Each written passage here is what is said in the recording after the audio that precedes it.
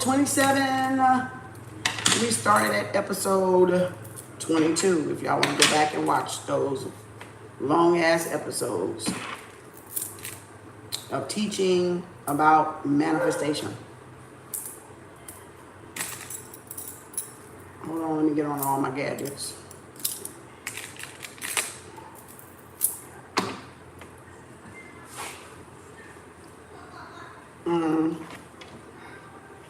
Oh no, I don't want that one. That's the one I want.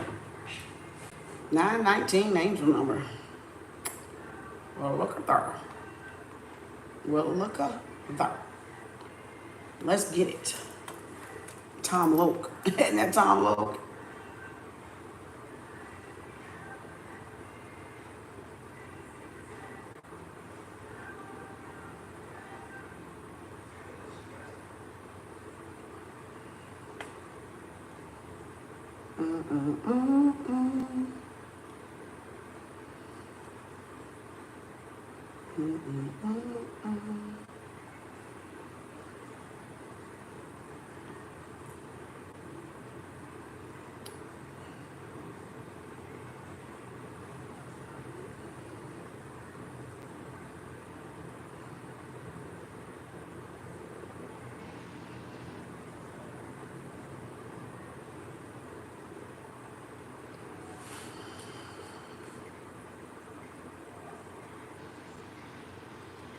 EP 27,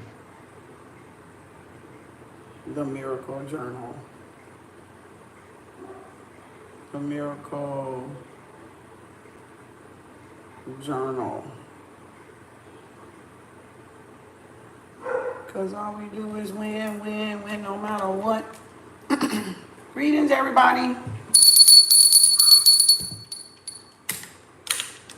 Can put my little water back in my little thing over here because it went off.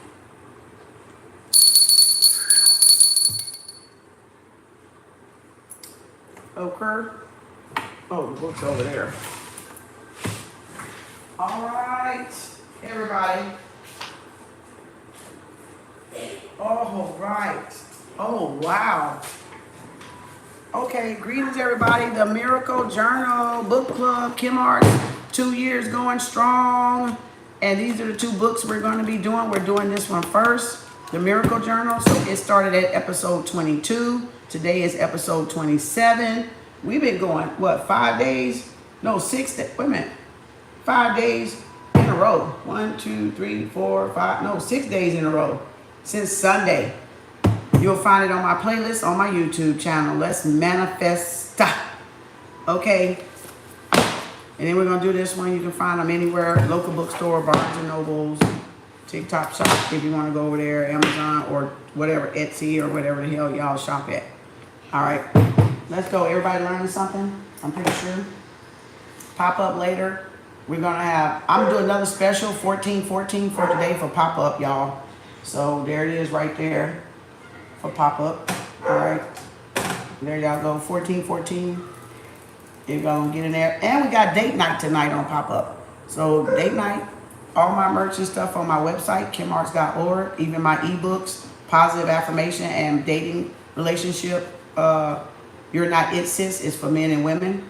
There's my Kem Arts official page, Kem Arts YouTube. There's my Gmail. There's your way to pay right there. And then you can pay on SUPERCHAT when I'm on live. So again, give me hearts, give me everything you got. Wow, there it goes. Let's go. Okay. Let's go. Let's go. Look, I left the page. We left off on this page. If y'all got the book, this is the page, right? All this below the yellow is negative energy, low vibration frequency, and everything above, and thank you, Rosemary, and everything above the yellow is high frequency. So to be in high frequency is, I made the line at contentment, because contentment ain't really bad. It's just if it's, you know, some people just content with different things, right? Having an easy life, a low income life. So that's kind of like the equal to me. Like that's the neutral to me, because contentment could be bad if it's down here. Contentment with being in fear, anxiety, guilt, depression, or content with whatever you created up here. So that's where I found the equal sign to be. You can find it in your book to be whatever you want it to be. But that was like the equal sign. Like when the gas is on half empty, half full, that's that line for me. You can put whatever line you want, okay? But that's why I said, okay, because some people can be content with worry and anxiety because they're in that survival mode. But if they created all this and they found joy, they can be content with the joy in their life, the peace in their life.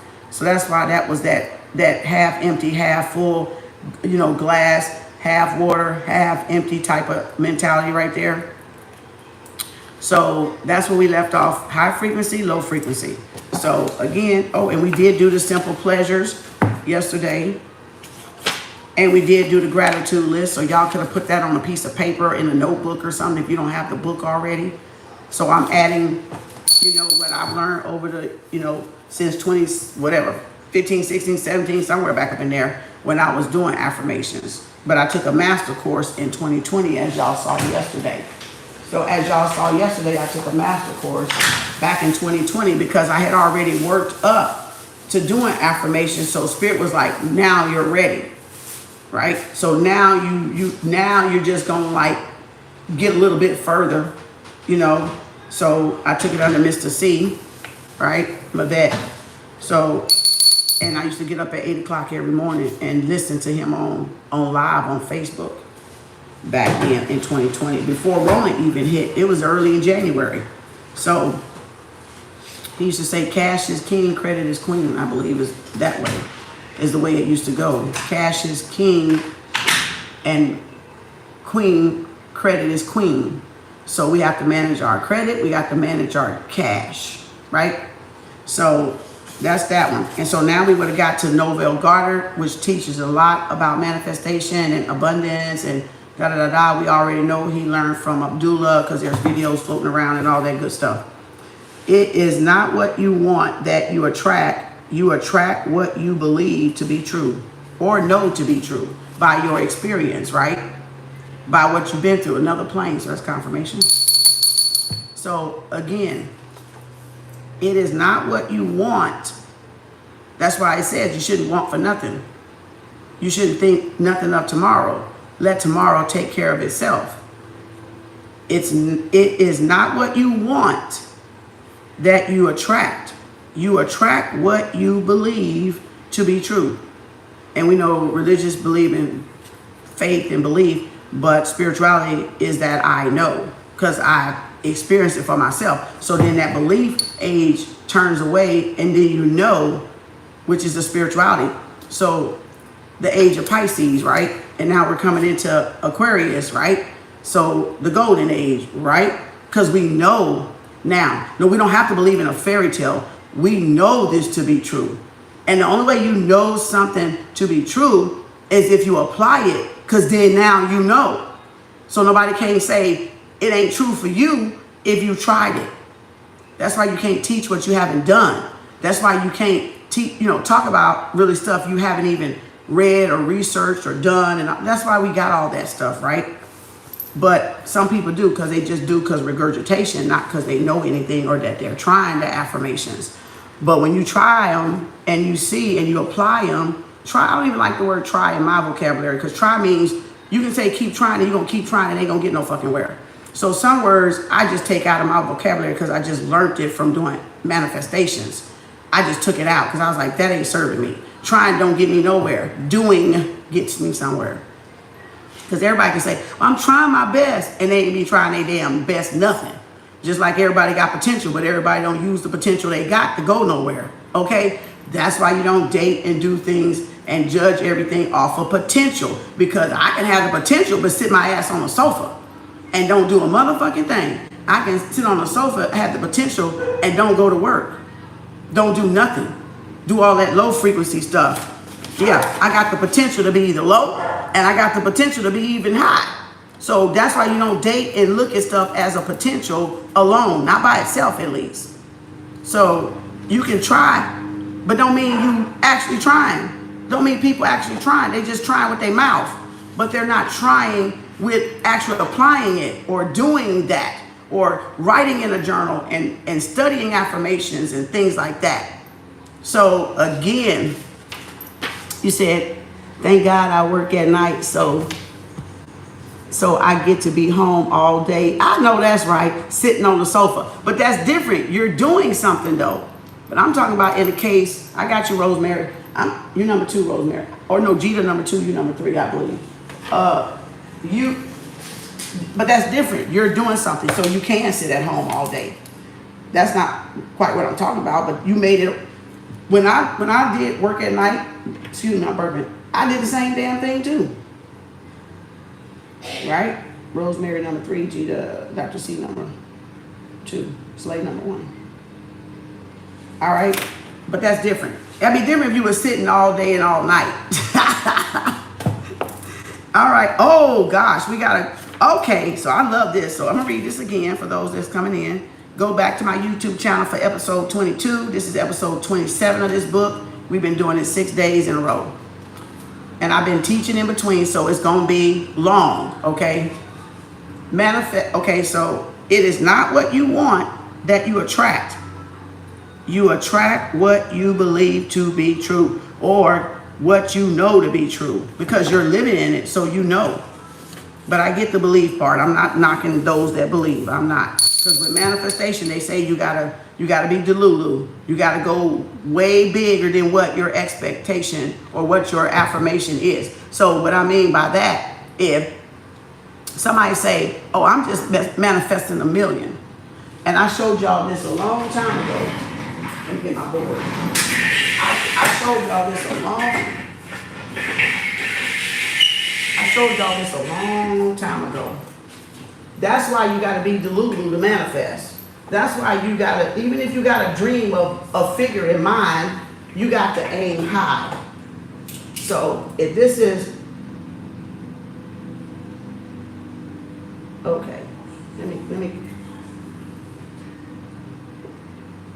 Average person probably make about that. Then we got 100K. Then we got 3K. Then we got 8. I'm just randomly doing numbers. Then I'm trying to get to $1 million. Then I'm trying to get to 4 million. Then I'm trying to get to 1B. Right?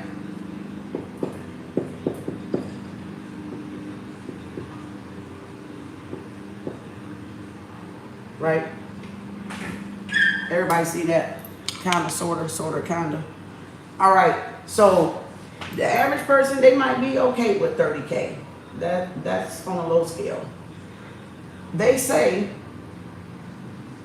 you're not wealthy until you reach 5K. That's the line right there. So I read that or was listening to that on something a while back. They consider you poor below that line. So those that even make 100K, 2K, 3K, they still considered low. This is considered wealthy. All right. So I don't care if you make this or you want this to be 80. Oh shit, what the fuck was that? 80K. 2K. Right? So we know that's poverty down there. Because the living expenses are, you on the system already right there. We already know that's a given. That's Section 8, welfare, food stamps maybe, or a house, a dilapidated house with no mortgage and you can barely pay the rent and buy food or whatever. So we already know what that means. So if I was going to do an affirmation, which one of those would you point at? Somebody put some numbers down there for me. And I'm going to show you how delulu you got to be. Grand Rising, everybody. Welcome to KAULWO. We're studying the Manifestation Journal. You can find the episodes on my YouTube channel, Kem Arts Official. Episode starts at 22. We're on episode 27 today. You can either buy the book or not, or you can just go back and look at the episodes. So somebody put down a number where y'all want to be. Somebody put some numbers down there. Oh, there you go. Irma said, shit, I want that 1 billion. Shit. Okay. Anybody else? Somebody said they okay with 500,000. You said you very delulu. And that's why how you gonna get it. Because that's about what you gotta be. Delulu, that's that believe word. That's the believe word. You gotta believe it. You gotta be so fucking delulu, okay? So just do the number that feels comfortable. The number has to feel natural. And you don't have to worry about, oh, I got the goosebumps. You don't even have to worry about how it's going to come, because I'm about to show y'all something. That's why I asked y'all to put it down there. So I can show you what that contentment is too, right? So when you're doing affirmations, it don't have to be like, I want $1 gazillion. You know damn well you won't be able to probably earn $1 gazillion in your whole lifetime, right? So it's gotta be something that you know you can get, that you feel comfortable with. And in other words, it won't leave you like, I'm gonna say a trillion, but in other words, you're feeling like it's unlikely. So that's when you know you done went too fucking far. But if you know in your mind, you got something that is going to get you to that million, billion, 500,000, and you feel easy, it doesn't scare you is what I'm saying. You won't feel no fear around it. That number that you trying to manifest, you'll be totally relaxed. You will believe that you can do it. You know that that's your value and worth, and you know that your life will be easy peasy, beautiful cover girl when you get there. You won't be afraid of it. So it's got to be so like natural, but at the same time got to be elevated.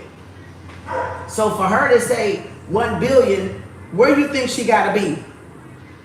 Where do you think Irma got to be for 1 billion? Either 2 billion or 3 billion. So whatever your line is, you got to go up, but you go up into a place that you feel like, okay, I see myself having that too. So if I said 100, why would I shoot myself down and go here? And the universe, the subconscious, may have it that she got this for me. So if I go here at 100K, I really need to shoot for 800, a million, or even 3. Because I don't know if she gonna let me fall. If I say 1 million right here, or she gonna give me this right here. So that's, you see what I'm doing? You gotta go, even if you know you want. So yeah, you would have said, or there you go. You would have said even 500 and would have shot for one of these. Because that's not too bad. Because 500 is right here. So that's not too bad. But what if the universe gave you here? Couldn't you live off of that? Couldn't you live off of that? So see, we shoot ourselves in the foot because we be like, I just want to be 80,000. Shit, she might have had this for you, and now you getting this or this. Because you're not going delulu. You're not seeing past. You think that you just can get what you can get, yeah, but she can always give you more. Because she's not going to run out. She got more than enough for everybody, all her children. Gaia do, right? Not man, the universe do. The mother do, right? Because she's the resources. She's the natural resource, so she's more than enough. We're more than enough, right? We have more than enough. We're going to always have more than enough. That's why we say this affirmation. You can put your hand 3 days, 5 days in a row, starting today. You can go like this, left over to right, and you can say, I always have more money than I need, and I cannot help but attract more money into my life. If you say that 3 times a day for 5 days or 7 days, y'all gonna get money out of nowhere. You ain't even gonna, you gonna be like, what? And you gonna always say that damn thing. You can wake up every morning in the bathroom mirror and do it. You can do it at your front door. You can do it while you washing your hands with cinnamon. And you're gonna attract that money because you're letting down the resistance of, I don't know how I'm gonna eat today, or I don't know how. See the dog, that's confirmation. But that is the lawn people out there, but that's still confirmation. But I always have more money than I need, and I cannot help but attract more money into my life. I've been saying that affirmation since 2023 in February. That's why I tell y'all, pay attention. Them little ones are easy to learn. Them little ones are so easy to learn. Impress it upon your subconscious.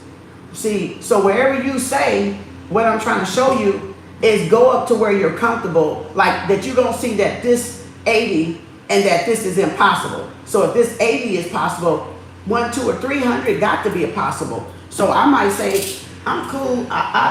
This is my comfort zone, my content zone. But this, I can go up to there without squealing or squinching or be like, ugh, I don't know, doubting. So you can't have the doubt in there is what I'm trying to show y'all.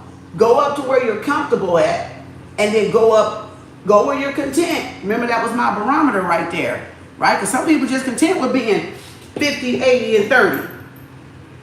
But that's low frequency. You're not trying the universe. Remember they says try God. Y'all remember that says try God, try the universe. Switch it around, flip it. Try God is to be 6, but to try the universe is to be right there. Not 6-9, which is the Pisces, but the 9-6, which is the fulfillment of it. A full life, right? Flipping it. Try God and the universe, okay? We're not settling, right, Dora? You don't want to settle. You see where you're comfortable at. We know you can live there, but is that all you want out of life? Or do you want more? You got to strive for more. You got to strive for greater. But if I'm on this scale, listen to what I'm finna say now.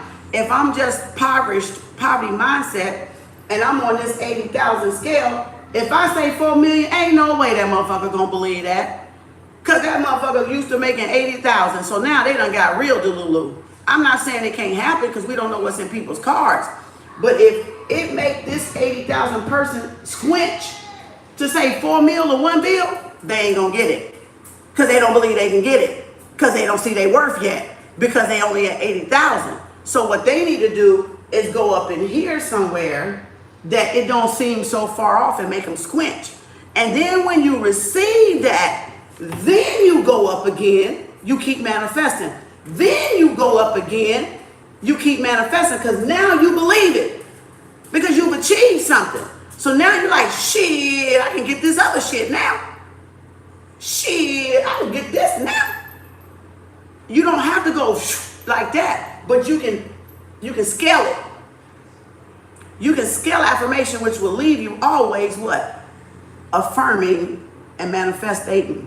But everybody always manifesting, as you can see, fear was on the bottom. So you're always manifesting. It's just, is you, are you manifesting on a low frequency or a high frequency? So now you get it, and now y'all can watch and self-govern your own thoughts, right? Because if you're afraid of money, you're going to stay content down here being broke, busted, and motherfucking disgusted. But if you tired and allergic to that shit like I am, you going to work to keep that bitch up there or to get that bitch up there. Get all this done away with and walk up here.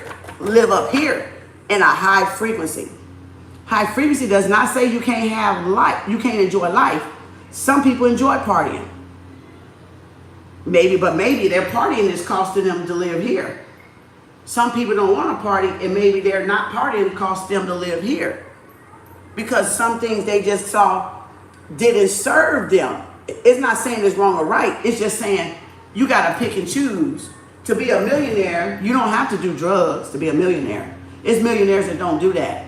But it's millionaires that do that. You get what I'm saying? So everybody's different. You just got to know what interrupts your frequency, what assists your frequency, what disrupts or distracts your frequency, and cut that shit out. You get it? Are y'all getting it? That's why it's a real thing with manifestation. Everything vibrates. Fear vibrates. Scarcity vibrates. Poverty is a vibration. Section 8 is a vibration. And remember, every job was capped. Remember we said yesterday? Every job had a cap. And I couldn't figure out why the hell they don't pay us more as a nurse or anything you do in the health field. Or anything at a 7-Eleven or anything McDonald's-wise at minimum wage. Because that's a cap. If you want more, you're going to have to go for it. They got to see that they can have more. They got to see that it's possible for them to have more. But they got to break the poverty mindset first because they won't be able to see it. And that's them settling for whatever the fuck they got. and living in that goddamn poverty mindset that they don't got to live in. Okay? So we're doing it to ourselves by not challenging ourselves to think better, to think more, or we're seeing it as a curse to have more, and that's the fuckery down here. And so y'all got to flip that 6-9 mentality to that 9-6 mentality.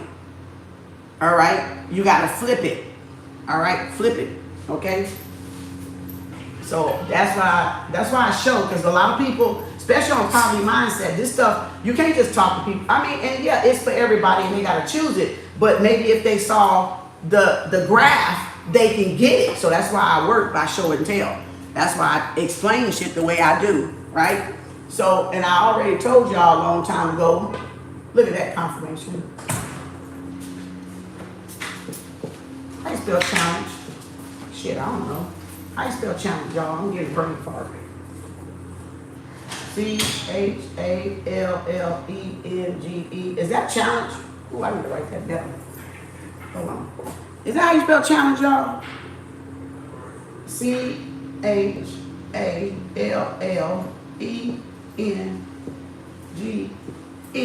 Is that how you spell challenge? That shit look wrong as fuck. CHALLENG. Oh God, Lord. I must got dyslexia up in this bitch today. All right. That's why you can't have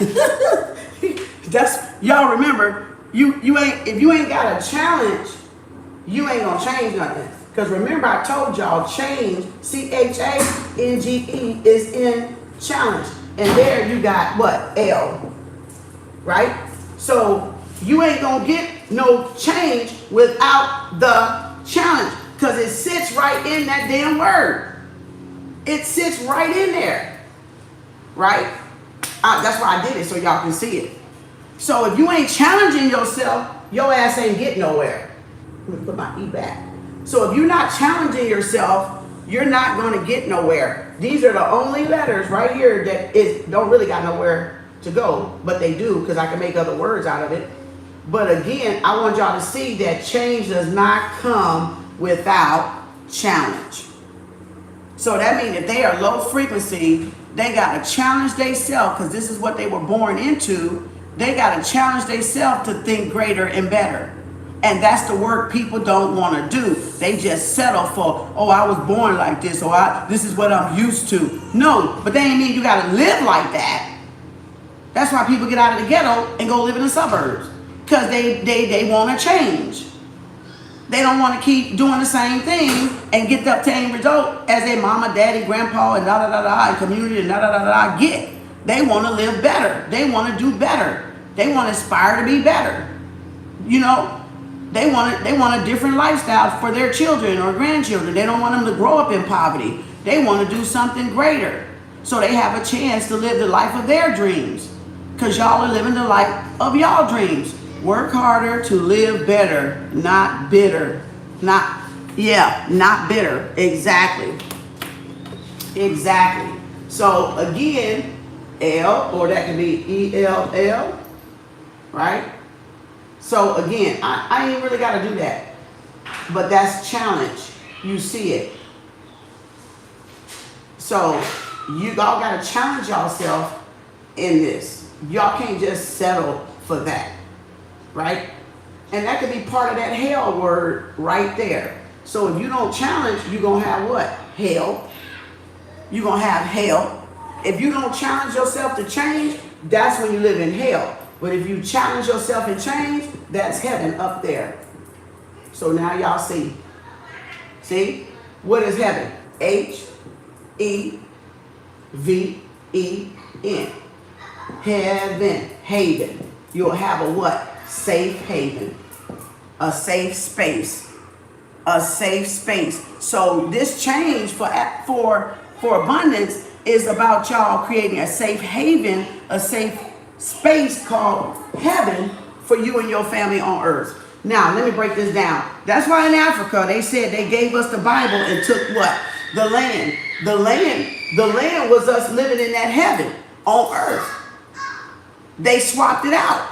They made us believe that our abundance was wrong and evil, and they took it and gave us the Bible and lowered that thought into hell, and now we're here trying to resurrect that motherfucking thought back to heaven. Ascended master. a new earth, and everybody got to do it themselves because nobody can force y'all to see. I'm just explaining it so y'all can see the okie dokie pokey that they put over all of us. Those that get it, get it. Those that don't. Those that receive abundance, they know what the fuck I'm talking about. They world became heaven.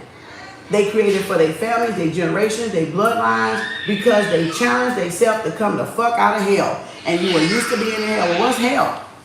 That damn root chakra, the fire, living down on the bottom and not up here. That's heaven. The third eye. So raising the kundalini.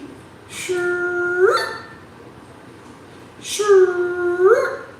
Okay. Sure. So again, started from the bottom. Shit. That. Now we're there. Okay. We started at the bottom. Shoot. Now we're there. Because that's why they say success is on the other side of fear. And the first one they put in the book was fear. And your success is up here. Y'all get it? That's why they say you can't be afraid to go for what you truly want in life and out of life. Because this is your life. This is your light. This is your light. Nobody can tell you what you want to do with your life, light, or love, or anything else. Right? You just respect people and know how to self-govern your own frequency, getting control over your own frequency, and then managing it by keeping it up here. And when it gets off and it drops, you get it back up here because you know you did something to get it down here. So now you got to raise it back up. All right. So that's a little bit more on that from yesterday. But that's why it makes y'all not be afraid to get it, because when it's explained to you, you'll see it's nothing to be scared. But that scare was the environment they created for us when they swapped it out. Right? They took the abundance of ours and then gave us this damn suppressive book of religions and then suppressed our thought and made us fear ourselves. They made us fear ourselves. So there's nothing to fear because your God ain't gave you fear. No, ain't nobody got no spirit of fear. That was trained and environmental tactic on you to fear. Fear what the fuck I'm fearing for? If it's going to keep my frequency low, why am I fearing? So it can keep your fucking frequency low. And you not get this up here and grow. Okay, now you got it. Thank you. All right. You did the gratitude list. We did that. Now y'all were supposed, and this was a gratitude tracker on this page. So track your gratitude for a day. Spend today looking for all the positive and lucky moments that occur. Place your attention on all the good things that you notice today and track them in your note app or on this page in the journal. So you can say, I am grateful for. And you don't have to put a whole sentence or paragraph in there. You can say, I'm grateful for my work. I'm grateful for my job. I'm grateful for my collective. I'm grateful for my family, friends, and loved ones. I'm grateful I'm successful in business. I'm grateful I got $1 million in the bank. Even though it's not there, you're grateful because remember we talked about this yesterday. You're as if you already have it. The feeling is the secret. You got to speak what you seek until you see what you said. And if I want $1 million and that $1 million appear, I'm going to the next stage of that money I want to manifest, which might be $4 million. Because if I can make $1 million, I can make $1 billion. Mary Kay. Look what she did. She said, if I can make $1 million, I can make $1 billion. See how she jumped straight to the billion? If I can make $1 million, I can make $1 billion. Mary Kay. So if you can make 80,000, you can make 380,000. You see what I'm saying? If you can make 380,000, I can make 880,000. If I can make 1 million, I can make 2 billion or 2 million. You can make 1 million to another million, to 1 million to 4 million, 4 million to 1 billion. You don't just stop there. You don't just stop there because you don't know truly, we don't know truly what the universe has for us because they've trained us to be scared of money. And we need to be scared of being down that motherfucker down there, okay? We need to be allergic to broke, allergic to poverty. Not that you don't support and help other people, but I'm saying if you want to get to your dreams, that's got to be like a worst case disease that you can't even fucking imagine being broke, because that's how insane you gotta fucking be. You gotta be outside your fucking mind for real. Like, shit, I'm allergic to broke people. But not that I'm not gonna help broke people, because I experienced broke, so I know what they're going through, so I can sympathize and empathize. But for me right now, I'm allergic to it. So that means that I don't want to be around nobody with a broke mentality that's gonna take from my abundant mindset. That's what that means. Somebody that wants it, enjoys it, loves it, breathes it, and want to stay down there. So I'm associate with people that's up here. It's not saying you hate them down there or you allergic to them. It's saying you allergic to the thinking, the actions, the way that causes you to live. Yeah, the way that causes you to live. That's what you're allergic to. The way it feels for you. Because guess what? It don't feel normal, do it. It don't feel normal when you can't buy the things you want, when you can't get the bare necessity, and you gotta wonder and think, go get him, go get, yeah, go a little bit, not all of them. Go get, when you gotta think about where your bills and all this stuff, that don't feel normal, do it. Because it puts you in worry. It puts you back down here in fear. And that's not normal, because that is not our natural thing. They put that destruction, fear, hate, and all that devastation shit on us as an illusion to keep y'all from getting up there. So that's not normal. We didn't live like that. The ancient ones didn't live like that. There was no spirit of death. They put that shit there. That's why y'all fear dying. And you fear dying, having ego death, because you fear change. Because you don't want to challenge yourself. Like I wrote on that board. So some people just comfortable with that hell state mentality of this is all it is in the world. This is all I saw, so I guess this is it. No, that ain't it. That means you got to create the other it to it. You got to create the other side to it. They stuck on one side and think this is the way it's supposed to be in the world, and it's not. It's not. It's supposed to be a garden of Eden on earth. But you got to create your garden. You got to buy your garden. You got to invest in your garden. You got to invest, what am I saying? Invest in yourself. Invest in your mind, because your body is your garden of Eden. And either you're going to have nothing flower growing up in there but a bunch of goddamn weeds and cankerworms, or you're going to elevate it and have it in a true garden sense of balance. Feminine and masculine energy. That's why we can't get there by ourselves in a sense. And when I say we can't get there by ourselves in a sense, that means you need both working brains to live to get there. You need the pituitary and the pineal gland. That's what we mean we can't get nowhere by without one or the other. You damn skippy, bitch. You gonna walk around with a half a head on your ass? You gonna walk around like this, women? Where your other half of your head at? What other half of your head at? You can't get there without the other means you can't get there without having a balanced, neutral state. Right? By knowing your dark and light self. By knowing your masculine and feminine side. That's what that means. People y'all took this shit literal, and it's not really literal, it's spiritual. It's a lot of it, all of it is spiritual. Fuck it. All of it is true spirituality, right? But people are like, women, you need men, you need women. Yeah, I need my right mind and my left mind, bitch. I need my left hemisphere and my right mind to go in sync and work together. That's what that means. So if I do it up here, then I'm gonna do it down here. So that means I'm twin flaming, I'm soul mating, right? Because now I'm in harmony. They not opposing each other, fighting at each other, punching on each other, beating each other up. They yin-yanging each other. They mirroring each other. They're twinning each other. So they're working in balance, sync, and harmony. So that means spiritual level and physical level. And what is in the mind gonna trickle down to the body, right? What is in the mind gonna trickle down to the body. That's why you're gonna be able to do it. Because if your mind can conceive it, your body got to do it. Them fucking bars that Kem Arts got. What the fuck? If your mind can conceive it, your body got to do it. So you're vibrating all the fucking time. All the time. All the time, y'all. You're manifesting all the time. You're either manifesting this lower shit or you're manifesting this higher shit. Yes, Miss C, that's the equally yoked they talk about in the Bible. So if I'm balanced, who am I looking for if I'm looking for a mate? Another balanced mate.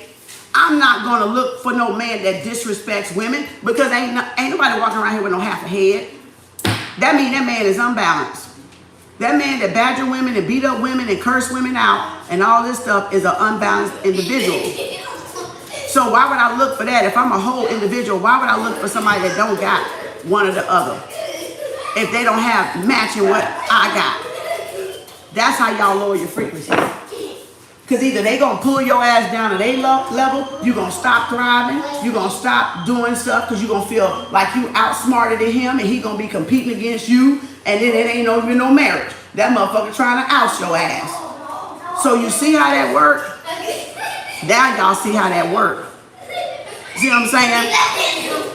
They gonna be in competition because they are down here and used to this right here, and a man that don't got nothing will help a woman lose everything she gained. And the same thing for the men. If you date somebody, a woman that don't have nothing, if she ain't trying to willing to listen to you to bring, so you can bring her up there, if that's what you want to do, she gonna take from your ass. That's how women destroy kingdoms. That's how women destroy other men's kingdoms that they build it, and vice versa. That's how men can destroy a woman's kingdom. Instead of the queendoms and the kingdoms coming together to create more legacy for both sides, they're trying to be in competition to wipe each other out. What the fuck would I do that for? Because that's their low mentality. That's the poverty mindset. Crab in the barrel. They're afraid of success. They're afraid to challenge themselves. They're afraid to dream bigger and better because they were told it was evil. No, what's evil is broke. What's evil is you staying broke when you can do better and you don't even do better. You just be complacent with, okay, that's the way it is. No, it ain't. That's the way you see it is. That ain't the way I see it is. See? You got Thank you. Thank you. So that's the way that person see it. And I used to think like that, y'all. I used to be the same fucking way, so I know what I'm talking about. It ain't no belief in this shit. I know what I'm talking about. Because I know how I used to think. And it stink. That's why I call it the stinking thinking. Okay? The stinking thinking. You got to get out of the stinking thinking mode. That's some stinking thinking shit. You know? We don't want that. Because it's going to lower us back down. We know where we came from. We know where I came from. You see what I'm saying? We know. So again, I hope that gets y'all so y'all can not let people around y'all that's in poverty mindset stop y'all from going what's going to make y'all truly, you know, love living and thriving and not just in that survival mode. We got to get out of that survival mode. That down there is the survival mode. This here is the thriving mode. And I don't need a man to thrive. And you don't need a woman to thrive, men. You need a balance in your mind is what you need. A balance in your heart, a balance in your mind, a balance in your body. Thanks, sweetie. What y'all doing? Don't be too loud. All right. So you get what I'm saying? That's what you need to find. And if your men are looking for a woman, that's the woman you want to look for if you're up here. Now, if you're a man down here, a man going to look for a woman down here. Because a woman up here ain't going to be studying his ass. And vice versa. If you're a woman, you don't need to be looking for a man down here. You need to be looking at a man up here if you're going to have a great life. Because you're going to have to teach this one. And this one might be too far down. And when I say teach, to get him up, if I'm up here, I can't do nothing down there with him. Because look how many levels y'all too loud. And look how many levels he got to come up for me to bring him up. But if he right under there, y'all, or she right under there for y'all men, that's okay to get her or him because they not at the bottom at least. At least they in the vicinity. They in the vicinity right here for you to get them to come up. But if they way down here, honey, please. Child, please. Child, bye. Okay? That mentality is not what I want to risk my abundance on. You got me? A mentality that low is not a risk I want to take because my nose itching. Because if I take a risk on somebody that low, shit, I might lose everything I got. They might drop my fucking IQ at that. I might start thinking about like their ass. That's why they say if you got 4 rich friends, you're going to be number 5. If you got 4 broke friends, you're going to be number 5. Right?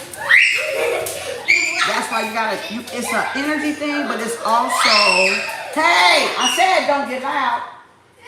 And so that's why it's an energy thing, but it's also a mindset thing. That's why.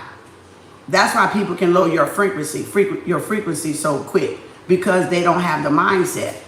And if they don't have the mindset, they trying to trash and talk about and gossip how you getting your money, gossip how you looking, gossip about what you doing, and that's why they ain't getting nothing. Because complaining don't get you nothing from the universe. I used to do that too, which is why I never could get nothing. I had to stop fucking complaining. I had to stop complaining. Why the rich get to live this way? Why our family can't? Why we? I sound like a fucking broken record at one time. Like at one time, and I just had to say, fuck it. I'm getting my shit. I'm reclaiming my divine inheritance, my birthright. And that's really what you gotta do. You just gotta say fuck it, even to yourself. Just fuck it and get up and do it. You know, just fuck everybody and get up and do it. Boom. I got up and did it. And look where I'm at today. Look where I'm at today. Never in a million years I thought I would my YouTube channel would be right here like this, doing this. Never saw the plan. Had the vision, but I never saw the steps. I just said enough is a fucking enough. I'm just gonna do it. This ain't the end of it. I'm just gonna do it and keep doing it and keep doing it. And that's why every creation leads to another creation. That's why it do that, because what you start out may not be what you finish up doing it, but it is the steps to get you there. That's why you gotta do it, y'all. You can't listen to hearsay in your family and your friends. And if they got a little mindset, spend a little time, like less, you gotta ration that time out with them. You don't have to tell them goodbye. You don't have to kick their ass to the curb unless they done some shit to you that you didn't agree with. But you can still talk to them, but that time is limited. That time is limited. They may get 5 minutes. They may get 10 minutes. They may get once a month. They may get once a week talk. That's it, because you're on your manifestation. And you got to limit the distractions, because a poverty mindset will distract you. Hey, I'm not going to tell y'all again. A poverty mindset will distract you from your abundant mindset. Because they'll try to put their problems on you and think you got to help them solve it or help them fix it or hold their hand through whatever they're going with. Somebody's emergency is not yours. You don't have to move because somebody is having an emergency. If it ain't life or death, threatening situationship, you ain't got, they got to sit with their fucking karma. That's how they get us to take on their karma. And they don't never work on themselves because they never sit through nothing by themselves. They want you to hold your hand the whole fucking way through that bitch. Yeah, your emergency, not my urgency. That's girl. Look at here, Missy. Exactly that. Somebody's emergency is not your urgency. That's their karma they getting. That's whatever they created on their frequency of their thinking. And they want to lower you to come down here and hold their hand. If it's not emergency, you don't got to go. And even then you can instruct them what to do and still don't have to go. People get too busy being in other people's life and then not living your own life and be mad when you look up and your life gone. And you look up and you ain't did nothing productive with your life and don't got no prosperity or nothing to go with it. And you dream and you had a big dream. And so many people dreams die inside them because they too busy trying to help everybody else and think that that's a bad. No, you got to protect your energy. You don't have to help everybody. You can choose who you help. You can help family, you can help neighbors, you can help friends, you can help colleagues, you can do whatever the fuck you want to do. But when it's taking you off of something that you're trying to build for yourself or your family or your loved ones, you can't allow those distractions from anybody. That's not being mean. That's being smart and intelligent. That's deliberate. You got to have a deliberate intention with manifestation, because things being thrown at you can distract you, put static, put blockages, because Spirit was like, remember the book of Eli. Go back to the book of Eli with Denzel and watch it.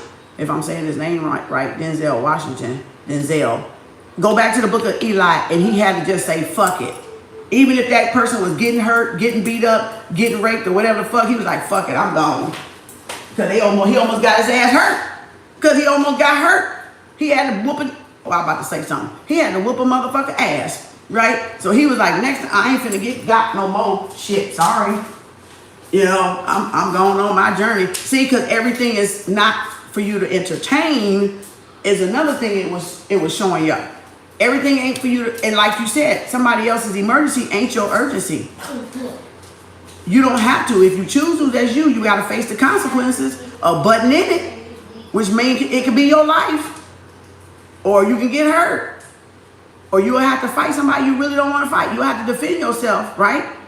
I'm going to help you. I get beat up. No, I go help you. I get killed. Bitch. Hell no. You on a mission. Everybody on a mission. The question is, do you know your mission? We call that the assignment. Do you know the assignment? Do you know who you're supposed to help? Do you know who's good for you, that you want spirit, creator, whatever, God, Allah, whatever you call it, source energy, whatever, to send you people that even if they don't understand what you're doing, that is there to support you, not hinder you. So when you're wanting the right people around you and manifesting the right people around you, it's like spirit. They don't have to understand where I'm going. I just wanted to be positive people that support and believe or trust in it or whatever to get me where I'm going. That's what you want, because in other words, you can get some people that want to tear it up, trash it, because they don't have high hopes or whatever. They don't have big dreams, you know what I'm saying? So they look for people they can try to trash to make them feel good and make them feel accomplished by bringing somebody else's empire down. That's a low frequency person. That's a very low person. You see what I'm saying? And you need to distance yourself from those type of people. That because you don't have dreams, don't got shit to do with me. That's your shit, not my shit. Those people always needing your help will drain your energy. Exactly. Thank you, your soul tribe family. Right, Brandon? Exactly.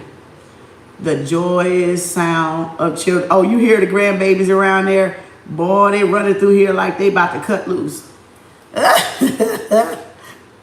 Is that the way to your life too? Yeah, Barbara. Yep. Greetings, everybody. So stand on business. That's right. Stand on your goals and dreams, your plans, your actions. You got to get there. And if people aren't helping you get there, they need to be eliminated. They need to be erased out of your energy so they don't have access to you, because everybody want to try to learn what you're doing so they can fucking sabotage it. And then they really gonna sabotage it. You don't have to have people in y'all business to support you. You just ask spirit to send you the right people to support you, that don't matter if they don't know or understand, superstand my vision. You just want the right people there to support that, to get you to that place. And that's how all the millionaires did. They built teams around people. Greetings. I got goosebumps. They built teams around people that even if they didn't understand what they was doing, they were the right people to support them. They believed in them. They saw something in them. Not that they saw something in them and want to tear them down. You got people like that. But they saw something in them and they was like, I like that person. I want to help that person. I believe that person got some good future, whatever. They're going to do something great. So some people see your greatness and want to dim it. Some people see your greatness and they want to help you get there. Because they got dreams too. So, again, write y'all. How many is this? I don't even know how many this is. You can write how many you want to. 1, 2, 3, 4, 5, 6, 7, 8, 9, 10, 11, 12, 13. Yeah, that's like 13 gratitude trackers. Write what you're grateful for in those little boxes. Right? You can bullet them, you can write a sentence, or you can write multiple things in there, whatever. And then it says gratitude reflection. What are the top things you are grateful for right now in your life? Right there in that box. And then, what is your favorite part of your day? Is it morning? Is it afternoon? Is it the evening? Is it your bath time? Is it your shower in the morning? Is it your 2 hours you spend getting up, time with your God, your creator, your Bible, whatever you're saying, your affirmations or whatever? Your cup of coffee and journaling. What's the favorite part of your day? And then the next little box right here, on page 30 says 5 people you are grateful to have in your life. You can put their initials or you can put their name. What is a lucky moment you've experienced in your life? That's in the lines right there. What is a lucky experience you have, wait a minute, what did I say? What is a lucky moment you've experienced in your life right there? Then this last little box right there says, what is something you're looking forward to tomorrow, this month, or this year? And then there's the gratitude letter to yourself you gotta write, right? Because you know why? Future tense, you would say you're grateful for whatever you've achieved, of course, right? But you can say, I'm grateful, you want that 800,000? You can say, I'm grateful for getting an award at work that you're trying to achieve. Or a TikTok plaque or a YouTube plaque, because that's your goal, to get a plaque. So you can say, I'm grateful for achieving the YouTube plaque. The amount of subscribers to get the YouTube plaque. Million, right? 1 million subscribers, YouTube retired. So if you're 1 million subscribers, you're YouTube retired. You don't have to ever do anything again. That thing is running on its own.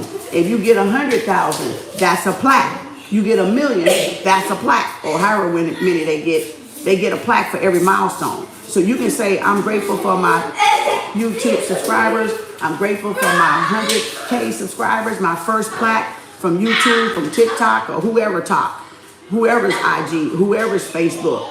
You're grateful for your monetization. You're grateful for receiving a $50,000 check from YouTube. People can live off of $50,000. That's free money. Once you create digital stuff, you ain't got to create it again. So that's how you can become YouTube retired, because those videos gonna still make money regardless, and they still gonna circulate regardless. That's why you can see all those videos with all those fucking views, especially on gratification videos, because we play them over and over again. I've been playing this one. Hey, JD, you always got JD, stop. You ain't gotta make them scream. And you can make one video digital creation and it pay you the rest of your life. That's why. And what I was saying before I had to disrupt that and get disrupted, I was saying I got some that I listened to for the last 2 or 3 years. So I know I helped with some of them views. So, and I look at that, like, look at them views, Spirit. See, that's what I want, Spirit. That's what and I don't get mad. I just listen to them still, because I know my shit gonna eventually go there too. But I'm not worried about it. I'm not babysitting it. So it's like, okay, it'll pick up when it pick up. So you just got to do what you got to do on your part. You don't got to worry about the numbers. Just say, I'm grateful for this number, amount of subscribers, 80,000 numbers, 150 subscribers. You're doing it in advance because you're going to get there. It's not if, it's when. Not a matter of if. It's when. Okay? So it says, write gratitude letter to self. Write a letter of gratitude to yourself. What are the things you are grateful for yourself for? Now, these are your accomplishments. Everything you did, you set out to do, right? Everything in life, you broke barriers, right? You broke barriers. I don't know nobody in my family that had 3 professional licenses. I had 3 professional licenses. That was a generational curse right there. Because most people had one thing they did if they went to college and got a license and they didn't go back. They kept that job for the rest of their life for retirement. I don't know nobody in my family that got 3 professional licenses. I broke a goddamn curse then. Regardless. I don't know nobody that did that. I'm not saying they haven't, but I'm saying that I know ain't did that. Because most of the time, they stay with the same motherfucking job for 30, 40, 50 years. Because that's where they get us at. I wasn't afraid to go back to school. So that in itself is a gratitude for me. That's a milestone for me. Right? You see what I'm saying? And passed all the licenses on the first test. I ain't have to go back and take shit again. So that is a fucking milestone. I don't give a fuck if nobody don't like it. I don't give a fuck. But they like, she doing something again? Fuck you, bitch. At least I did something. You know what I'm saying? Don't let people water down what you did. That's why this page is for you. What you did. It don't matter if you know if they did it or not. I know what I did, though. I know what I achieved. Ain't nobody gonna downplay shit I did, because I ain't gonna let them. Okay? And that's how you gotta be. That type of asshole. Like in that sense, a good asshole. Not a jackass asshole. Somebody that would say, she thinks she's something. I guess I am, bitch. if that's what you think. You know? Hey, sweetie. And that's not being conceited. That's what I did. That was some hard fucking work. You know them motherfuckers took months to do? It took months to study. And then go take a board. Okay. The way you show up for yourself. Now you can be grateful. I'm glad I show up every day and sit in this chair and get to do what I love to do. I'm glad for that. See? I'm glad I get to, you know, greet new people out there and in here on having a home-based business, luxury of my house, blah, blah, blah. I get to watch my babies, my grandbabies. I get to help watch my grandbabies. That's gratitude. That's gratitude. Damn, Skippy, I am something. That's right, Dora. That's gratitude. Even though they up in here yelling, but still, that's gratitude. I got company. Even though they loud. You know, they call me loud too. They be cracking me up. Kiana be saying, oh, we go over there, Granny too loud. I said, I'm only loud because they be loud, and then I get loud, and then I get loud, and then I start yelling, hey! We all too loud. They playing now. But again, that's something to be grateful for. Okay? And then it says, so do a gratitude letter, the way you show up for yourself, the way you commit, the ways you love yourself. Doing the self-growth, self-love, affirmation, spending time with yourself, dating yourself, buying flowers, you know, spending time with yourself, reading, growing, learning, the ways you love yourself, doing facials, doing pedicures, taking time, getting massages. You know, things like that is things you do for yourself. Not letting, you know, people lower your frequency, having, you know, healthy boundaries, having emotional boundaries, having financial boundaries, having relationship boundaries, having any type of boundaries, socializing boundaries. You ain't socializing with nobody with poverty mindset. You meet people that's in the same frequency. So those are all boundaries. Even having boundaries with your family, your children, your grandchildren, or whoever. Neighbors, whoever, right? That's what you want to do with that letter, that gratitude letter to self. Then this next page, 32. What you should truly be the most grateful for in life is yourself. You deserve to be treated well and to be loved well. And we used to say that affirmation, I deserve to be loved and treated well. Thank you, Spirit. I am loved and treated well wherever I go. Thank you, Spirit. I am love and light. I am grateful for my love and light. I am grateful for my darkness. I am grateful I found balance between my light and dark. Right? So you can say whatever you want to say. Commit to one act of self-love you can do today that will raise your frequency, energy. Getting a massage. I just said that. We ain't even get there yet. Getting a massage, doing a face mask, going somewhere nice for a brunch. Treating yourself to lunch and brunch. Treating yourself to a movie. Treating yourself on a lunch date or a dinner date. A night out, a movie, flowers, going to a museum, going to hear opera. You know, something like that. Some Zen garden, some museum, some hiking, you know, some retreat, a vacation, a resort, somewhere you never been. Those are ways we love ourselves. And if we do those things, we attract the people that love those things. Like, why? Let me tell you something. Why would I want to travel, but then get with a homebody?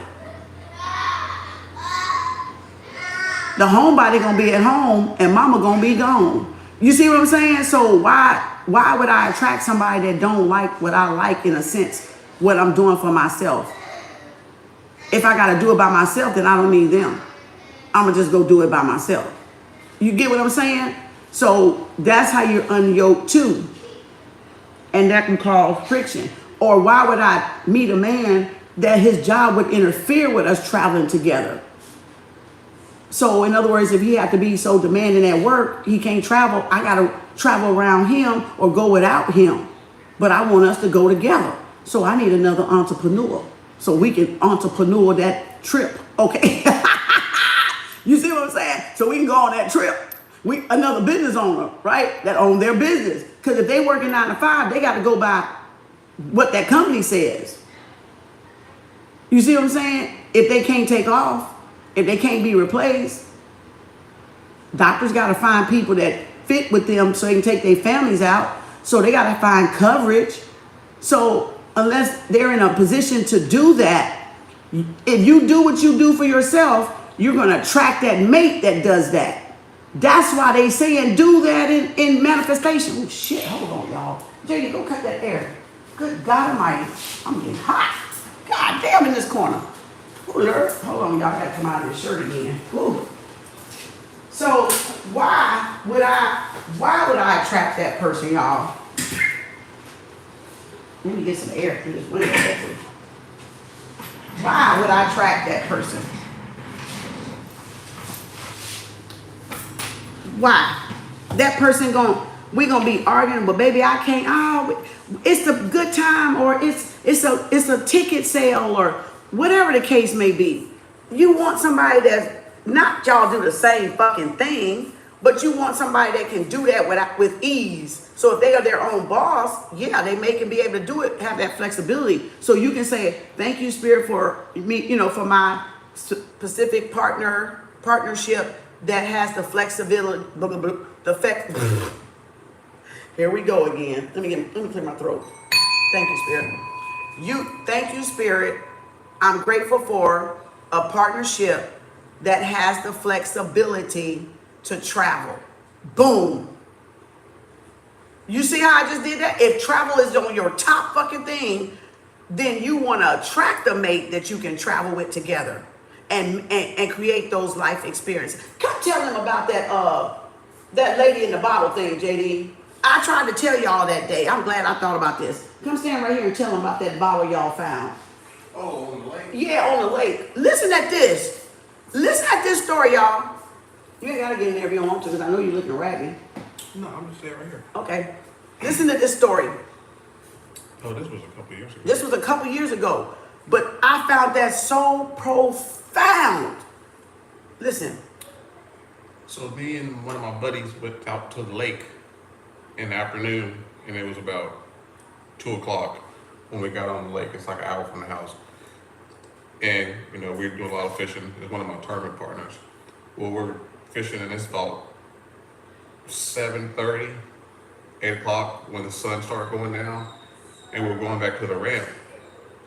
And there was this bottle floating, and it was a little bottle, like smaller than a Bell bottle, like a little tiny bottle, quart bottle. Oh, okay. Like one of them little vial bottles. Okay. And it was like right next to the boat. We were like, what the hell is that? Grabbed it, and he was like, oh shit, there's a letter in that thing. Grabbed the bottle, go back to the ramp. We didn't open it immediately. We kind of just had to, like, if we were gonna put it on Instagram or whatever. So he opened the bottle, and it was this couple. At the gist of the story, the couple was boring, like they thought they were a boring couple. They never really got out and did anything. And in the note it said, do things that you probably would never get to do and enjoy those moments with your significant other. So basically, this couple never really got out and hiking and did camping stuff with all their years of relationship, whatever. So basically, that's what they were doing in that note. They were basically telling somebody else to, if you find this bottle, go ahead and do this. Try to take that blessing of being with each other, I guess, as go experience the world. Go experience different things together. Everybody just kind of does what they used to, and it's an uncomfortable thing. Obviously, I guess they were very uncomfortable being out there on the lake like that. You know, just like in the woods and stuff like that, just hiking and stuff like that. That they went out and just basically did it. The date and time of that letter was the same time that we damn near found it. Like they must have just thrown it out because they had the same date on there. We found it at about between 7 and 8, and it was dated at like the time stamp on it was 6 o'clock. That's wild. Yep. And you see that? They're what they were doing is they were telling, if you got a couple, why y'all sitting at home being bored? Go create experiences with each other. Because again, you don't even know how long that relationship gonna last. And if you sitting around doing nothing, being boring, they said that's very beautiful. That's a sign, right? If you sitting around being boring, why are you sitting around being boring? Y'all can do shit. Y'all can create experiences with each other, memories with each other. Yeah, that's basically love. And that's exactly what we sit there and do on that low frequency. We sit around, oh, life is boring. Yeah, because you ain't creating. You creating boredom. You creating boredom. They went up here and found joy and peace and revived their relationship. They saved their own relationship. Oh, I got the goosebumps. Now y'all see it. That's why I was like, that is beautiful. We always saw movies with messages in a bottle, and you actually found one. So I took that as a sign for me to go and create adventure for myself. For things that I didn't get to go see when I was married all them years, and we never went out of the country. We never went out of the country. We would do family vacations, drive, fly, never went out of the fucking country. You see what I'm saying? We could have had more experiences. The children could have had more experiences. So if you never get away from your hometown, see what Kem want. If you never, actually what you want. If you never create or get out of the hometown or get out of the country, you're missing out on those experiences. And then you'll think your life is boring and you have nothing to live for. That's survival mode. They moved up from survival mode to thriving mode. And took a leap of faith because they loved their relationship. They knew they wanted to be together. So then they started exploring together. And even if you don't have nobody else, like it said right here, being grateful for yourself, take yourself on some hiking trips. Do some of that stuff for you, because then you eventually attract a person that does the same thing. They go travel by themselves. They treat themselves to lunch. That's why we go places and we might see that one person by themselves, because they're doing exactly this, that.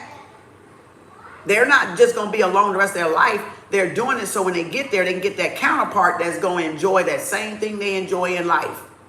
Taking themselves out to dinner, taking themselves out to brunch, going different things, traveling by themselves, road trips, hike trips, ski trips, all that other shit trips. So now y'all get so that's why manifestation has got to be realistic. God damn it. Stick it. Okay. That's why manifestation has got to be realistic. But they got to be something that you didn't ever get to experience. So then you can manifest those experiences. You can draw those experiences. What did it say in the Bejeebus Day? Draw all things unto. That's that attraction, that law of attraction that y'all didn't think was in the Bible. When it said draw all men unto me, that's a manifestation. That's an affirmation. Y'all just didn't know it was an affirmation. That Bible can be used as a tool, and that Bible can be used as a tactic for drawing things to you, for that creation, for whatever you're trying to manifest. All right? It can be used as a weapon or whatever.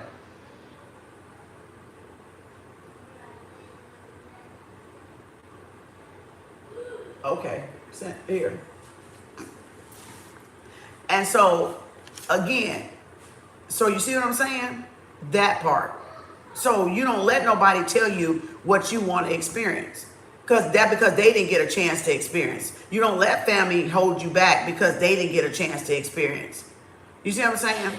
You said that, you see what I'm saying? But I love that little message. And I was trying to tell it to y'all that day, and I told it, but I was like, one day I'm going to get him to tell it. So in case I fucked it up, you know. But I thought, damn, that was a perfect message. That was a perfect message to get out and start living. And he brought it home to me.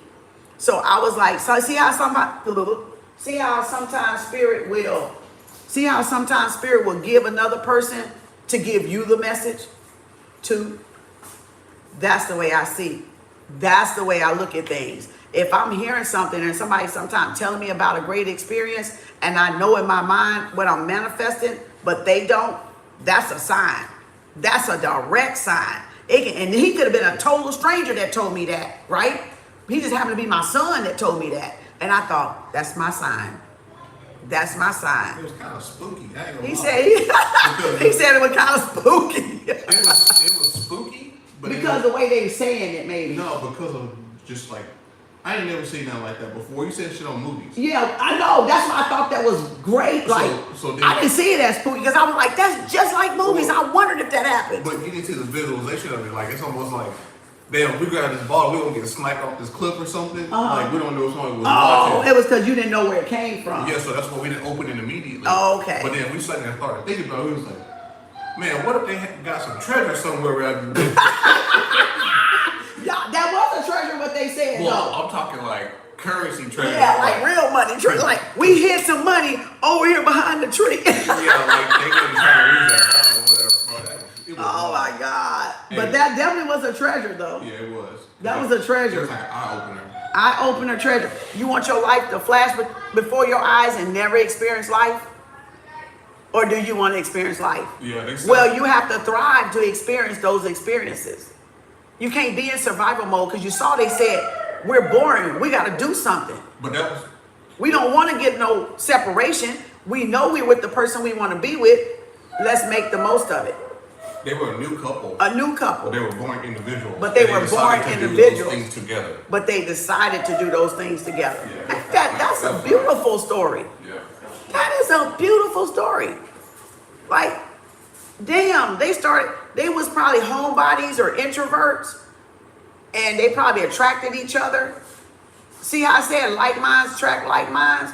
Boring people gonna attract boring people, dull people, or things like that. So they must have attracted each other, and then they was like, wait a minute, are we gonna just sit here and be this boring? We attracted something.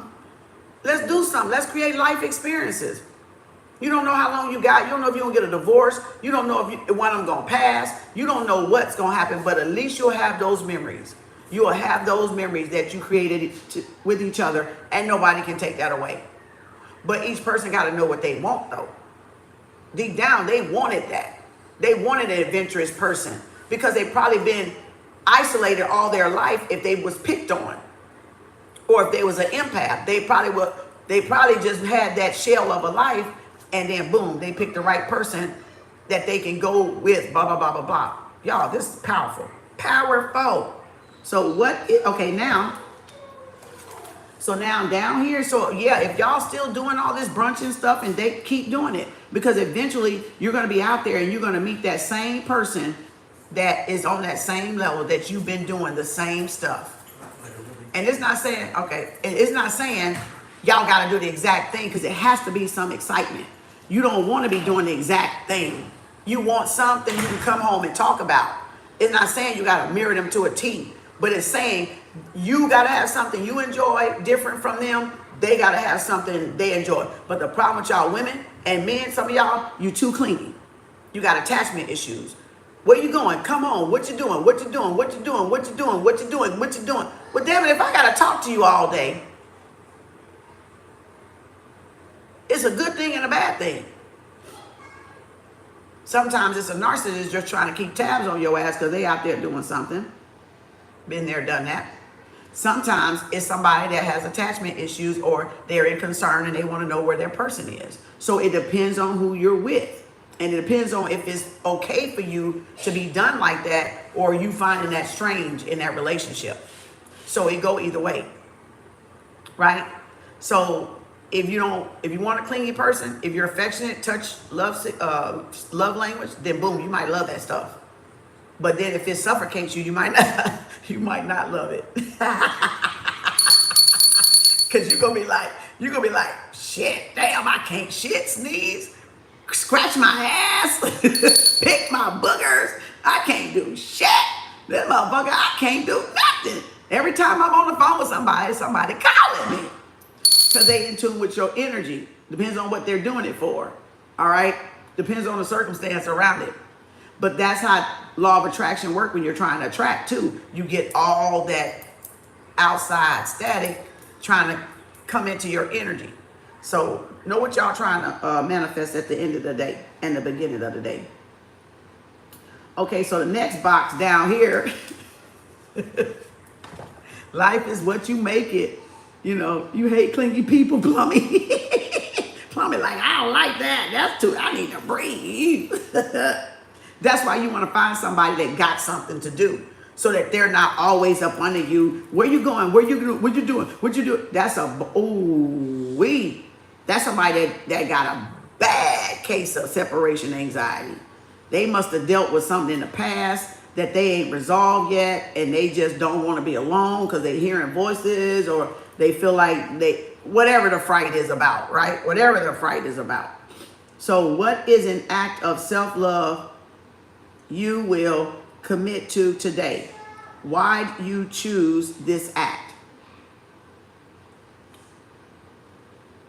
It can go and say, be high. You can say, I'm committing to go. Thank you, Grandmaster. It's you can say, I'm committed to saying hello to 5 people.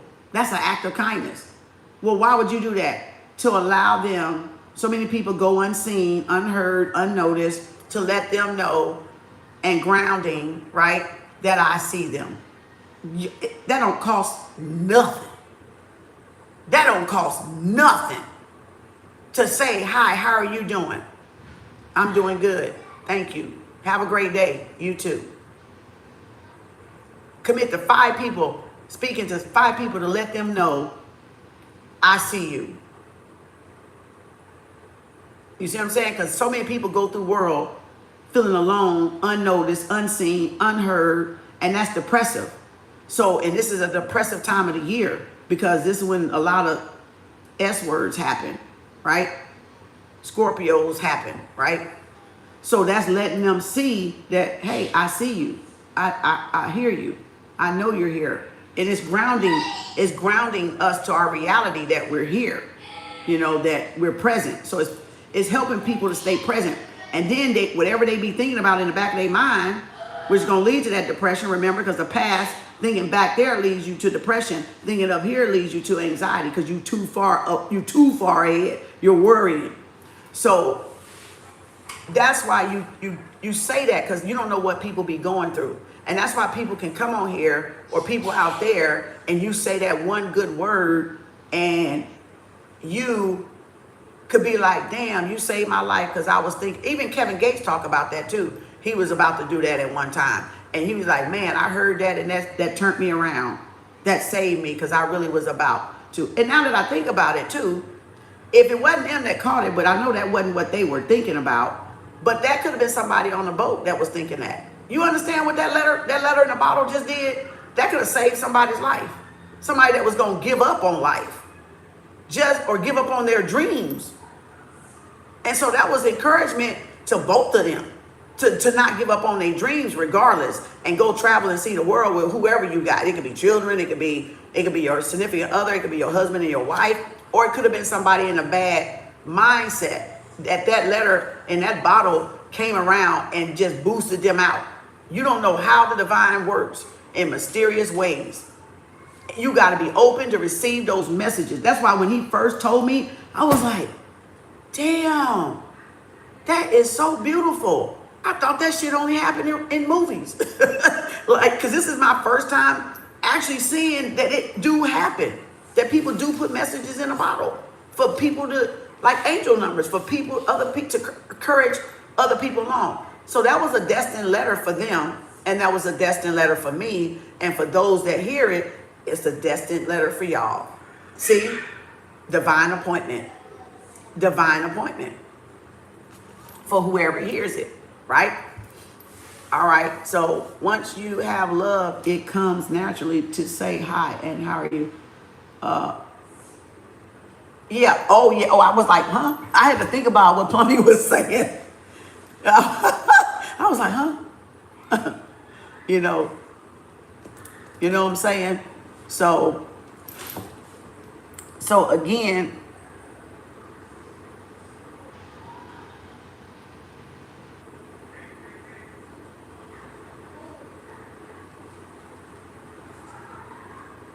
so y'all see what I'm saying? Hey, greetings. I'm also, hey. Y'all, sometimes I don't see these things. My page go ghost. So if y'all comment and I'm not saying nothing, it's because I don't see it. I have to reach up there when it ghosts out to kind of see what's going on. Greetings, everybody. I said greetings at the beginning. So if you just tuning in, greetings. I don't read when I'm channeling. I'm channeling. So if I don't comment, it's because I don't want to break my channel. So that's, if you don't know me by now, if you don't know me by now, you won't never ever know me. Because all the time I don't look up. Even if I see, I will not see. Because I cannot break my channel. And if I do, I forget. And sometimes I make my own self do it. Just to try to read whatever that new person was saying down there. But again, greetings everybody. How y'all doing? It's normal, yeah. But I can't keep saying hi. Okay? Hi at the beginning. Go back to the beginning. Greetings, everybody. Greetings, y'all. Just know I see and I don't see because it goes in ghost mode on me. And that's a good thing because I'm a channeler and I don't need the distractions when I'm channeling because that'll just make me lose my thought if I'm trying to read everybody's comment. So greetings, everybody. That's a standard of mine. So just know I greetings, okay? Just know, okay? Doing ring the bell. Don't ring the bell, ring the damn bell. You know, hey, okay, get y'all attention. Hey, spirit confirmation. If y'all see the bell as an evil thing, then you might not want to be on this page because we rings the bell over here. All right. We keeps that frequency high.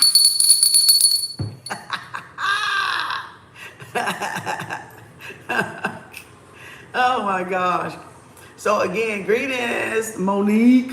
All right, so this method here, so again, this method here, gratitude walk method. Gratitude walk method. You do the same thing, daughter of Zion. Go on a walk. Okay, this is the circle. This is the circle. This is the circle. We're doing this one right here. This is page 33. Gratitude walk method. Go on a walk, preferably with a friend, and express gratitude aloud for everything you have in your life. Reflect on the experiences here. How did you feel? You see what I'm saying? You can say, I'm thankful for you, Mother Gaia. When you're out there, you hear the birds or the hawks, and you go, thank you for the hawk, because the sounds, our senses keep us anchored and grounded. And that's why we walk barefooted, to anchor us, but also remove the negativity from our environment, which is our aura, right? Everything in our body and on the outside of our body, right? The energy levels, right? And so you can go out there and say, I thank you. I can see that car. Thank you for fresh air. Thank you for the trees. Thank you for the bees. I'm grateful for, I'm able to walk. I'm grateful I'm able to see things, for my eyesight, for my nose, for my senses. I'm grateful. Look, I hear the lawn people, so my hearing is great. You know, I'm grateful for my health. Da da da. I'm grateful I can hear the dogs. Da da da da da da. Because so many people, it's like we take little things for granted. I'm grateful for my brain being in my right mind. You know, being in harmony with myself, being in harmony with Mother Gaia, Mother Nature, Mother God. You know, I'm grateful to be here. I'm grateful to be here to do what I need to do for the contribution of humanity, for friends, for family, blah, blah, blah, blah, blah, blah. You get out there, that gratitude list goes on. But remember, I told y'all that gratitude list is like an amplifier. It takes the littlest thing and poof, give it the momentum it needs to manifest.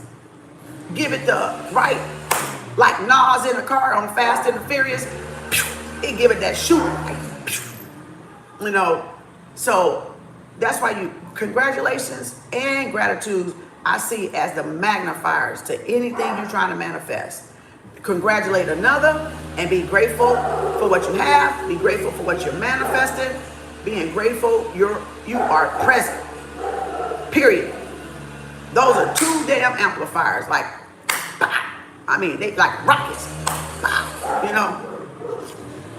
So you see what I'm saying? I'm just grateful to hear from a mile for food, for clothes. You know, you're able to do for yourself. You're able to help others. You can say, I'm grateful for my compassionate, that I have sympathy and empathy for people. You can say so many things, innate and material, the spiritual world and the physical world. You can say it, whatever, my character, my morals. I'm grateful for my values. I'm grateful for my integrity. You can say so much because everybody's integrity level ain't even the same. Some people can say stealing, that's their integrity. They can be like, I'm grateful. They steal and they think that's a normal integrity thing. You see, so they can say whatever. Ooh, it's cold now. Shit. Okay. Now we got notes again. So the next 2 pages to write whatever notes or whatever you want to say or whatever you want to put for is that in the bubble and run over on notes. Then it says here is another affirmation. Well, how long we at? 91 minutes. Oh, dang. Cultivating your new dream life, chapter 3, scripting. Oh my God, this is good for scripting. I got that on my vision board, scripting. All right. Scripting. This is the example of what scripting is. So scripting is a potent technique where you write a letter for your future self, vividly portraying the life you desire as if it's already yours. Remember, speak what you seek until you see what you said. Feeling is the secret. Noble Gardner. By assuming this desired reality, Abraham says deliberate intention, right? So by assuming this desired reality in your writing, you utilize the law of assumption. So just like the law of attraction, LOA, there's a LOA assumption. The wish fulfilled, the little soft spot. And the little soft spot is that, remember how I was like this last night? And I said, oh, I gotta go. This is the spot I need to be in to manifest. So when you're in that soft area, that gray area between the light and the dark, that's that soft spot. That's the time with the subconscious when the mind is just that dream state, the lucid, watery state, right? And you can permeate whatever intent in that energy, and you're going to manifest it the next day or the next week or the next right? So you want to always, that's why you want to always rise up with your affirmations, and you always want to go to bed with some affirmations on your mind. You don't never want a conversation with somebody to be the last thing, because you're going to absorb that energy, which is why I used to tell people don't talk to nobody after 9, because you're going to program your subconscious mind. And if you don't know about manifestation, you're going to wake up thinking about them, or you're going to wake up, whatever, because you're going to put it in your mind.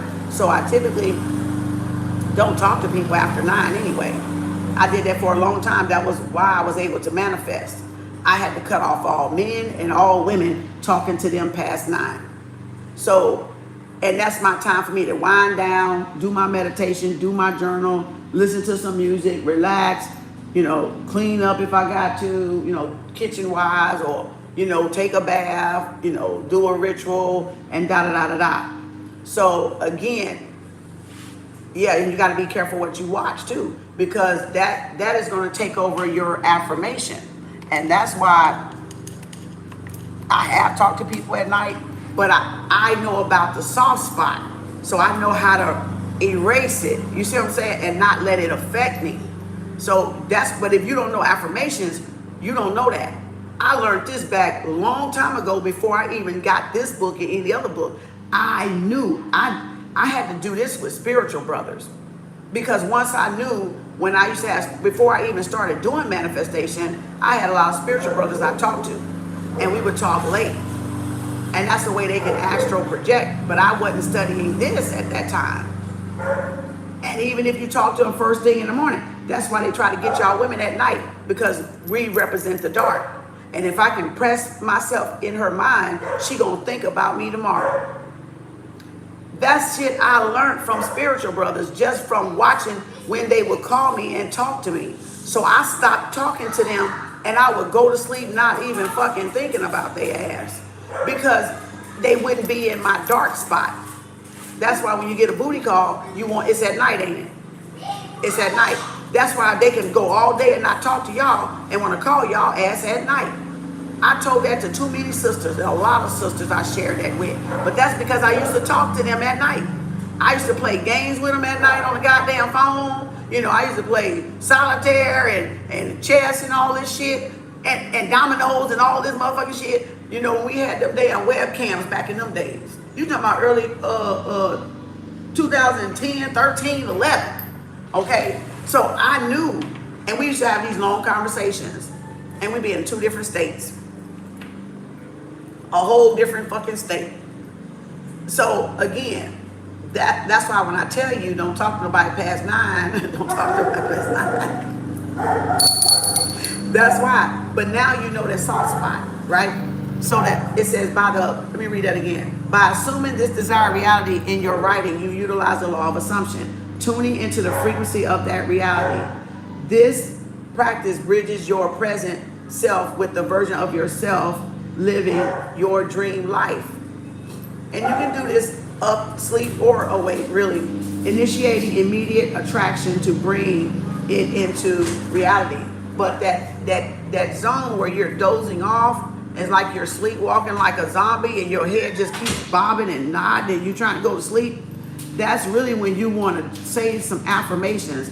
If you can't get that mouth to say it, get that mind to say it. Because you're now finna go to sleep with that affirmation on your mind, and you're gonna wake up and you're gonna be doing what was on your mind at night. You see what I'm saying? Or if you do it early in the morning when you're groggy and you really trying to come to, that is the clearest moment to do that affirmation. So you be like, thank you for waking up. I'm gonna do excellent today in business. I'm gonna get 10 clients today. Thank you for, I am beautiful. I am da da da da da da da da da. And you want to say that until that motherfucker wear off. You want to say that motherfucker till you wear off and you up like this. And you're like, oh shit, I ain't sleeping no more. I ain't groggy no more. And then you would think that's the perfect dream state where she hears you, where you're the sharpest when you first wake up. Believe it or not, groggy as fuck. Feel like you're drunk. Feel like you're like, oh shit. Oh, let me collect my thoughts. No, you need to start spitting some goddamn affirmations out your mouth. I am happy, I am whole, I am healed. Thank you for my 5,000K salary. Thank you for a roof over my head. Thank you, ancestors, for watching over me. Thank you, Most High. Thank you, Creator. Thank you for my friends and family. Thank you, I got, the best life ever. I'm living my highest version of myself.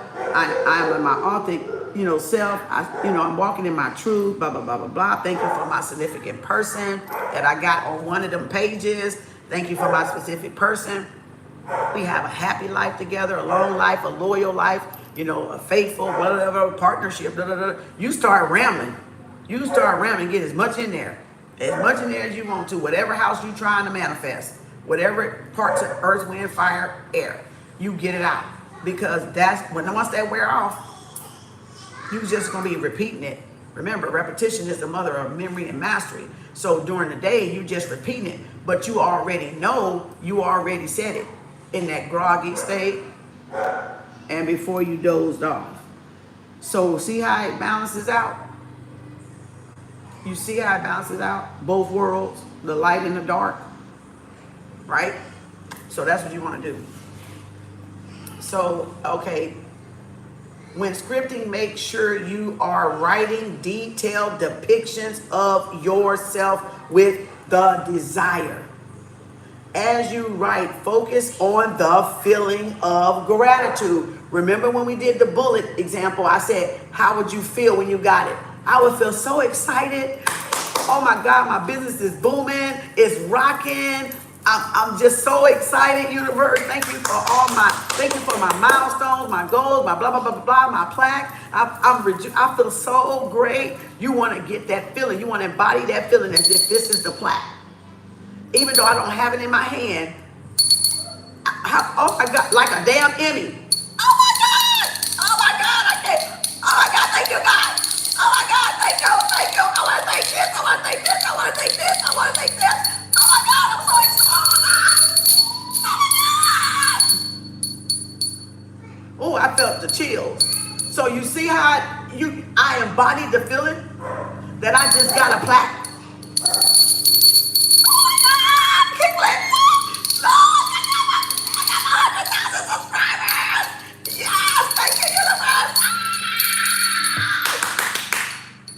Yeah, it sound cuckoo, don't it? Sound delulu, don't it? But the shit worked. It worked. It works. It literally works.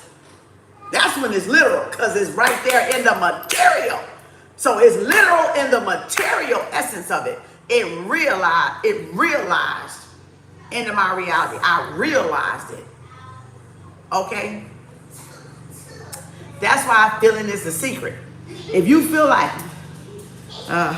if I get this plaque, man, by a long shot, I hope I get it. Man, I may not, man, I don't know. You ain't gonna fucking get it because you're not excited. And you gonna show the universe that you gonna feel like that when you get that plaque. Oh, that plaque gonna be a long way coming. You ain't finna see that plaque for I don't know how long. Because you showing the universe, you ain't going to be excited. I gave you this and you ain't even going to be excited. And the universe going to be like, okay, your ass going to wait. You got to change something. Yeah, pop-up today is going to be 14-14. 14-14 for pop-up today, y'all. Again, only today, 14-14 for pop-up. You know what I'm saying? So you got to embody the feeling. You got to embody the feeling. Right? You got to embody the feeling of it. So, again, as you write, focus on the feeling of gratitude for the desire as if it's already yours. Excuse me. It may be helpful to start your writing off with, thank you, universe. Thank you, universe. And it says, immerse yourself deeply, crafting a narrative that feels undeniably real. So you don't have to don't share these with nobody either. Calling in your dream life first. Calling in your dream life first things, right? Write about your future dream life that you are now calling in. What are the first things that come to mind about this life? Write about it as if it is already yours. And the best way to do that is with gratitude. If you got a $50,000 salary and you want an increase in salary, then you have to say, thank you for my $150,000 salary. Dear universe, thank you for my $150,000 salary. Your job is not to worry about if the fucking job you're on going to give it to you. You're probably most likely gonna switch careers at that point. Because if you ain't liking that job, why the fuck would you stay there for $150,000 and they doing the same funky shit? So you already know it's most likely, if you've maxed out to the highest level you can go in that job, because some places you can't work up to scale. They don't even have that type of salary for that type of job. So you get what I'm saying? It has to make sense. If I'm a teacher making $60,000, elementary teacher, Now, unless I'm going for a principal, maybe a superintendent, that could be the probably only way I'm gonna get there. But if I'm a convenience store worker, I can't be the owner because the owner is the owner unless I buy it from the owner, and that's more than $50,000 a year, right? But if I'm just one of the cashiers, and then I want to be a manager in the store of a 7-Eleven, let's use that for example. Do you really think that 7-Eleven manager position gonna give you $150,000 and you making 30? Baby, they just gonna be a little bit above you. They ain't gonna be no $150,000. So that's why you don't worry about the steps of how you're gonna get there. The subconscious got the steps of that job, because remember I told y'all yesterday, every job is capped for a reason. Else it'd be too many millionaires floating around here at one time, and they don't want that because they know they lied to us anyway. See, so if I say I'm making 50, thank you universe for my $150,000 job, my $150,000 career. You don't know if you about to go back to school. You don't know if you about to do an MLM, something that got that potential. You don't know if you're gonna come up with an invention, something new, make a digital course. That's why you don't worry about the steps. You just say, thank you, universe, for whatever it is in your desire that you want. Thank you for my $1 million house.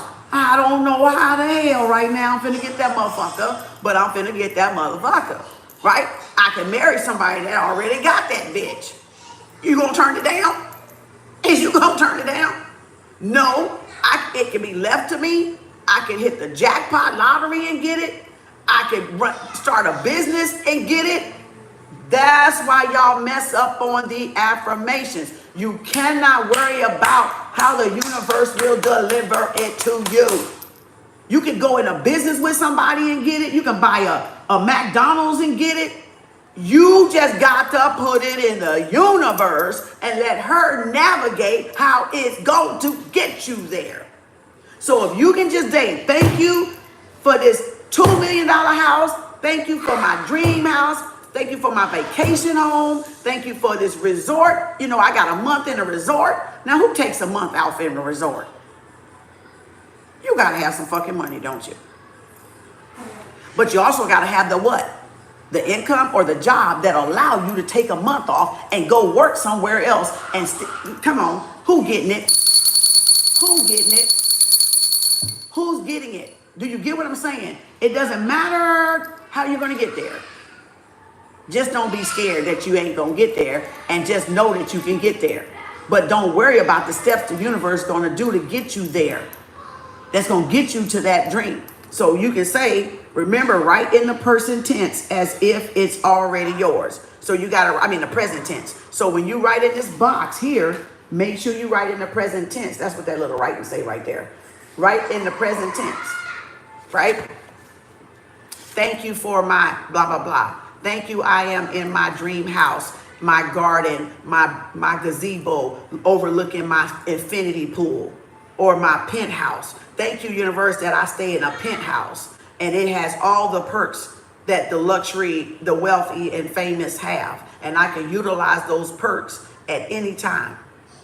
I have my own chauffeur. I have my own garage. I have my own floor, right?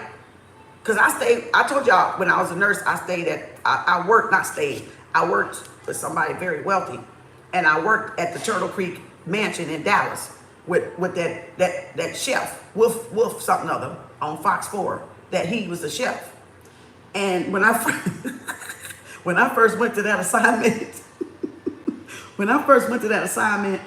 I'm okay with getting ID'd on the first maybe week or a couple of days, right? I'm okay with that usually.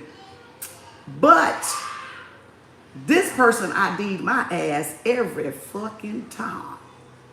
And I was like, bitch, you know this is me. Like, it was a black man. It was a black security guard. So I was like, hi. I'm thinking he gonna let, can I see your ID? Wait a minute. Okay, you can go. And I was like, dude, it's me. I've been coming here every fucking week, every day. What are you talking about? That dude ID'd my little black ass every fucking day like I was a brand whole new motherfucker. Okay. And I was like, okay, well shit, at least you know they safe up in this bitch, right? And so when I first got off the floor, y'all, when I first got off the floor, I was like, which way do I go? I was like, where's the door? The door didn't even look like the door to me, y'all. But I was like, is this it? I'm out in the hall with the elevator, girl. I'm like, here, is this it? And I was like, well, I guess I go this way, because that was the only door, right? Yo, I didn't even know they had the whole floor. I didn't even know they had the whole floor.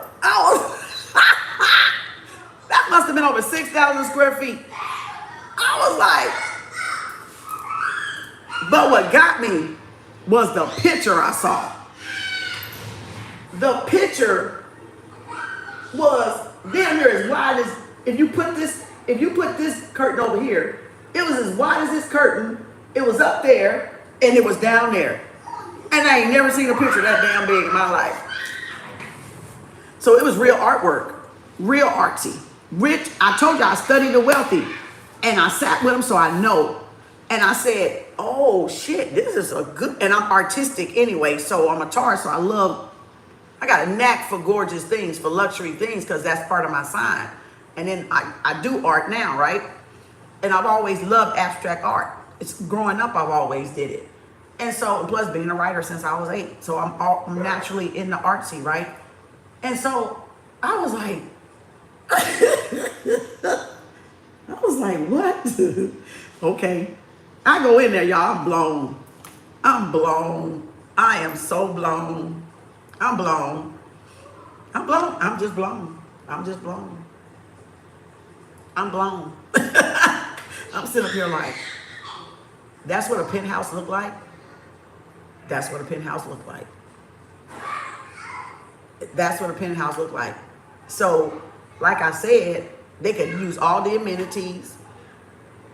She got a pedicure lady come up, got a chauffeur, got a butler, can call down to the kitchen, the chef kitchen with that chef and get something up to come up. It was gorgeous. And you get all the perks with the penthouse. So I see why now they get the penthouse, because they got all the fucking perks with the penthouse too. But it was so gorgeous. It was beautiful. I mean, it was like a house on a level. And it was like a $6,000 house, but on a level. And I ain't never been in a penthouse in my life until I sat with that lady. And so I was like, but every day my ass got ID like I was brand fucking new. Like, bitch, I don't know you. I see you, but I don't know you. Let me see your ID. Like literally, y'all, the glam life or the luxury life, the peaceful life.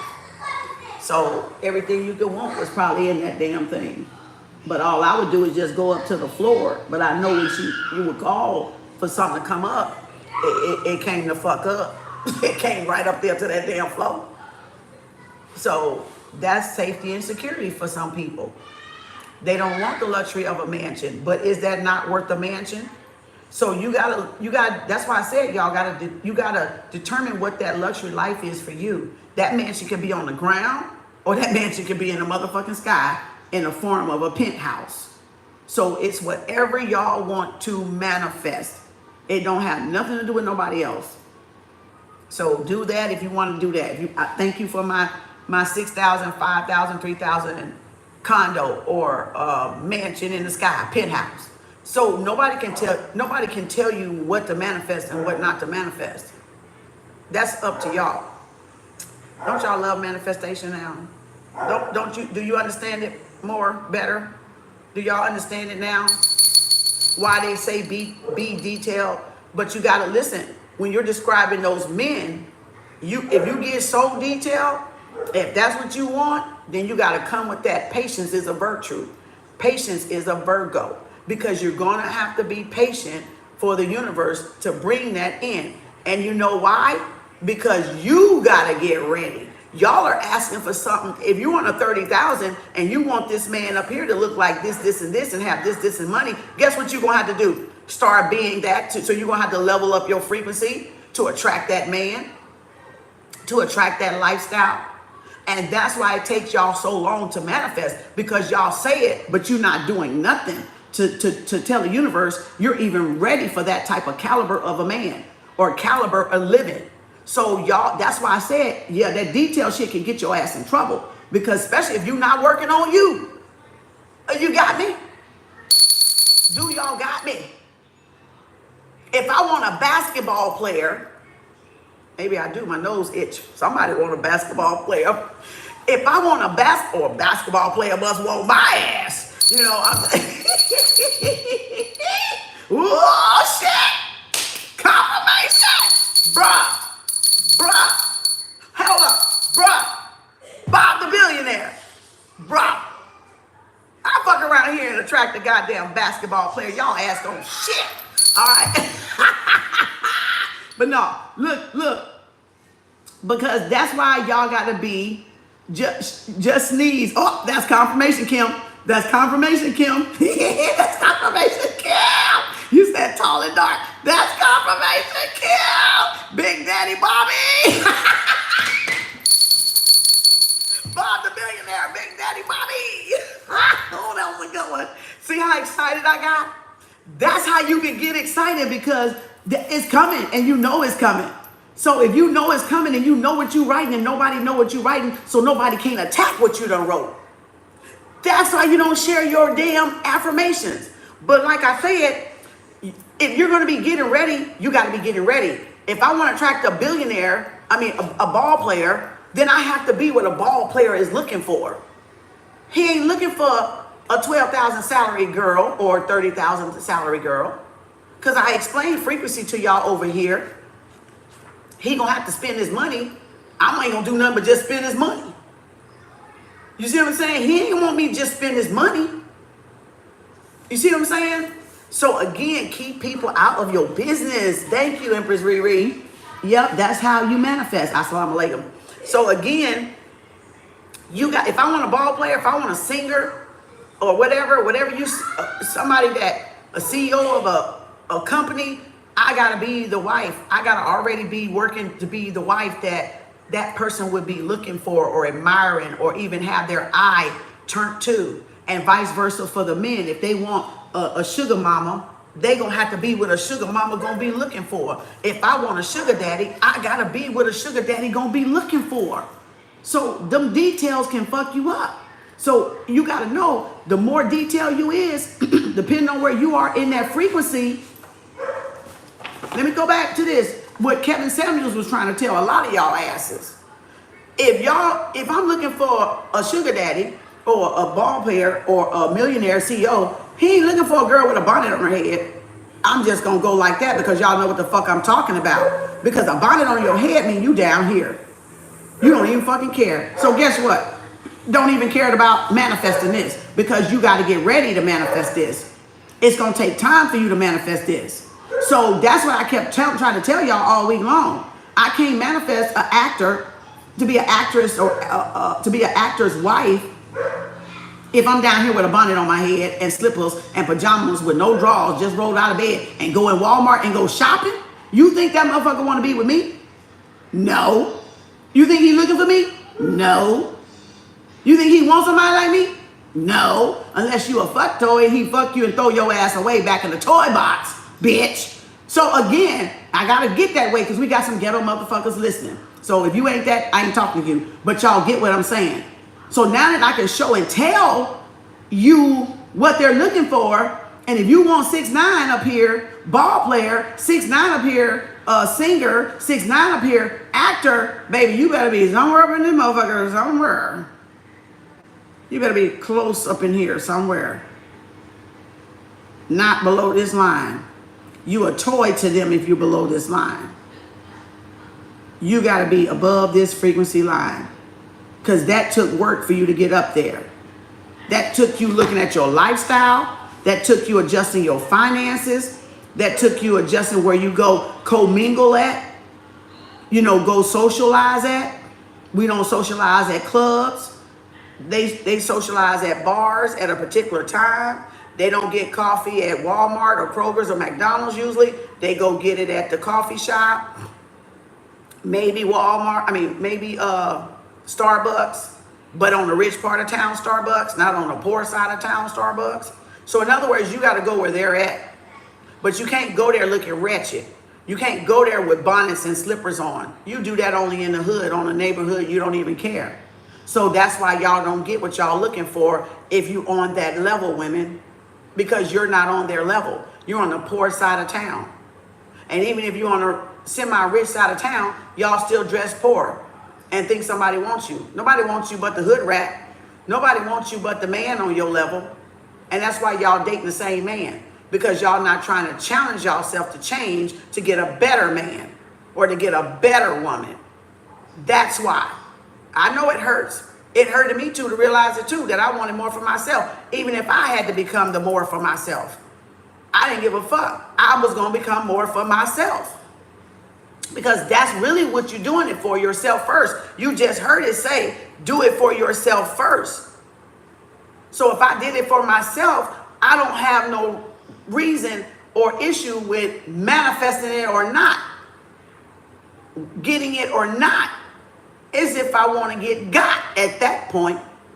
And some women manifest this stuff, they don't want to get got at that point.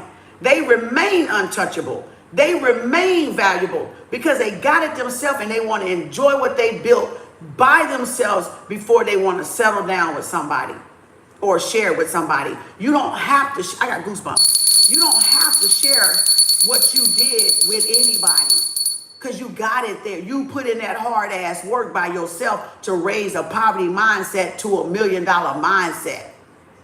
Y'all get what I'm saying? This shit is fucking real. Real as you want to believe it to be real or know it to be real. And you're not going to know it to be real until you, believe, go to know. So how do I get from believe to know? I got to start doing it. It's all in the action. It's all in the plan. It's all in the affirmation. It's all in the detail. Right? And it's all in me what? Challenging myself to change. Challenging yourself to change. Not that it's going to catch me a man. Not that it's going to catch me a woman. But because I want to catch myself. I want to do for myself first. I want to see what I can do for myself first. Because if you can see what you can do for yourself first, you know your capabilities. You know your potential. And nobody can steal your potential. Nobody can stop your potential. Nobody can do nothing to block your potential. Because guess what? You unfuck-a-stoppable. You unfuck-a-indestructible. You unfuck-wittable. And you fucking motherfucking valuable. To you. Fuck what everybody else thinks. You see what I'm saying? You gotta love yourself that much. So do y'all get it? Do y'all get it? That way I cut off everything. And then when you get up there, man or woman, they may find, guess what? They may have wanted a man or a woman on that bottom level while they were working. Y'all might get up there and love that space up there by yourself and not ever want to get married again. Like everything changes. It's like when a karmic, when you grow and learn the lesson from a karmic and you go back and see them and you be like, what the fuck was I thinking? What was I thinking? You literally do that. So it can do that with manifestation. You can say, you can start off thinking you want to be married. But then when you see that freedom you got, when you get all that, you like, wait. Oh no. And that's why I say, you got to want to get got. When you build yourself up, men and women, you got to still want that relationship again with other people, with a significant partner. Because sometimes when you get to the top, you like Oprah and Stedman, just something on your arm. You're at peace and content at that point. So what do you need somebody blocking or in your peace and content? Unless that's what you want. But I'm just letting you know it may change when you get to the top. You may not want to be married again. You may like the freedom of being alone or being like dating or whatever, or going, treating nice. That's where you get the sugar daddies from. They got so much money, they don't know what the fuck to do. They want to go just spend it on women. And you got some women, that's why they be sugar daddies. They don't want no man like on their arm, like until they need them on their arm to go somewhere. Like a gala, like a opera. Or they just want to be, you know, be a sugar mama and just show this young man how to treat women. Or to sex their ass down, because you know what I'm saying? They old.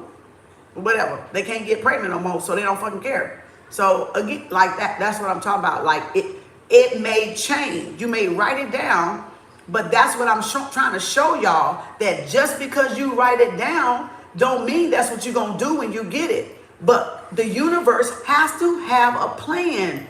If I'm asking for money, what am I going to do with it, honey? Am I going to be generous? Am I going to be stingy?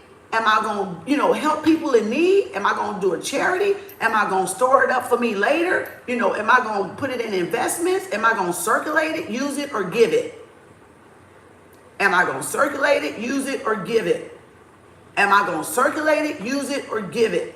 So that's why you have to have a plan. It's not saying what y'all manifest is rigid. It's going to stay. It's going to be, that's it. No, because our mindset change, and what we need and want at different times change. And we can change what we get when we get the money, just long as we're circulating, giving it, and utilizing it.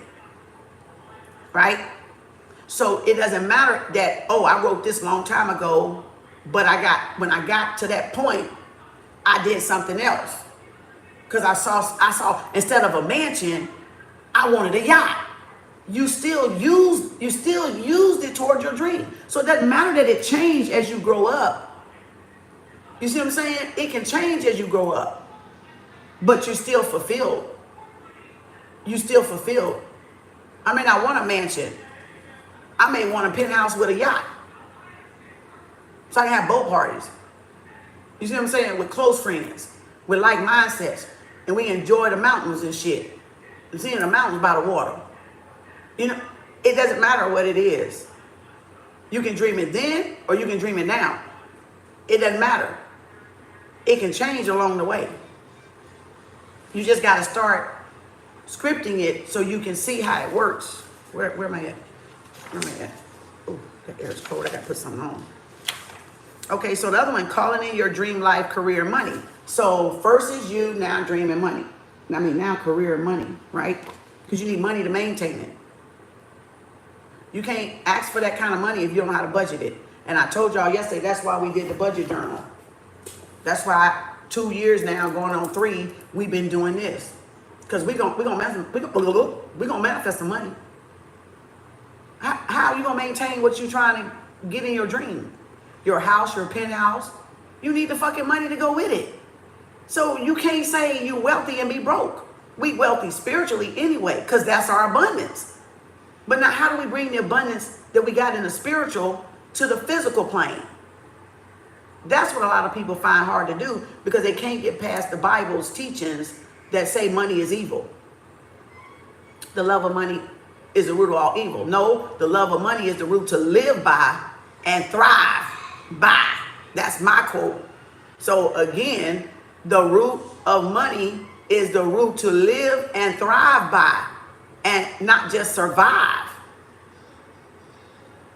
If you could get more, wouldn't you want more? Wouldn't you appreciate more? When you get bonus checks, don't you appreciate that extra money on top of your check? You know why you appreciate that money on top of your check? Because you know you're worth more. That's why people work with bonuses and they be happy and fulfilled, because really you should have been getting that shit all along, really. They just played a fucking game on y'all ass. See what I'm saying? And we going to work extra hard to get a bonus we should have already been as a salary. See? That's that mind fuckery. Now we finna unfuck the mind, okay? This unfuckwittable time. That's why you unstoppable. Because you ain't finna let them fuck over your mind no more. Nor your money, honey. So we got this book budget book, because if I'm gonna manifest a luxurious life in a penthouse, don't you think I need the penthouse money to afford the penthouse? So that's why I was telling y'all, you can't do manifestation unless you got a budget book and you already managing what you got. I don't care which one you get. I've just used Elena, the organized money, because I looked for years and couldn't find nothing that fit what I was in my mind as a vision. So whatever book you got, you're going to play with a little bit. I've been looking at Clever Foxes lately because I've been trying to figure out if it works. So I've been looking at Clever Fox videos, you know, the pro and whatever, to see if this is a little different or if I'm going to stay with this one for next year. Because this is my third time doing budget books. I hit and miss still, you know, because I can't quite get it just quite right because I don't really need all the pages. Or either that, I'm just being fucking lazy with some of it. But, you know, and I just don't have the time, or I get too busy to do anything with the other pages. You know, I'm just trying to really just master the budget part first. And that's why I guess somebody asked her and she critiqued it down to what they need, because a lot of people don't need these parts. They don't want all that. It could be overwhelming.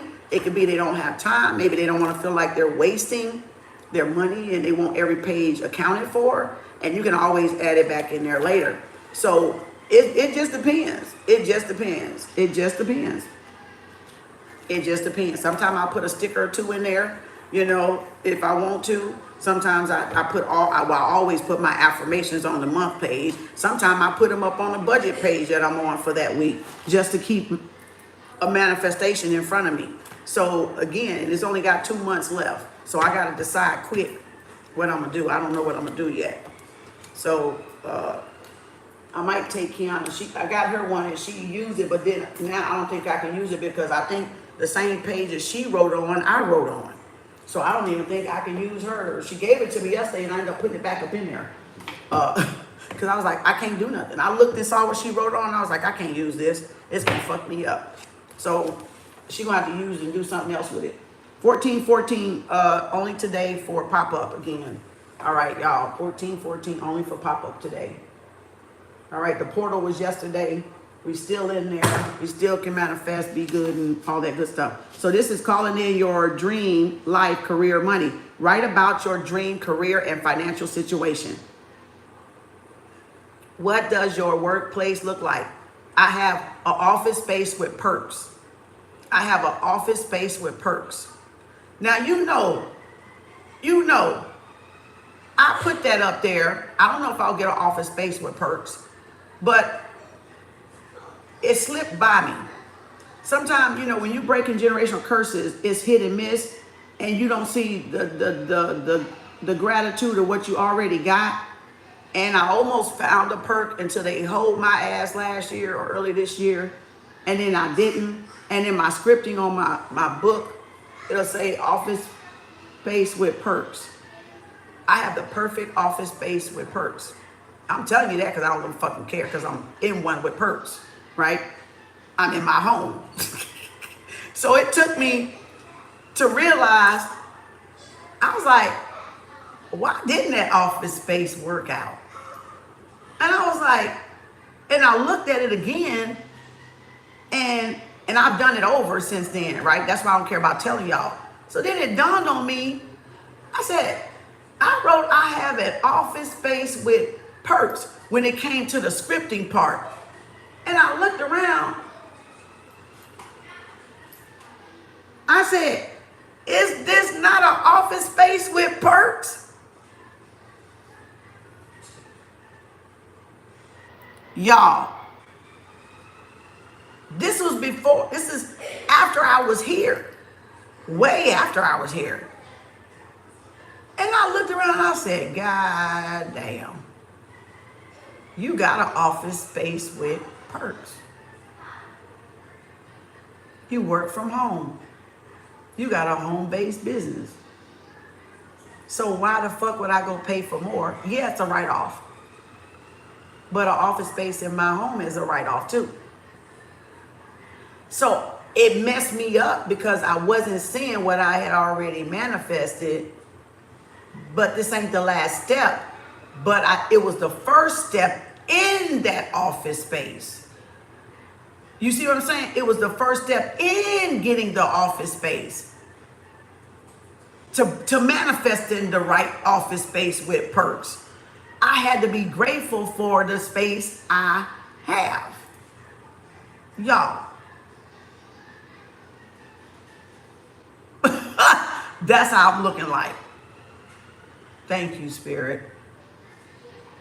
Now that's the kind of humbling you want. That's the kind of humbling you want. That's why it says be grateful for everything. That's why it says be grateful. Because we overlook even what we're manifesting because we think that it's small. And it is subtly small. And if you don't get the small, how you going to appreciate the great? If you don't appreciate the least, how you going to manifest the great office space? Y'all, I was like, and it made me look at my office in a whole nother way. It made me look at it in a whole nother way. And that's how Spirit teach you lessons, even through doing affirmations, because that's the program we got to break.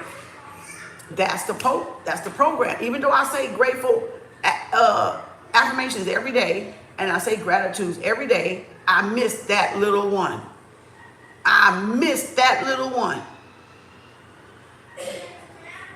Y'all, you're always learning, but you got to be aware you're learning too, and you got to pay attention that you're learning too, right? And then change the behavior. So I changed the behavior.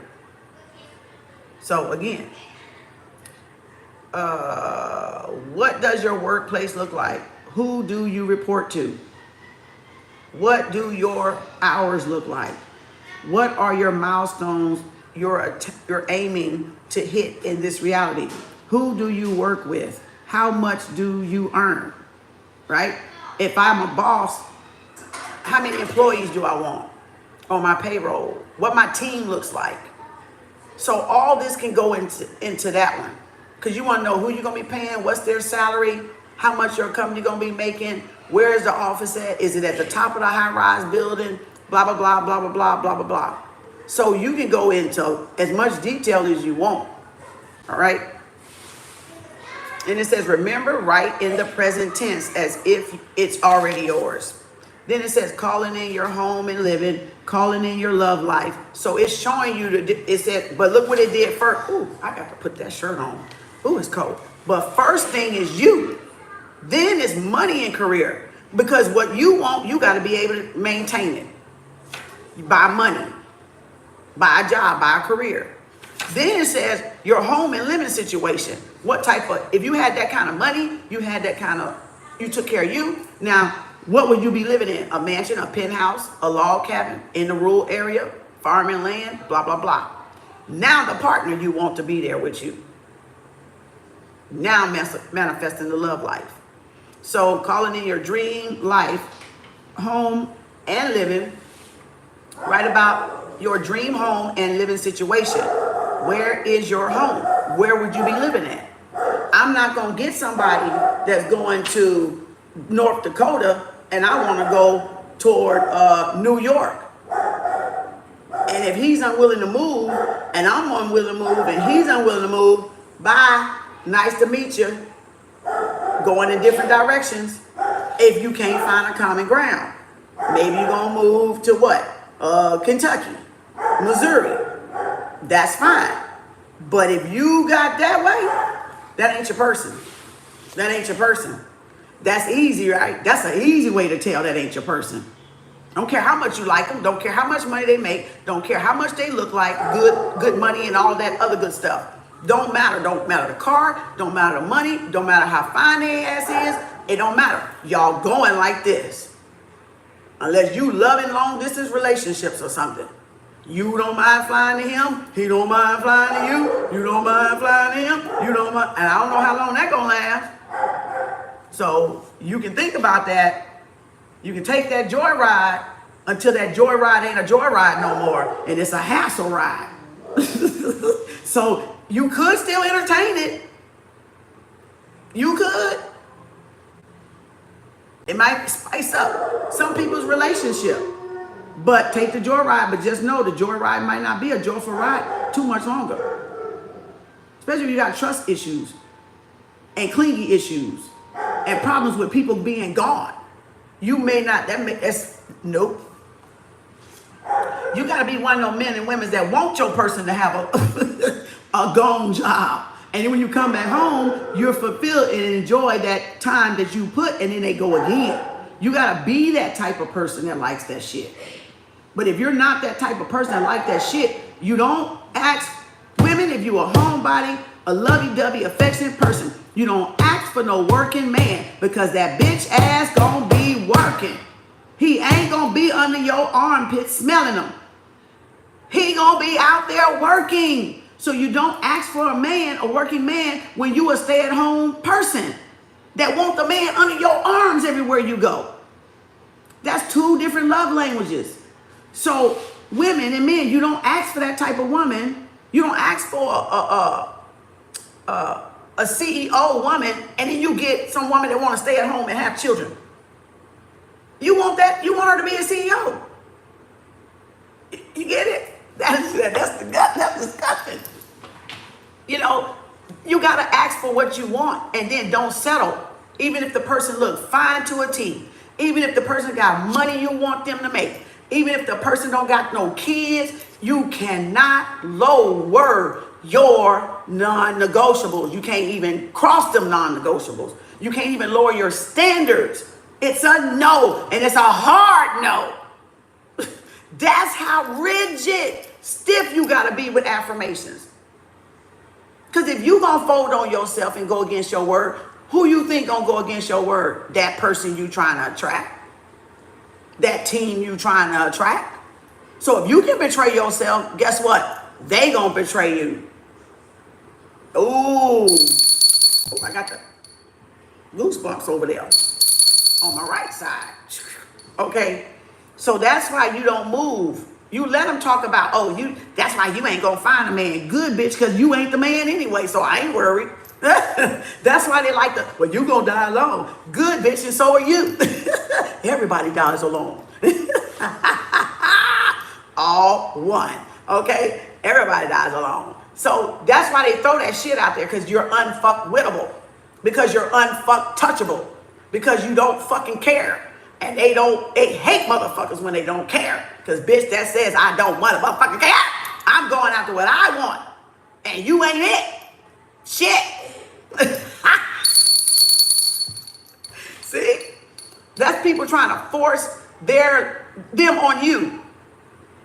To choose them, to pick them, and get mad. Okay, so walk away and go get the one you want, bitch. I ain't it. I'm okay with not being your it. Because you ain't my shit either.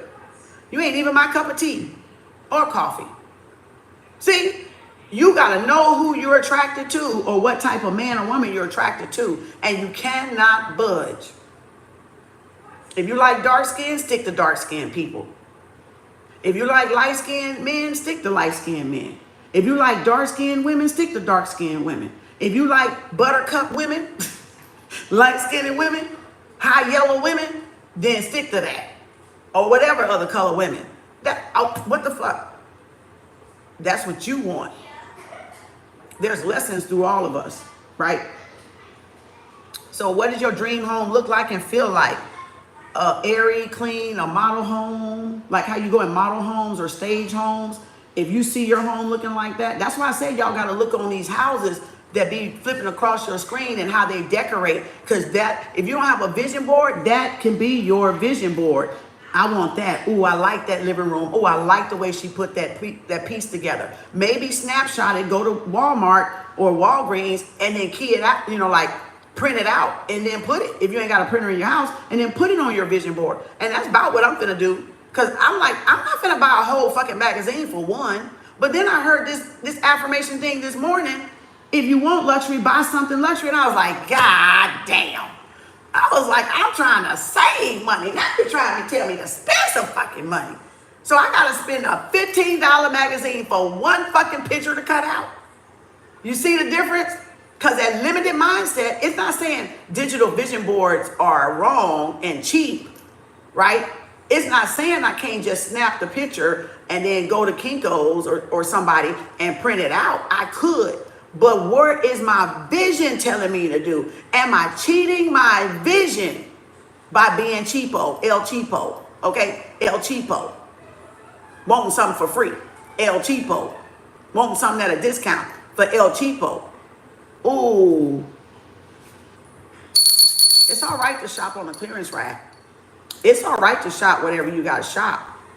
But I'm just saying, you see how that little bit of mindset can still kind of play against you? And if it's playing against you, like if I do the vision board and it don't work, would I do it like that? Then I got to buy a magazine and do it and be okay, because hopefully it's an article in there I want to read, right? But you're talking about home magazine, so you can get the pictures, or a couple magazine so you can get the picture of a couple. And it don't have to be you. It's telling the universe you're ready for a couple. It don't have to be a picture of you. It's just what it resembles. If you resemble, I took a rank. Look at here. Let me tell y'all how I don't play. I don't fucking play. I took a picture of a G-Wagon. I took a picture of a McLaren, Aston Martin, because it doesn't matter. Okay, Moni, I got you. So it doesn't matter that it's not the color you want. It can be the color you want. It's what it's representing, though. So I took a picture. We parked right in front of a G-Wagon. And then it was a burgundy color I love, right? And then it was this white one I saw. I said, ooh, shit, that motherfucker look bad. I was like, let me get this motherfucker up close. I was like, let me get this car. I think it's still in here somewhere, I think. Maybe not this phone, maybe it's yep, here it is. Y'all ass think I'm lying. You don't see that white G-Wagon? This was September the 18th. You don't see that motherfucking G-Wagon? That white motherfucking G-Wagon? I can go print that bitch out right now and put it on my vision board. Right now. Then we were like literally right in front of it. You don't see that motherfucking G-Wagon? That's all you need, bitch. But guess what I can get? A Range Rover. Because it's still equivalent for business. Right off. I can change what I get. I got to get the money to get it, though. I got to get the credit to get it. Or I got to get the money to buy it outright. Right? Now you get it. It doesn't matter. It's saying what the concept, like I told y'all yesterday, I want the concept of Mary Kay. Of how she built that business. I don't want her life. I don't want to be Mary Kay. I want the concept. What does the universe have me on that bracket to get to like how she had that? Right, you're like the Range Rover. So y'all get it? It's not saying I'm going to get this. I might even change the color. If they come out with another color. I didn't even used to like these boxy things. But I had to change my mindset to what wealthy, rich look at. And if I got a business, that's a write-off. Because that's a 6,000-pound car. That in a Range Rover. So that's why you see a lot of business people, and they don't have to have a business. They can just want the car and got the money to get the car. They have this as a business car because it's the write-off G-Wagon. So I took that motherfucking picture, y'all. I was like, fuck that. This going on my vision board. I used to have, when I did Arbonne, the white Mercedes-Benz. I used to have the white Mercedes-Benz because they gave the white Mercedes-Benz away when you do Arbonne. And so that was me and Kiana's. We had a picture. We had a dream board, and we had a picture of the white Benz on there. And somehow I saw this. I said, okay, I'm gonna put this up here now. I don't know if that car is a write-off or if it could be wrote off, but a Mercedes-Benz SUV was their giveaway when you got to the level. Excuse me, when you got to the level. So I can go take this to Walmart. I can snap it like this so I don't have the writing and get a good view. That right there, go over there, and I can go print it out. And I can go put it on my vision board back there. That's all. I don't have to buy a magazine. If I can work with this, I can work with this. But I'm saying if you feel like that's being slated or cheapo, then go with buying the magazine and cut it out, read the articles, and go donate the magazine. There's other ways you can do around it. And now if I want 2 vehicles, I would go come up on a lot maybe, or if I pass it, snap a picture of it, and I can get the Range Rover up there too. One of them bitches I'm gonna get for business wise, right? For write-off. Got some more up in here somewhere. I think I had a McLaren. Because I used to want a McLaren. Because I used to go to McLaren and look at McLarens. I don't know if it's in this one. Depends on what phone I picked up. I even got McLarens on my Facebook page. I take pictures every time I see them. I take a picture by them. That's how you can do. Put yourself in the picture. You know. And that's the visualization board. That's going to be my car one day. If I still want it when it come time for me to get it. It don't say I got to keep it. Oh, I guess I don't got that one. You just trying to create your reality through visionary. Because some people can't see through that eye, so they need the pictures. I can manifest through that eye, but some people can't. And that's why I show and I talk you through the process so you can get the eye. Boy, I don't got no noodles over here. Yes, you do. You don't see no noodles over here? I'm going to check. Let you go check. Check all you want to. Okay, here's one. This one is the old one I had on my page. This Mercedes, right? So I can go snap this. It don't have to be that Mercedes. It's what it represents. So I can go key this out and put this on my vision board. And now I can manifest because I got something visionary to look at where my goals is going. And that way nobody can distract y'all off of y'all manifestation, because you know you have to laser focus this. You have to concentrate on this. And then you got to get your body to take the steps toward this. If you want that house that's behind there and that car that's right there in your garage or on your land, you can't afford people to drop your energy level. Now y'all get it? Raise your hand if you're sure. Okay, so you see, I can say that's a mansion back there. That can be my house and my mansion. I mean, the car and the mansion. Even if I ain't got a picture of the house, I can do that if I want to. I can envision that. That's a 3-car garage or a 4-car garage. Da da da da da da da da da. Write the vision, make it plain. Write the affirmation, make it plain. Plain plan. Let's go to the board. Well, we gonna get off here today. Maybe, maybe not. I don't know. I know one thing. I gotta put some damn hold on for this motherfucker. This damn thing is cold. Write the vision, make it plain. Plan. See? Plan. P-L-A-N. I, move the I over. I plan. You see that there?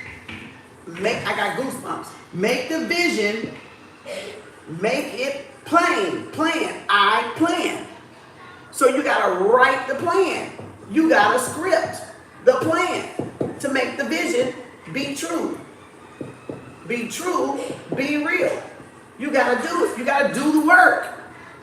The writing is what people don't want, because these gadgets got us don't want to write, don't want us to write the vision. Well, where's the vision coming from? The feeling. This is thought. The God thought, Tahuti, and this is who? Vision. So that's my third. That's my first. Yet we call it third. I. There you got 13 right there. See? Y'all see that? Thought, Tahuti, write. The God of writing, vision, is your perception, your third eye, your first eye. So you got to be able to be a visionary to see yourself in the future right now. Right? So vision, I'm seeing it. Not with my two eyes, with my first eye. The two eyes, let me tell you, the two eyes can only see as far as they can see. If you see a mountain in the distance, you can't see on the other side of that mountain. But this eye can see on the side of that mountain. These two eyes are limited. This eye is unlimited. It's limitless. It's just as far as you can imagine how much money you can create or make or earn. If you don't see yourself making it because you're looking, it's because you're looking with the two physical eyes that says, how am I going to get $1 million and I'm living here? I don't even have a job, because you're worrying about how you're going to do it, which I said you can't do that. You just got to see, I got $1 million. Thank you, Spirit. When I look at my bank account, ooh, Lord, look at all them zeros. You can have one motherfucking zero in that bitch. Boy, look at all them zeros. I got $2 billion, $1 billion. If it's $18 in there, that's $180,000. You see what I just did? Play your game. Play your own money game. Master your own money game. So if I got $20 in there, ooh, Spirit, thank you for that $20,000. If I got $20,000 in there, Spirit, thank you for my $2 million or my $200,000. I don't care how Spirit give it to me. Long as I get it. Harm to none, good of all. Harm to none, good of all. I ain't finna go rob no bank for it. You see what I'm saying? I'm not gonna do nothing wrong. I'm not gonna steal to get it. Because you don't have to steal to get it. Rip-offs do that. Lying folks do that. Cheating folks do that. Confirmation. Steal from the poor to get rich. You don't have to steal from the poor to get rich. Good of all, harm to none. For the good of all, harm to none. For the good of all, harm to none. It's a basketball player out there right now want to give my ass a check. Here. It's a basketball player out there right now want to give old little girl $25,000. Good of all, harm to none. Because he see how cute I am. And he like my spunky monkey self. He like, ooh, Lord, that girl so cute. That's the sassy wife I want. The one I can have fun with and she can get on my ass and make me laugh at the same goddamn time. Come on, bruh. Make a believer out of my ass. Make a Noah out of my ass. See what I'm saying? Spirit, the one I'm manifesting gonna have to love this mouth. Because we gonna have fun with this mouth. You know what I'm saying? I ain't talking about that bad shit either. But I'm saying, you know, that the spicy, spunky shit that I do. The comedy shit that I do. The faces that I make. Okay? So y'all get it? I ain't looking for nobody that don't like my mouth. I ain't looking for nobody that don't like to have fun. I ain't looking for somebody that say, oh, she ain't. Bitch, go look for the one you want, because I'm not her, and I'm glad I'm not motherfucking her, because I will cuss your ass out too. Okay? So you see what I'm saying? Because they ain't going to be able to get over on me. They not going to be able to get over on me. I'm genuine, I'm love, I'm light, I'm nice, but I'm spicy too. I burns, bitch. Keep me happy. You won't have to feel the burn. Keep mama happy, baby. You won't have to feel the fire. Okay? No, all you'll feel is the desire and not the fire. Rick James and Tina Marie. See what I'm saying? But you see what I'm saying? And I wouldn't even be fucking with them like that. Because again, like I said, in the front of an alpha, a woman humbles herself anyway. Because she knows when an alpha present is near or in front of her, she's not going to be not being submissive. She's not going to do stupid shit. Yeah, I still know how to verbalize my needs and wants, but I'm not going to be disrespectful. Right? We don't get disrespectful until somebody disrespects us, usually. We don't do it first. Somebody has did it to us, and that's made us respond to it, right? So we don't just walk around being disrespectful. I can have fun and have a conversation like this, and they know I'm not even talking about them like that. This is just some people in that mentality that they want to police your conversation. You see what I'm saying? They want to try to dictate and tell, well, bitch, don't look for a wife that cuss, bitch. And I told y'all I don't cuss. I'm an empath. I don't cuss. I just absorb the energy and shoot it back out and mirror it back out. I don't cuss, and I know I don't. I don't have to cuss. I just say things that people want to say and they don't say it. So I say it because I'm a Hayoka empath. So I say your triggers. I say y'all triggers. You know why I say y'all triggers a lot? Because y'all trying to act like y'all don't do shit. And I know that's farther from the truth. And that's why they don't like me again up here. Because I'm pointing out, not judging, but I'm mirroring what they actually be doing behind closed doors. And they know it. And they got the whole person that they around and collective and job thinking that they goody two-shoe. And they're not. They are hiding it, and I can see it. So again, that's what you paid. Okay, Shay, I got it. And that's what that's about. So it's not about cussing. It's not about this. I'm absorbing all y'all energy right now because I got to transmute a download to be able to do that. So again, it ain't me cussing, okay? It's just a form of expression. And these are people that cannot express themselves. And they want y'all to think they can express themselves, or they are expressing themselves. But if you're not expressing what's coming out of your heart, you're not expressing yourself, dear. I'm sorry, you're not. Not sorry, but you're not. I'm unapologetic, you're not. Because that's what's got y'all so bitter. Because you're not talking through your feelings. You're not sitting with those emotions and processing those emotions. Else you wouldn't be a bad karmic in the first place if you had processed those emotions by talking them out. That's why when you mind dump, you're going to find some of y'all going to cuss on your mind dumping. And some of y'all won't even do that. I got goosebumps. And some of y'all won't even do that fucking experiment for 5 minutes because you ain't getting it out. Your throat chakra blocked. Your heart chakra blocked.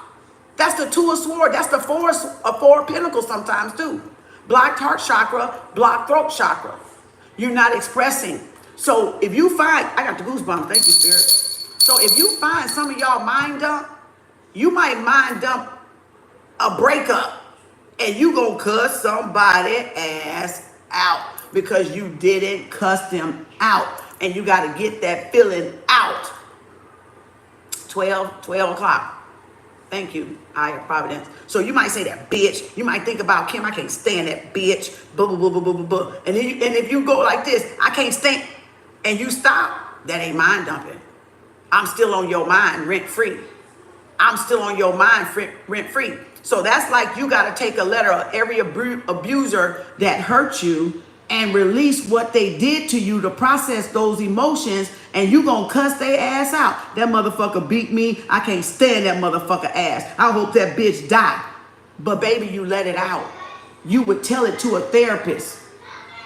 You would say it to a therapist. So if that is you getting angry, that's you processing the anger you never got to process. That's how come a lot of y'all can't heal. Because you won't even do a burn ritual like this card say. Do a burning bowl ritual. Cuss a bitch out if you got to. And burn a piece of paper and give it to the wind. The ashes, right? And some of y'all won't even fucking do that. Because you're like, I'm not gonna cuss. You ain't cussing, bitch. You processing. Let the process. Let the energy flow, bitch, where it wanna fucking go. Y'all running from your feelings and your emotions like they not fucking real. Like you didn't experience what the fuck you experienced. Ignoring your experience is not saying that you experienced it. You're validating it. Ooh, Lord.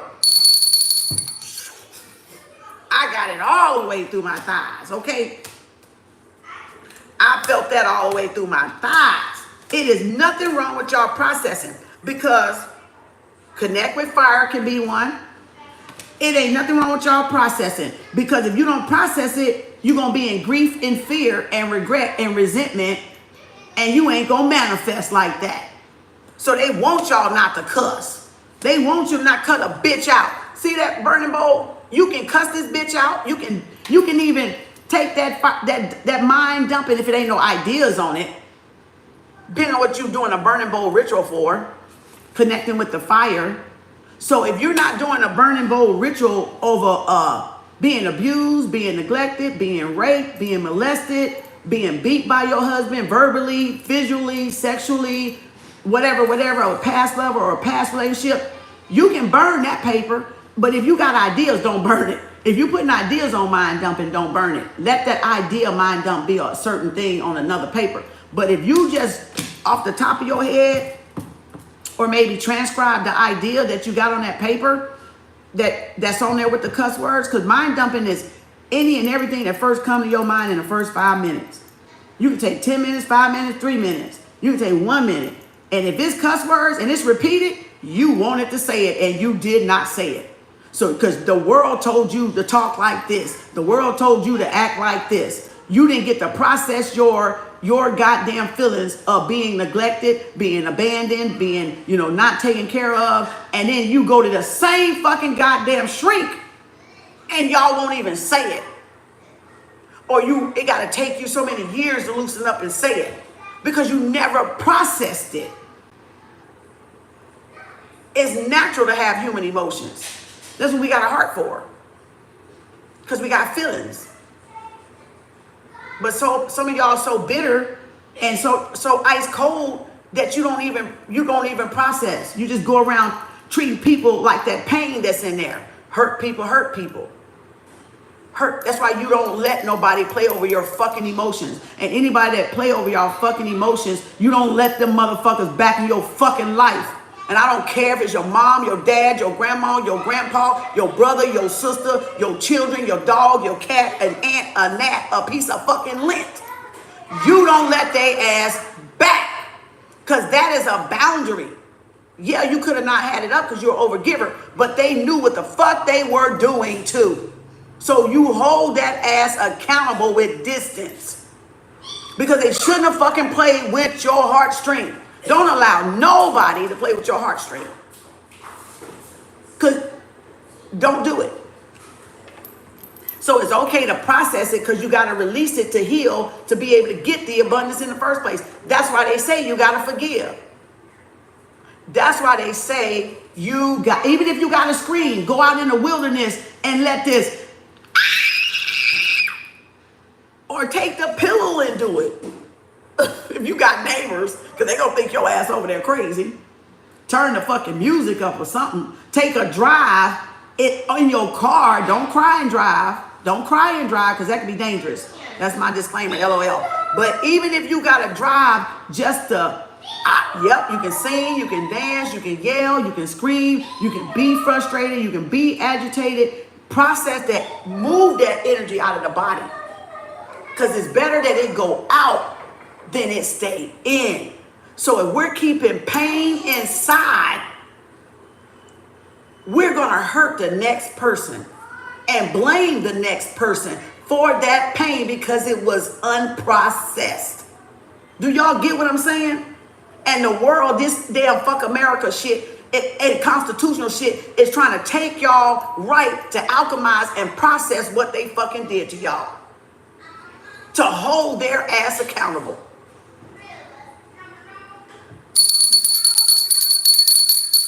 I don't cuss. I'm an empath. I pick up what y'all don't want to say. And so I reflect it back. And that's why they go, don't cuss, stop cussing, stop screaming. No, bitch, you want to go cussing, you want to go scream. You see what I'm saying? Because I'm mirroring it back to their ass. I'm mirroring it to them. They think that makes them a good person or a bad person, and it don't have nothing to do with that. You see what I'm saying? The world, fire, and water can heal the nation. For real energy. Timothy. I'll bring the storm. And that's why we got storms, because Mother Nature is responding to all this unrest that people got. This civil unrest that people got in their body, in their soul, because y'all been told, don't talk like that, don't talk like that. Don't say this. That's not professional. Bitch, it ain't professional for me to fucking keep it in either. Because if it's going to free me, bitch, I'm letting this bitch out. Okay?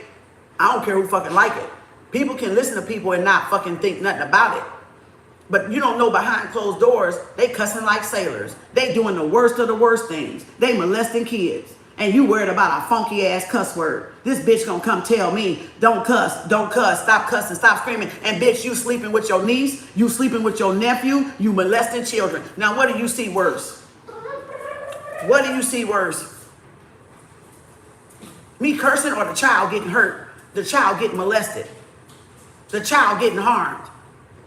Which one you see worse? The hypocrisy.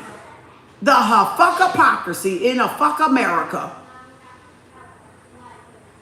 That's what I'm talking about. See how free I am? See how free I am? Because when I was in Christian, let me tell you, because when I was a Christian, I used to believe the same thing that, ooh, I'd be like, ooh, don't cut, ooh, don't cut, ooh, don't cut, ooh, don't cuss. I said, wait a minute, I ain't no billionaire. Ah! What you mean don't.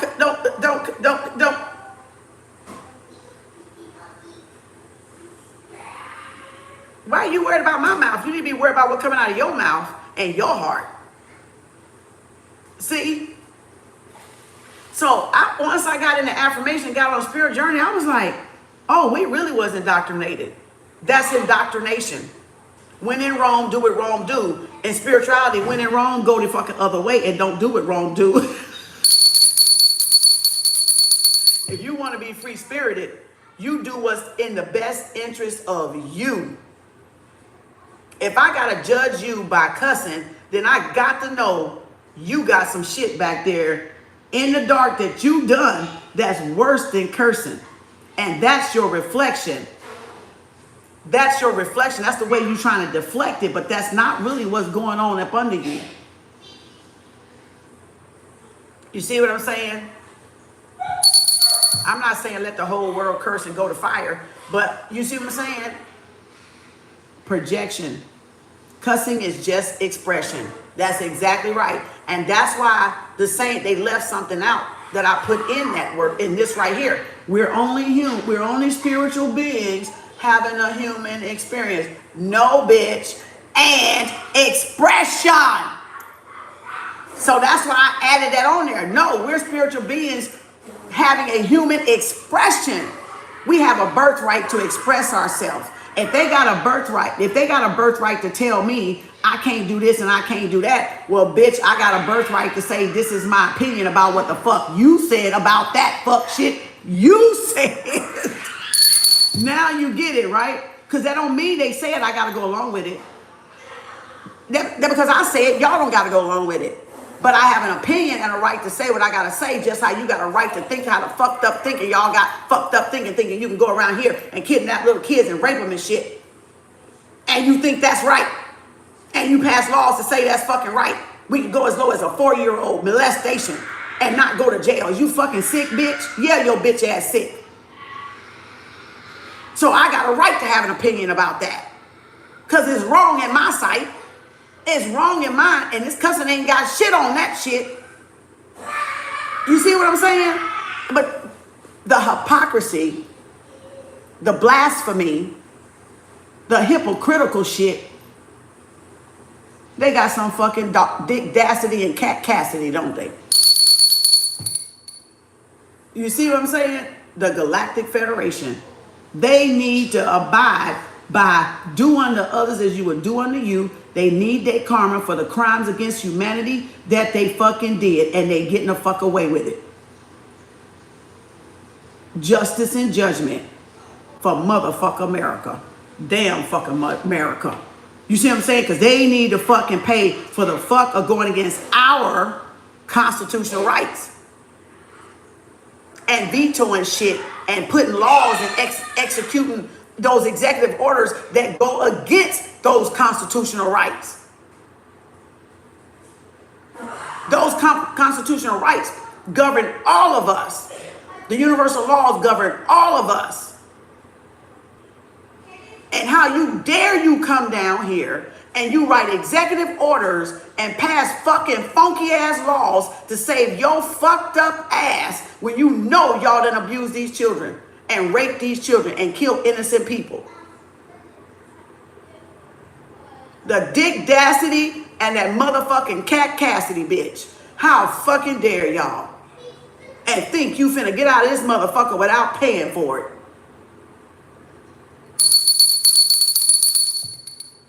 Now you worried about me cussing. My cussing look like a little piece of lint compared to what they done fucking did. You see what I'm saying? So again, because if something happened to them, they would want to see justice to their families and friends. If something happened to y'all, you got every right to see justice and judgment for what happened to y'all loved ones. Period, point blank. How they gonna say, well, we want justice for mine, but you can't get justice for yours?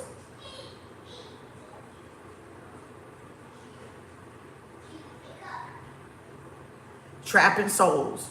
Exactly, SB. Exactly. So that's why they say that. So if y'all do mind dumping, at least do mind dumping and see what dumps out of your mind and see what dumps out of your heart.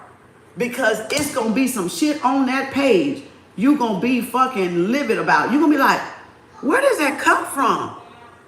Other people projecting their thoughts on y'all, their behaviors on y'all, manipulating y'all, just doing all toxic shit around y'all, and you turned away and you act like you didn't see it. Or it made it even happen, something happened to y'all. You shut it down thinking it was gone. You got to get to the root before it's gone. You got to cut down the root before it's gone. So you may cuss a little bit, you may swear a little bit. You don't need to feel guilty about it because ain't nobody gonna see the dumping shit but you. So it can be a little notebook. You can get a little notebook like this, and you can put mind dumping on it, and you can just mind dump your ass away, and ain't nobody gotta say it, ain't nobody gotta see it, ain't nobody gotta read it. And if it got somebody's name on it, then you can burn that piece of paper. That's like a release, a burning bowl. Let the ashes blow to the wind and get it out of your energy, get it out of your heart, so y'all can open and receive abundance, open and receive soulmate, open and receive whatever the prosperity you want to get, or the success, or whatever. Damn, I gotta put the damn jacket back on, y'all. I mean, my soul. Hold on, oh Lord, my arms is cold. But again, y'all see it? But they see that as an act of rebellion.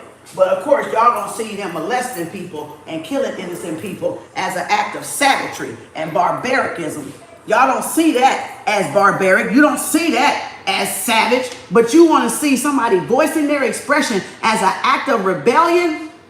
Bitch, I'm that motherfucker then. Fuck you. Y'all don't even have to listen to me. You can get the fuck off my page. That's what you can do. Because this mouth gonna be this mouth every fucking day. It don't matter. If that's what I gotta do to get to the people I need to get to, so y'all can wake the fuck up, so y'all can manifest the life of y'all dreams, I'm just a Hayoka empath. I can't help it. That's just what I do. That's my gift. Hell, the fuck with y'all. So again, you see thought, you see vision, third eye. So you gotta put your heart, your mind, and your feelings, right? And make it plain. Well, to make it plain, that says create right there. Write the vision, create it plain. Plainly, I plan. Create it by what? Planning. By, B-I-B-Y. By planning. By planning it. By scripting it. So thought and feeling become the secret.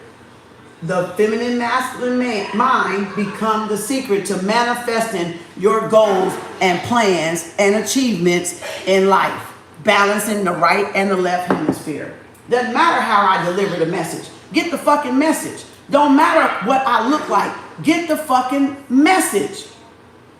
Get the message. It doesn't matter who the messenger look like. Get the message. Get what they're teaching. Get what they're teaching. It doesn't matter what I look like. It doesn't matter what I sound like. Get the teaching. If you get it, you get it. If you're going to look at everybody teaching y'all, oh, look at her. Oh, look how she sounds. Oh, look, she sounds snorty. Oh, look at her. She look tooty. Oh, look at her. She did this. You're going to miss them pebbles. You're going to miss them gems. You're going to miss me dropping them diamonds. And you're going to still be a follower. And I'm going to continue to be the fucking leader that I am. Because I don't want no fucking followers. I'm here to create leaders. Learn how to master and govern yourself. You don't have to hurt nobody. You don't have to do nothing to nobody to be rich, wealthy, or poor, or in the middle. It's the person that's fucking hypocritical and evil in the first place. And they fucking pissed off because you can see they motherfucking ass fucking 1,000 miles away. And if you can't see their ass, you can smell their ass. And I'm not saying literally smell their ass. I'm saying energetically you can tell. Like how I'm reading y'all now. Okay? I ain't got to be by you to read you. I ain't got to be by you to see into you. And I'm not even astral projecting. Just imagine if I astral project. I've done that not knowing. I've had people say I've showed up in their dreams and we talked or we whatever. Or we had fun. I wasn't trying to do that shit. I didn't know I was doing the shit, really. You know, because I don't know. You don't know, right? So again, boom, boom, boom. So write it, make it plan, mean make a plan that you're creating that goal or that vision and don't let nobody stop you. So that's why you need to laser focus, y'all. Because a lot of shit still gonna be going on, like the war and shit. I had to turn the shit back off, y'all. I noticed my frequency dropped. I started just kind of posting, just checking in on the floods and making sure it was all right. And, you know, doing my little meditation, girl, look at here. Besides the, you know, I was like, oh no, I can't do it. Never mind, spirit, I got you. If I see it, I see it. I don't need to see it to wish y'all well. I fucking stopped that shit. That motherfucker dropped my fucking frequency so fucking low. I said, hell no. The news got to fucking go. I ain't allowing them to taint my goddamn mindset with that bullshit.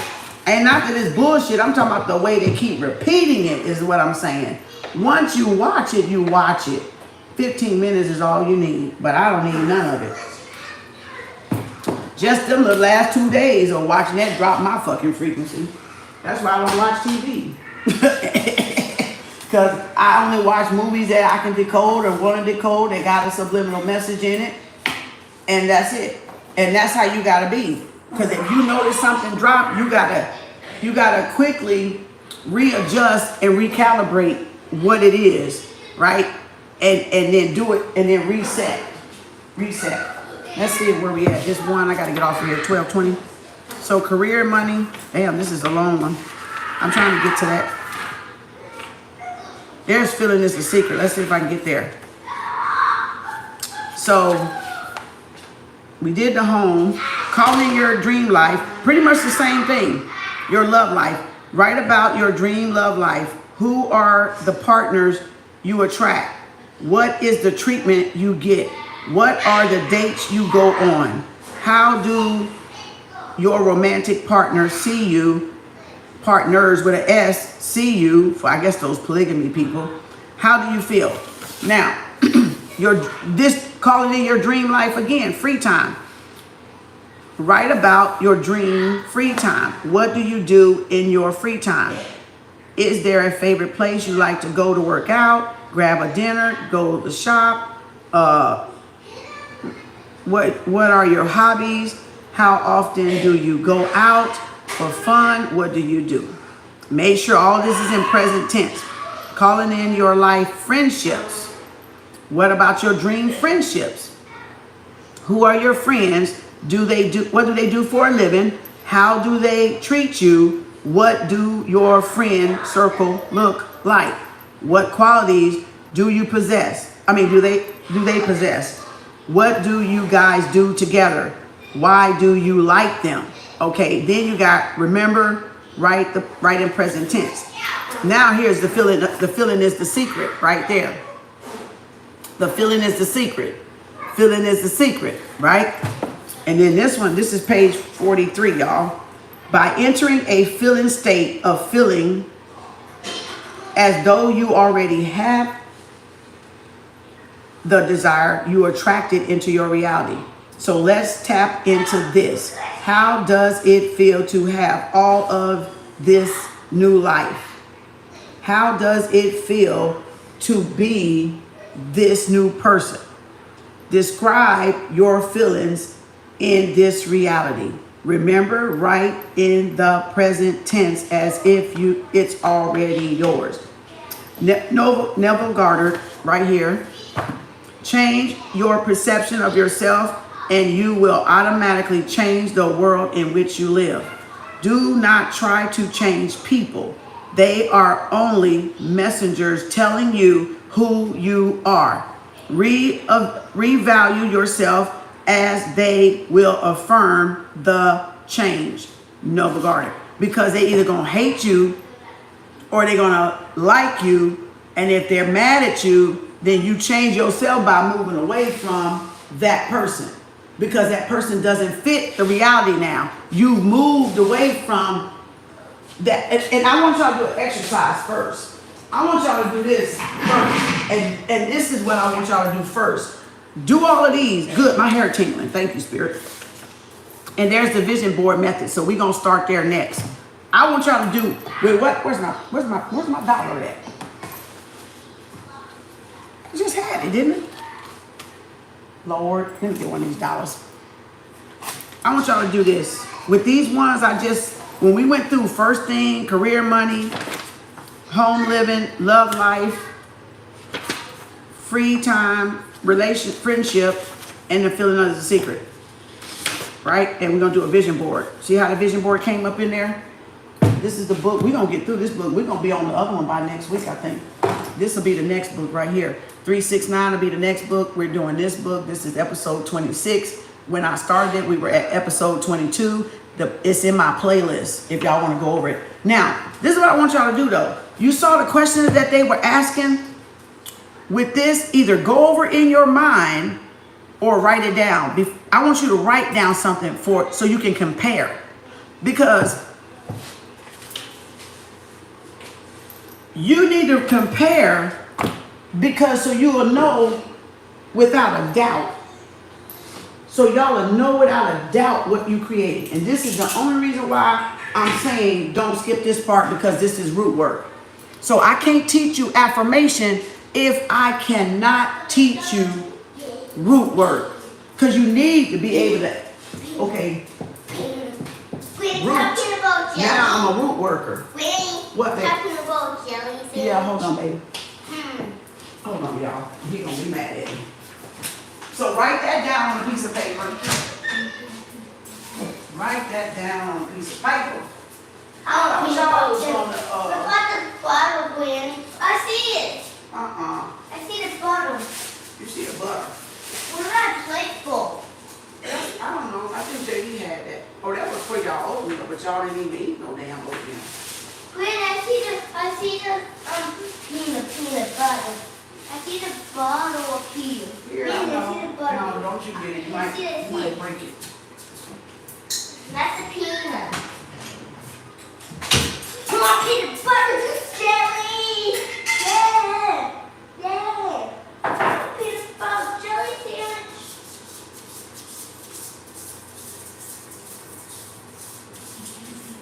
Come on, peanut butter jelly. Yeah.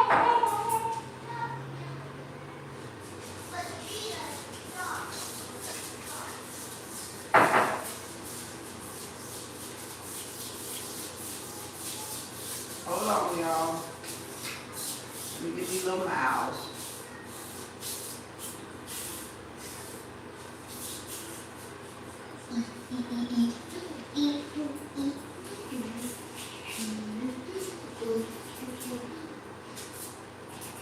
You have weird this? Yeah, weird this. I have what? You have some peanut butter. There's soup, a nice thickness. With some teaspoons, big knives, and big forks. Big knife and a big fork. And look I don't think y'all need a big mouth, a big knife and a big fork. These ones look cool. I don't think y'all need that. What about a gun? A gun might be nice. I want to see what a gun looks like. What y'all want to drink? The sweet people jelly got the table.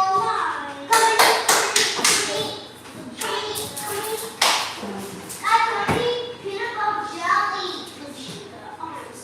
Come eat. Hey, can you peanut butter jelly? And y'all can get a chip when you're done. You get a chip when you're done. You can't get me now. Gotta eat first. Casey. Okay. Casey. Now, it do me no good. Where's my physics snack? Oh, I left my mark over there. Hold on. Okay, but eat first.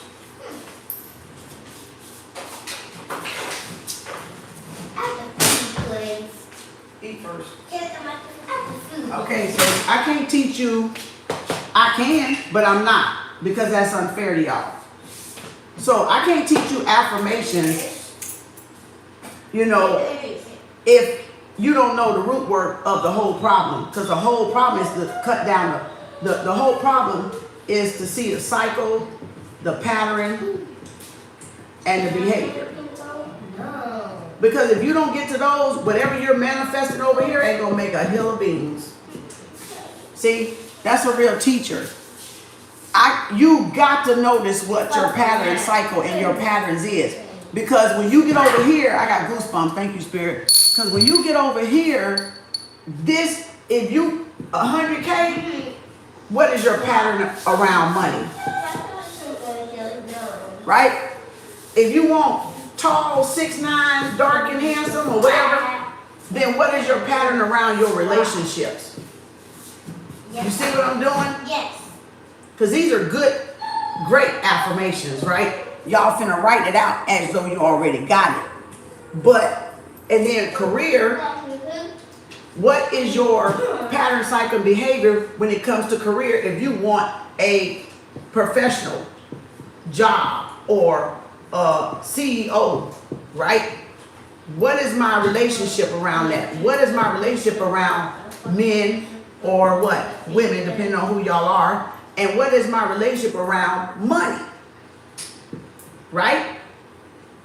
What have your cycle pattern been? If you can pick out some of those, and you may not even have to write this down, you may be like, damn, I do be attracting broke ass men that don't like to share shit.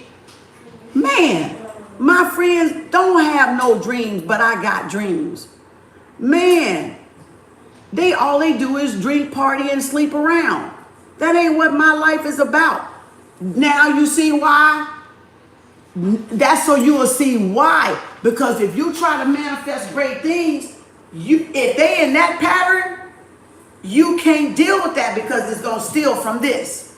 Oh, that's that good one right there. Damn, them bars, Kem Arts. If they gonna be in this, they gonna steal from this. Oh, girl on fire. They're going to influence you. They're going to interfere with your frequency. It don't got nothing to do with you hating them. It don't got nothing to do with you being snooty. You know, think you all bougie. It is going to cost me too much. Your presence is going to take from me. Do y'all get it? And that's why I can't teach it without you knowing you can conquer your own root work. Why am I picking friends that don't do shit but gossip? And gossip, you can't do that with affirmations because you ain't gonna never achieve the affirmation. You're gonna take from it if you get a bunch of gossipy rich women or rich men to be in your point. That's not high value then. That means you just transferred your low value over here, which gonna decrease that value. So y'all get it? So now we said career, okay, home. That was all the things we just kind of went through your home life, right? So what is my pattern of where I was living at? So if I want to live in a mansion, what was my pattern behaviors around the homes that I lived in? Did I live in luxury? Did I upgrade? It don't matter if you don't. Some people just don't want, they want to stay in apartments. That's fine. They want to stay in condos. That's fine. They want to stay in rural or suburban or whatever. But I'm trying to let you see if there's any cycle here that you can break before you manifest it, so you will catch it if it try to creep back in. Because if I don't teach you to recognize the pattern, the behaviors, you can't change them really. The root still is there. You ain't cut down the root. You ain't cut to the problem to get the solution. It's gonna offset somewhere. You're gonna be that bitch. Listen, you're gonna be that bitch, and we all seen this bitch and these type of people that gotta do what? Buy friends. Or a man that gotta what? Buy women. So that's what I'm trying to get you to see. If you do it that way without cutting the root, you're gonna be a woman that has to buy friendship. A man that has to buy friendship. Because you're not attracting true value friendship. Because you still got a root problem there. So you got an unsolved problem there. You're not gonna buy the right counterparts. You're gonna buy, or the business partners. You're gonna buy the ones that's gonna steal from you. Because you're gonna think, well, I better just go do this collaboration or take this deal, because I ain't gonna get another one. There ain't gonna be no better one. You're gonna settle. Now, do you want to be the rich millionaire that gotta buy friends, but not really attract the ones on your level, so you can look like the God that you are? You see it? Transactional. Right. Do you want the real or the fake? You want the real, true, genuine friendships, or you want the fake friendships? What kind of friendships have you attracted in the past? So you'll know when you write that affirmation, you're serious about it, because you've looked over your life, and that could have been a friendship that slept with your husband, slept with your girlfriend, slept with your wife, cheated on you with your dad, cheated on you with your mom. Now you mean to tell me you want to manifest that same person over here with this?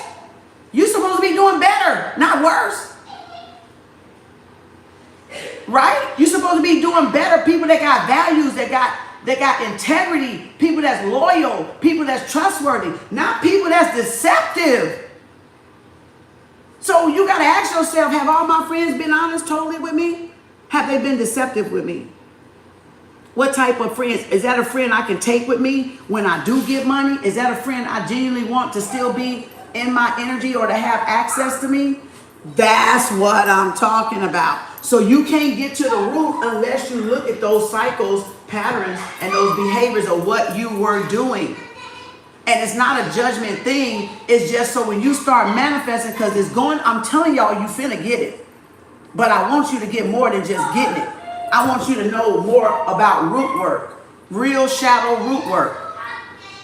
Taking back authority over your life. So when you get all this and manifest this, you got to say, can I grab anybody from over here that I trust to bring over here with me? You got to know it, y'all, or else you're going to end up broke. By frequency, you see what I'm saying? Or by they going to steal from you, or either by they going to sleep with your husband, your man. You talking about people letting people in your world. Now you really got to be, do I want them in my world? You see what I'm saying? Who's got your back? There you go. Who got your back? And if nobody over here you can trust to have your back, why the hell would you let them right here? That's why wealthy go on to get friends, unless you already had that best friend. And that is truly a best friend. That's what I'm talking about. If it's truly a best friend, it's a best friend. You can take them wherever the hell you want to, like Oprah and Gail. And you only need one. You can have 2, 3, 4, 5 if you want to. But you ain't got to. You can get how many you want though. So, but I'm just telling you, somebody that's of value do not have a lot of friends, y'all. They do not have a lot of friends. They do not have a lot of friends for a reason. They don't do it. They're friendly, But just because you're friendly don't mean you got to have a lot of friends to show yourself to be friendly. Oh, y'all don't get me. You got to first be friendly with your own energy before you can be friends with somebody out there. Equally so. So if you're a fake friend to yourself, you're going to be a fake friend out there. And furthermore, you might be a rich fake friend that buys friendship. Now do y'all get me? Now do you get me? Okay. I just wanted y'all to know. So when you're doing this, you know why you're doing this. Because you recognize your pattern. And now you're changing the whole mindset. Yeah, I get it now. And if you go through your life from childhood to elementary to university to whatever you did, and then now your life as an adult, being married or not married, or now divorced and single again, you can now tell you were in a cycle with these subjects right here: dollar, relationship, career, home. And then it said, where did you go? We always went to the same shit. We didn't do nothing different. We didn't do nothing different. So even the career, even the life of, where's it at? Where was the other one? Friendship, free time. Even our free time was cheap. Walks in the park, not that they're not meaningful. Did cheap stuff. Kept it within a budget. You see what I'm saying now? Even your free time will be affected. So if you don't recognize the pattern, you won't say like how JD gave y'all the message in the bottle. You're going to keep doing the same type of stuff. Oh, let's take a road trip. You won't travel out the USA. You won't go no other place because now that was the pattern that you already was accustomed to. So it's going to get y'all to think big. We go to the same vacation every year. We go to the same thing every year. We don't try nothing new for a vacation. We do the same fucking thing, da da da da da. That was a pattern that went with that trauma. That was a pattern that went with that trauma. So if you heal, you ain't gonna do those patterns. You're gonna go beyond those patterns because you're gonna recognize, well, shit, why would I manifest $1 million to stay inside the USA? And all I did was stay inside the USA. Now you get it, right? Why would I manifest a luxury lifestyle and live all bills paid? I'm going to put it like that. Why live in an all bills paid? Why would I manifest a luxury lifestyle and then say, well, the government owe me reparation. We need free health care. We need free apartment like the other countries do. What's the point of my manifesting a luxury lifestyle if I'm going to ask for the government for something for free? If they give it, yeah, claim it. But why am I looking for it? Because I'm looking for a handout with Section 8, with housing, with all bills paid, with low-income apartments. Now you see, that's root work. I would not be a good, effective teacher if I did not point out, for you to point out your own roots, your own cycles. Because if you get this, it ain't going to serve you no damn good. It's going to be with stipulations or like lowering your standards. Because why would I buy a friendship? I want real authentic friendship because I'm authentic friendship to myself. So I don't want to have to buy a fake friend. You see what I'm saying? It says, no, you gotta, it's a mindset. Section 8 is a mindset. If you don't understand manifestation, this is not the page for you. Go back and go to my 22 episode and listen to it from the beginning because this is episode 27. So I'm trying to tell you about an all bills mindset, and everything is a mindset and it's capped. So if you just coming in, you need to start back to the beginning. So now, y'all get what I'm talking about, right? Because if y'all been here every day, you know what I'm talking about. I'm talking about a limited mindset of poverty is Section 8. If you're going to stay on it for 30 fucking years for the rest of your life and then pass that damn poverty down to your children, that is a poor ass mindset. They are trying to do away with the middle class. So either your ass gonna be poor, which means you make under $500,000, and if you're gonna be rich, you make over $500,000. So do you want to be classified as poverty, or do you want to be classified as wealthy, stable, successful?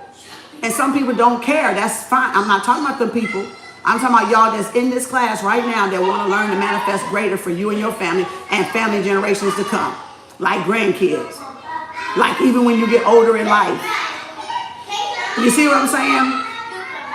People want to hear what they want to hear. It's Venus Day, baby. It's all about the love and the money. Boop, boop, boop, boop. That's my day right there. Venus.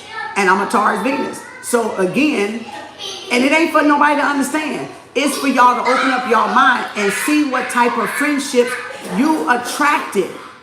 I'm showing you how to do root work because I done it.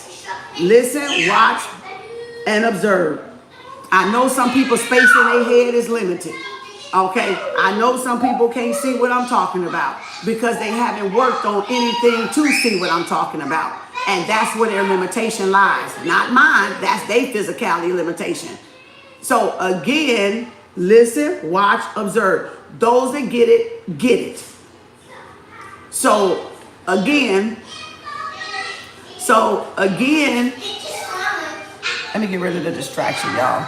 So again, see, sometimes you gotta take the trash out. Sometimes you gotta be okay with taking out your own trash. See, again, do y'all understand what I'm saying? Okay, do y'all understand what I'm saying? So again, the 144, that's why a lot of people ain't gonna get it, because people don't want to get rid of their old mindset. They don't want to work on themselves because that's a challenge. It's much easier for me to stay with the same type of friends, even if I can manifest this, but they don't want to recognize their own patterns. Why wouldn't you want to recognize your own patterns? Because that's how you learn your lesson, so you don't repeat. So what kind of men did I date? What kind of men did I date? Do I want them type of bums to be my man when I get money? You mean to tell me what I just taught y'all right now that ain't nobody teaching y'all is not important? If I get money and I don't know my cycle pattern and behaviors with men, I'm gonna be wealthy and somebody gonna use me for my money. And I'm gonna take us karmic again just for the sake of having a man because I got money. So if you want better men, you're going to have to look at your cycle in your relationships and behavior with the type of men that you are trying to manifest. So when I get to a relationship here, trust me, it ain't going to be with this type of men, because I already know the pattern of what I've been dating and what have been attracted to me. So now I'm going to extract that lesson like I told y'all yesterday. You see what I'm saying? And I'm going to manifest a real genuine, handsome, loving, romantic, financially available, emotionally available, ready to settle down, ready to be with one woman, ready to be with it, not one that's going to lie and have another woman on the side, or lie and say they weren't married, and they were married.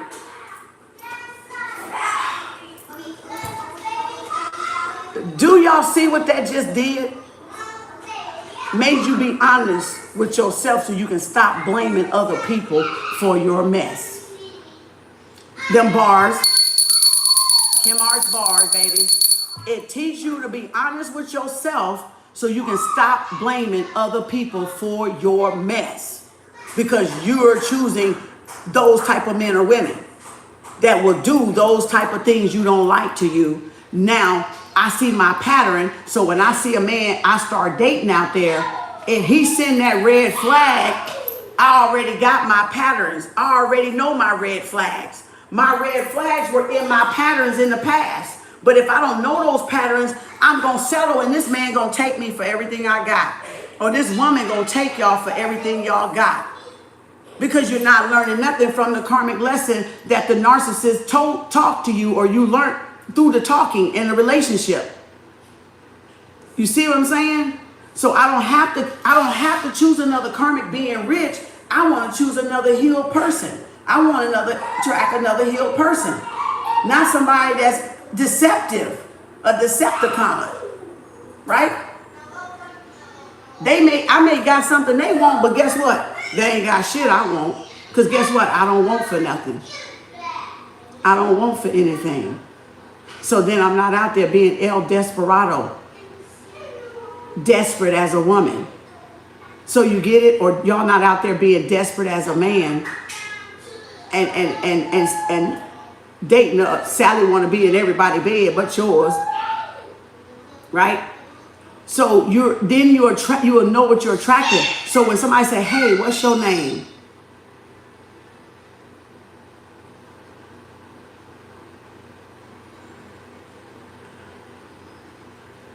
Y'all ain't see nothing wrong with that? Hey, what's your name? That's my old cycle. You can't even greet me right. Did y'all just see that? If that's all the dude said, hey, what's your name? Can I get your number? Nigga, can you say hello? You see the red flag? Oh, it's gotta be that. It gotta be hire slow, fire fucking fast, like the wealthy said. If you can't open your mouth and greet me correctly, why the fuck would I talk to you?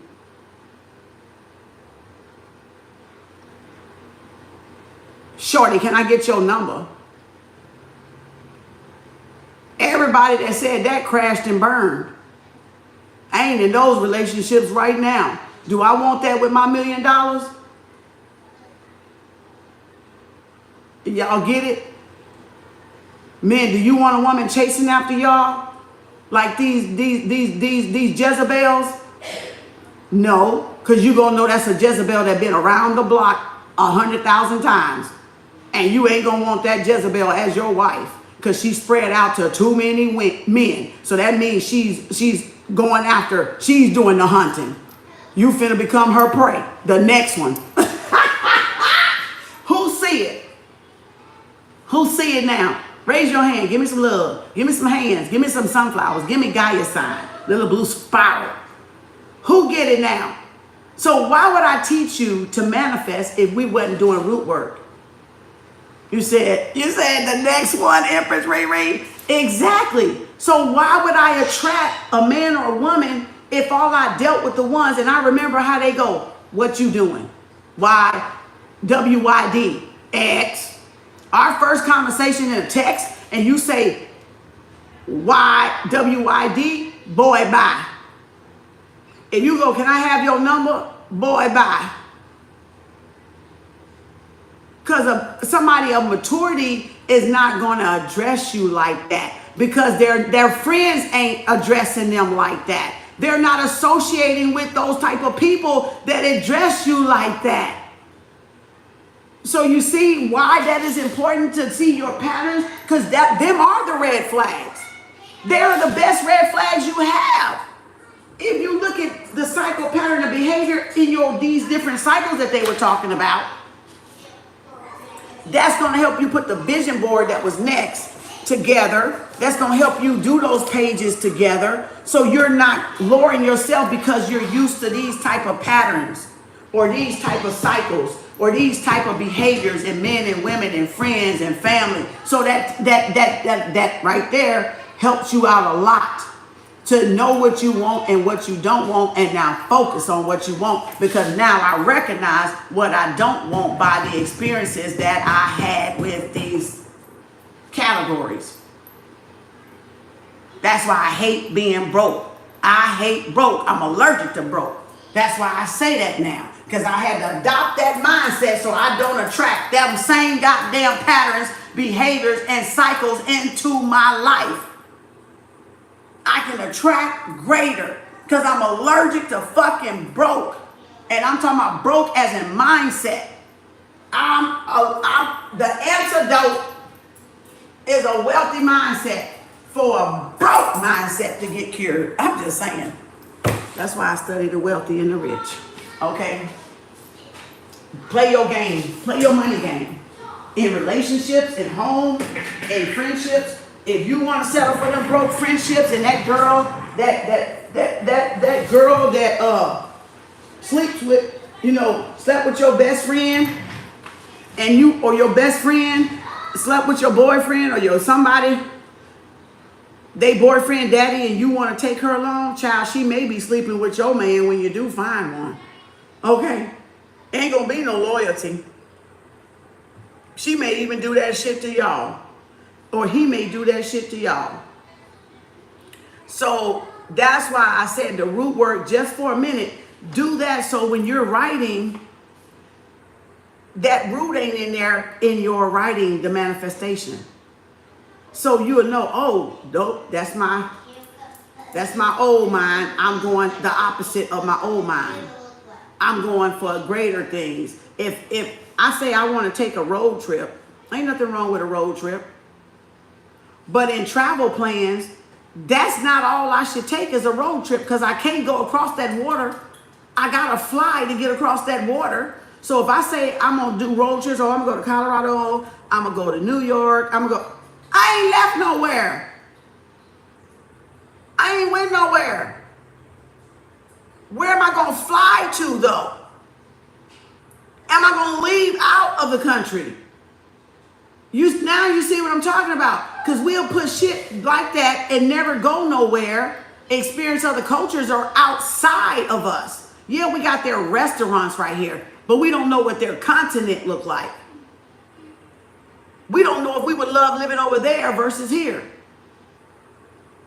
You get what I'm saying? So you wouldn't know if you want to live 6 months over there and then 6 months over here. So you got to know when you're writing money, goals, career, dream life, where would I be living? What would I do in my free time?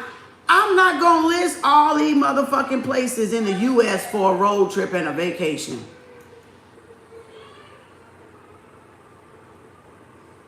I might go ski in mountains in another damn, see some waterfalls or some shit.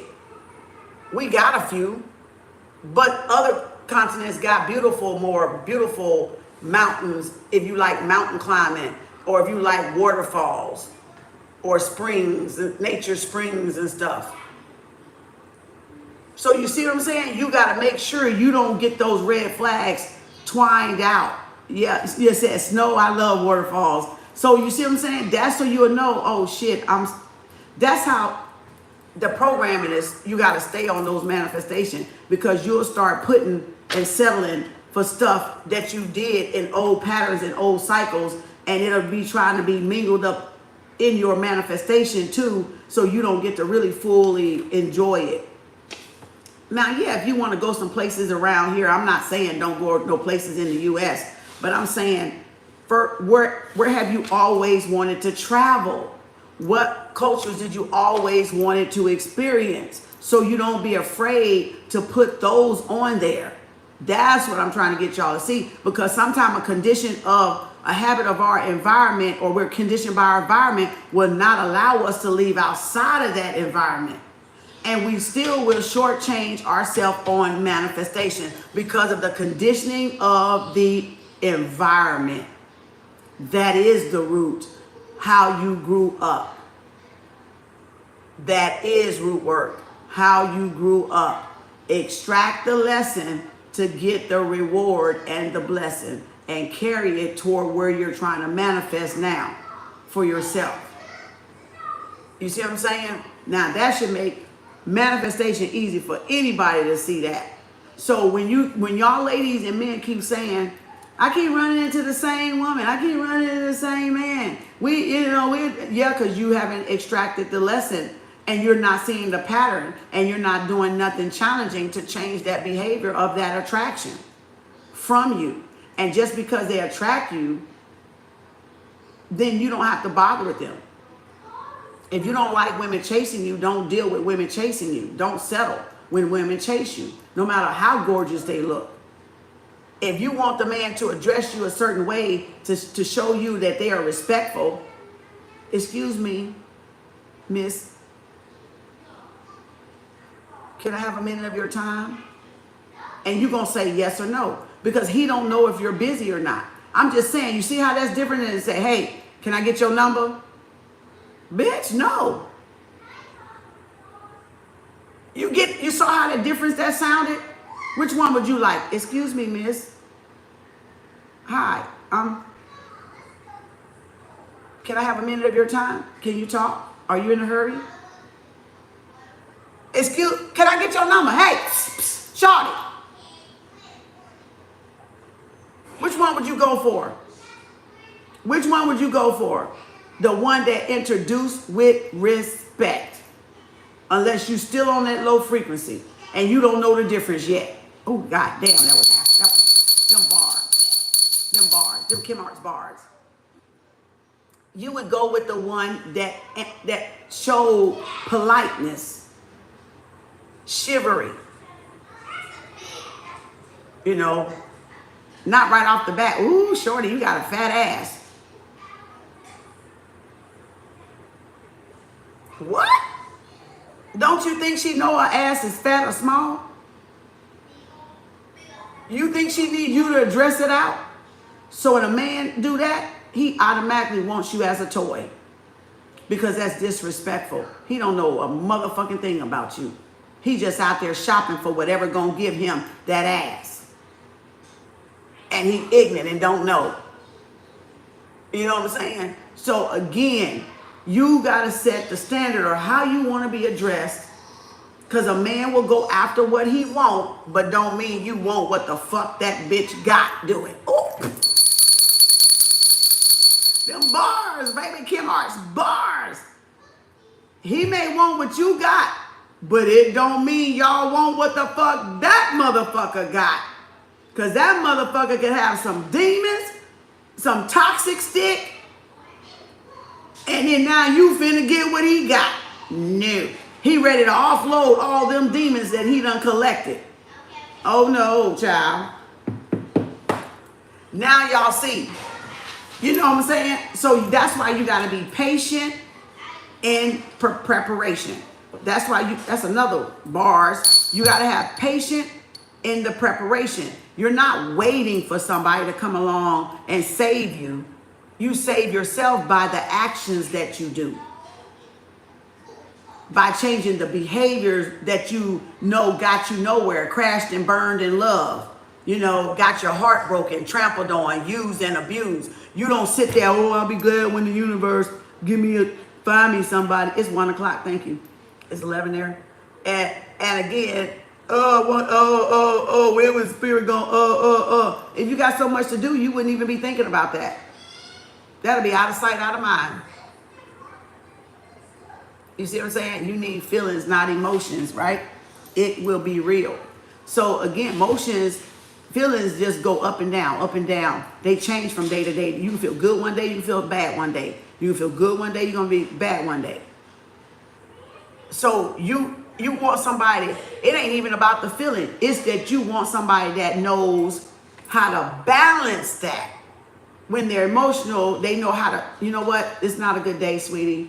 I'm feeling, I don't know. Maybe it's my childhood trauma trying to creep up, but I don't want to snap at you. Give me some space. I just need, 5 minutes or 20 minutes. See, you start talking with respect because you don't want to hurt the other person's emotions because you have emotional boundaries. So you're not going to do nothing to overstep and override your person's boundaries. You're going to make it safe for both of them. Feelings is not bad. What's bad is people don't know how to manage and govern those feelings and emotions. They don't know how to just not snap at somebody when they have a bad day. They go to work and take it out on anybody. That's a person that don't know how to balance their emotional intelligence.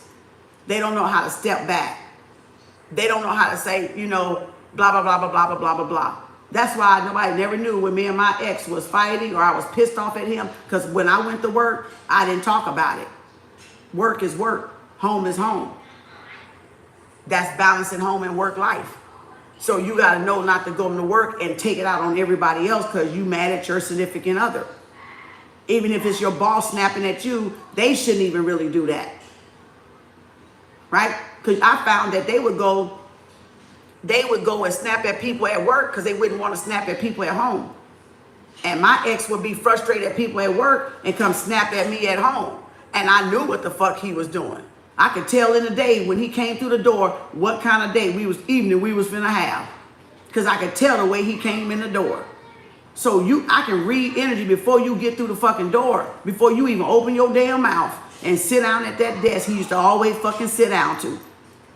And then get back online and start working again. And mad at the kids because they playing. Like, what the fuck? They're children. See? They would not snap at the boss or where the frustration came from. Narcissists snap at the people closest to them. They ain't gonna show nobody outside what the fuck they're doing. That's why when these women talk about narcissism and stuff, they literally talking about narcissism. You don't see what's in the walls. The woman do. You see what I'm saying? Displaced anger. Anger management problems. So when they're talking about they was cruel to them and you looking, but how? You're beautiful. No, fuck the beautiful. Yes, that's what they do. Cover the fucking shit up. Make y'all think they're doing good when they're actually being shitty to their children and their wife that they got at home. It's not bashing. They're showing you the personalities that people put on out there when they faking the fucking funk. But then when they come home, they mean, or they're getting beat, or they're getting abused verbally, financially, emotionally, spiritually, psychologically, mentally. That's why women be exhausted. And that's why women be done with men and stay by themselves till they feel like they even want to be bothered, if they want to be bothered. So y'all saying they don't want a man, bitch, you ain't gonna never get a man. Bitch, have you ever figured they don't want you? Not that they don't want men, they don't want a man in their energy. Not that they on the other side either. It's, bitch, they don't even want a man. Well, how dare you suspect that I even fucking need a man? See what I'm saying? So that's unprocessed trauma right there. I don't want what you got. Distraction. There you go, Jordan. It's a distraction. Yes, how dare they think that because I don't want a man, something wrong with me. Why would I want what you got when you know your motherfucking stick is sick? Oh, goddamn. Them bars. Kem Arts, them bars. Why would you think I want you when you know that stick is motherfucking sick, bitch? Oh, God.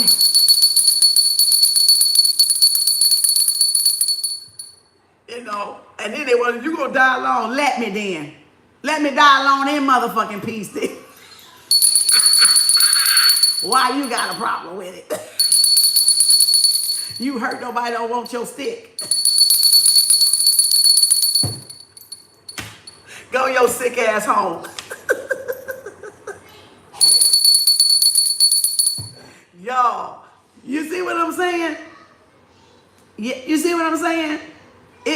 The audacity that they think that you want what they got and knowing they got something that you don't want.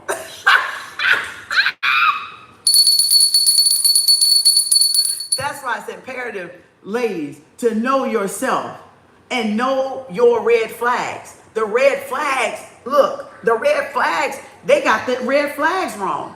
They think the red flags, yeah, they kind of for them, but no. The red flags is if you're healed, you know how to recognize them red flags and by your characters, behaviors, or people you've dealt with. So now you'll know when somebody else come up, it ain't about their red flags.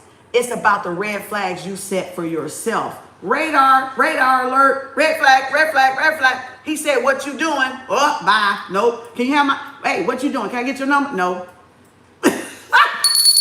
And I'm not saying everybody that, now that they hear what I'm saying, I'm not saying if somebody come up to you nice and polite that you give them the number. You still got to use your intuition. You still got to feel that energy and see, have a coffee date. That's why some of them say go on a coffee date. It's public. You sit around. You can feel the energy. You can see if they're attentive, if whatever. You can see if they're going to buy the coffee, whatever. It ain't losing no money. Level up on your manifesting. Thank you. Because why am I going to give him a whole 2 hours when I can sum his ass up in 5 minutes?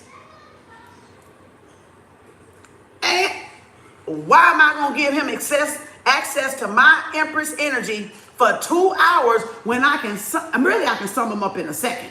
But why? But why would I go out with him if I summed him up in a second? I would be going for coffee just to see if there's anything more, because I already made it on first 90 seconds. You already got if you like this person or not, or you like what you see or not. That's the physical part. Now, if I want to know a little bit more, I kind of like what I see. He said something good when we first met. Then I'm gonna be like, okay, yeah, we can meet at coffee. We can have coffee. Blah blah blah blah blah. And then I might go, okay, now we're talking. Now we're in the energy now. But then now, why would I give him still 2 hours when I can sum him up in less than 15 minutes by the conversation that we're having? Coffee dates is what level up people do. Because you're going to be a high value.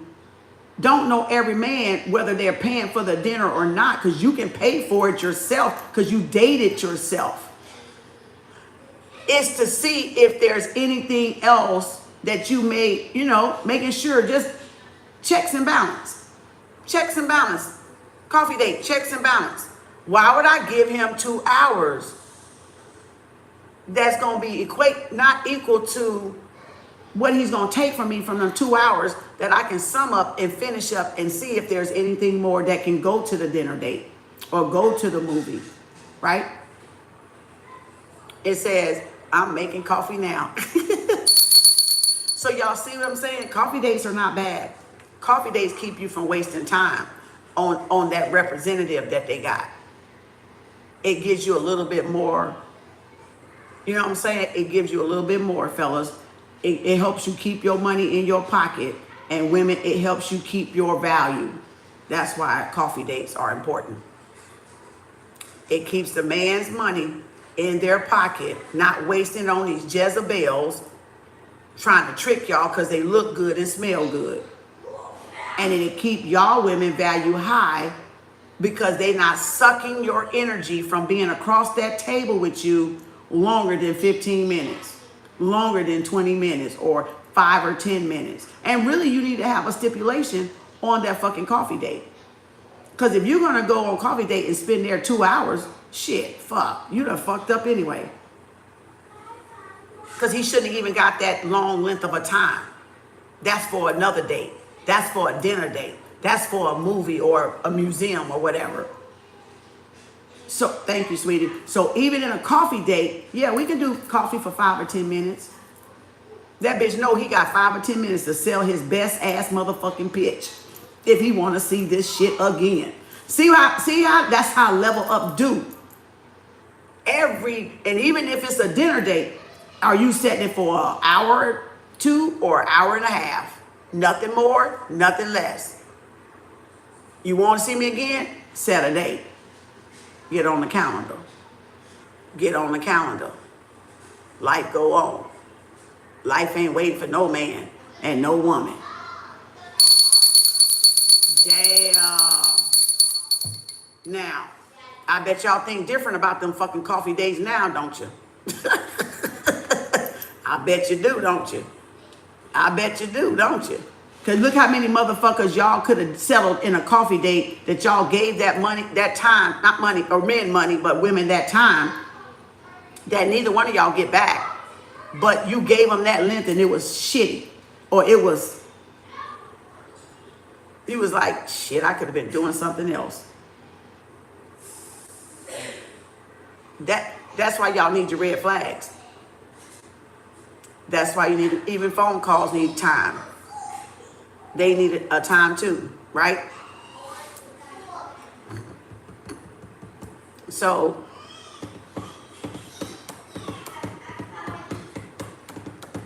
you see what I'm saying? Thank you. Who you asking do you channel? Jordan, who you asking that to? Is that a question? Now wondering why chickens scared to cross the road. Timothy said, and now I wonder why chickens are scared to cross the road. Yeah, I channel. I do everything. I'm an empath. Yes, I channel, sweetie. I channel in my pop-ups. If you be in my pop-ups, I channel all the time.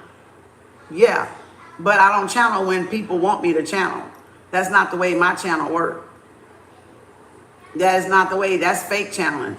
I don't think, oh, okay, let me channel this message on affirmations. No, I do it the natural way. I don't fake channeling. You can't turn my channeling on like that. Yeah, I don't force channeling like people do. Exactly.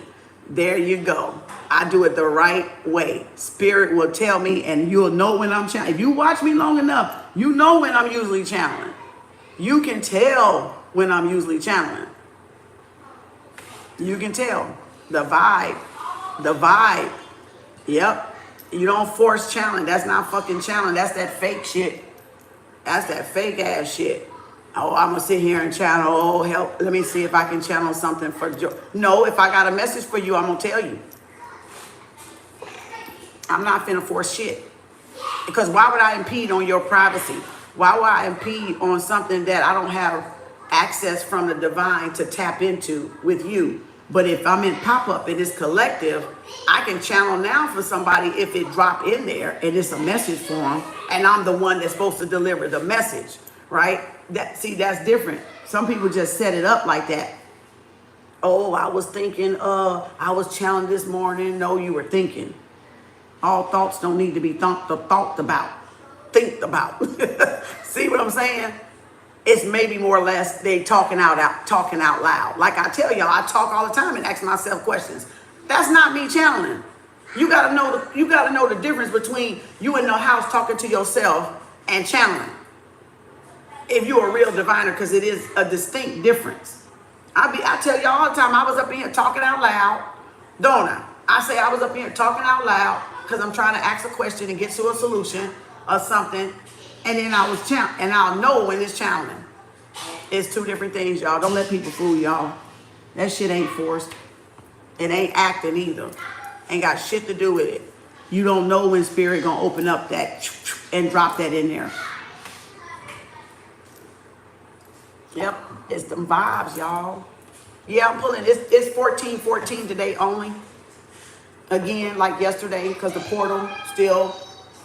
I don't even know if I'm gonna do it through Saturday or not, but I'll take Saturday when Saturday comes.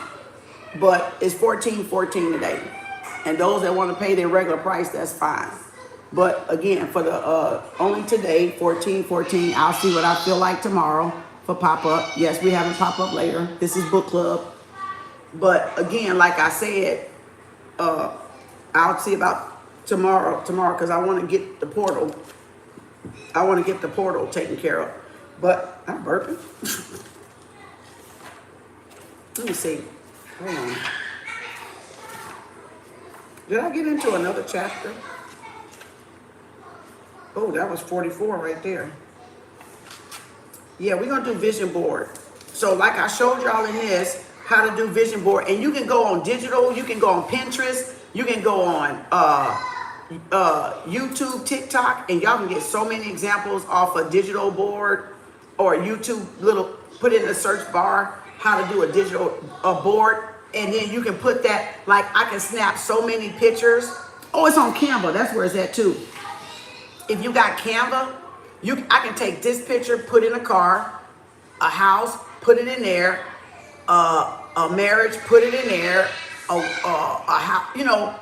degree, a diploma and a cap, put it in there, or a dollar sign, and put it in the different boxes on Canva, and you can make a digital vision board, and it can be your screensaver. So anytime you pick up your phone, there's your vision. That's a technique y'all can do, because you can't take your vision board with you a lot of times, right?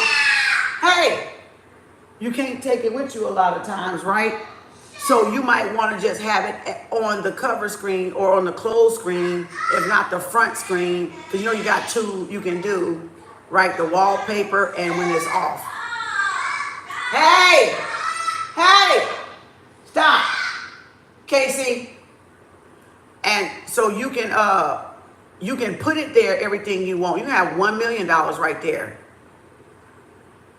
You can have whatever you want and do it digitally, and then have a different one at home, but it's right there everywhere you go. So if you want to do music or guided meditation while you're looking at it, and then go and be like, how would I feel if I drove this? You look like a lady, doo-doo, doo-doo. You look like a lady, doo-doo, doo-doo. You look like a lady, doo-doo, doo-doo. You look like big, bad, bougie Bianca. Big, bad, bougie Bianca. Big, bad, bougie Bianca. Going to my office with perks. Big, bad, bougie Bianca. Role play it. Big, bad. Get you a little jingle. Ooh, my nose itching. See, that was the truth. Hold on, let me take these glasses off. But you saw how I got in that feeling of I'm driving it. Big, bad, getting out, stepping out of it, driving to my mansion at home and parking it in the garage or in front of the house or wherever the hell you park at.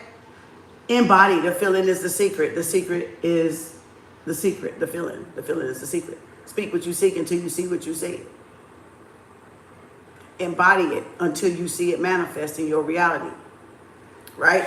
So that's why a vision board on the phone would not necessarily be bad for some of y'all if you can't picture it back at home. What you got. You know how many people went riding around looking at houses, snapped that picture of a house they liked, and then the house ends up being the house they closed on. And they went back and saw the picture of the house. You would think, I got goosebumps. Ooh, thank you, Spirit. You would think that you riding around picturing somebody else's house, that I don't want that house, that's somebody else's house. Some other builder gonna build that exact house. Because floor plans are shot, right? Or you can get a suburb that everybody's structure, every third, fourth house is actually the same or flipped opposite. Or you can go somebody with a custom builder that no house in there is the same. Nobody has your floor plan. An engineer or architecture to design your house. Or you can draw it out and design it and then go find you a builder to build your very house. So y'all can design a house, build a house, that's your house, find the right builder, boom, there your house. Or you can take a picture of this, and I know this is not the house I may, because guess what? They may move out. Or this house right here, instead of being in Dallas, may be in Colorado. And it's the same house I took a picture of. Because builders go to different states. They don't all stay in the same state. So that's why you can go take a picture of a house, and then you end up moving in another state and get the same house. Or another part of town and get the house, because the builders move around and they move from states to states to states. So that's why you can ride into gated communities, if you can get in there, or good houses and neighborhoods and be like, I like that picture, that's my house. And then go put that picture on your billboard. Or this is my new build.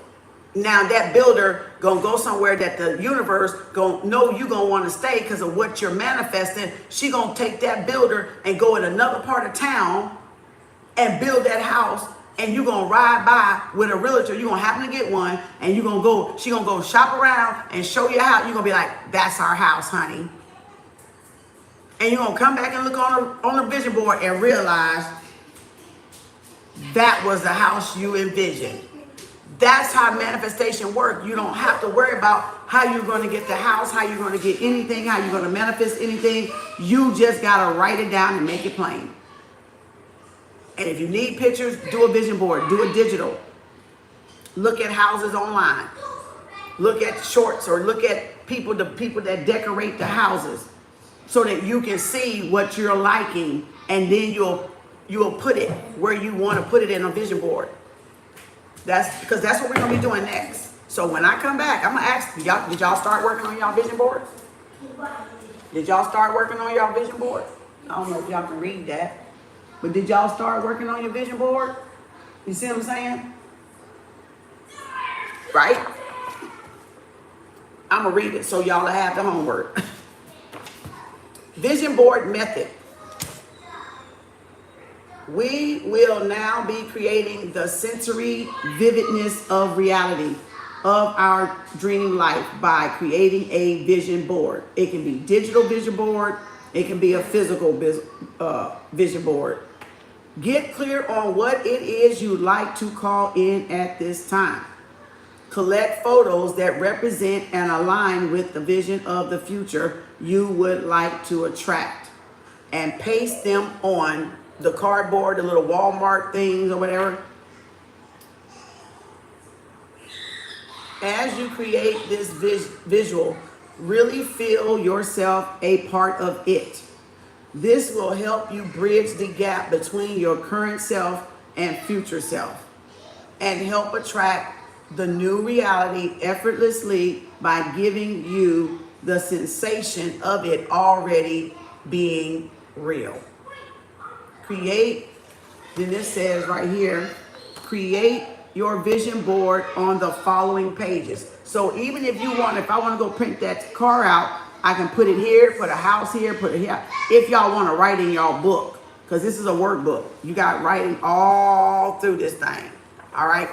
So you can create your vision board right here, snap a picture. Oh, that was an orb. And then put it on your a fairy.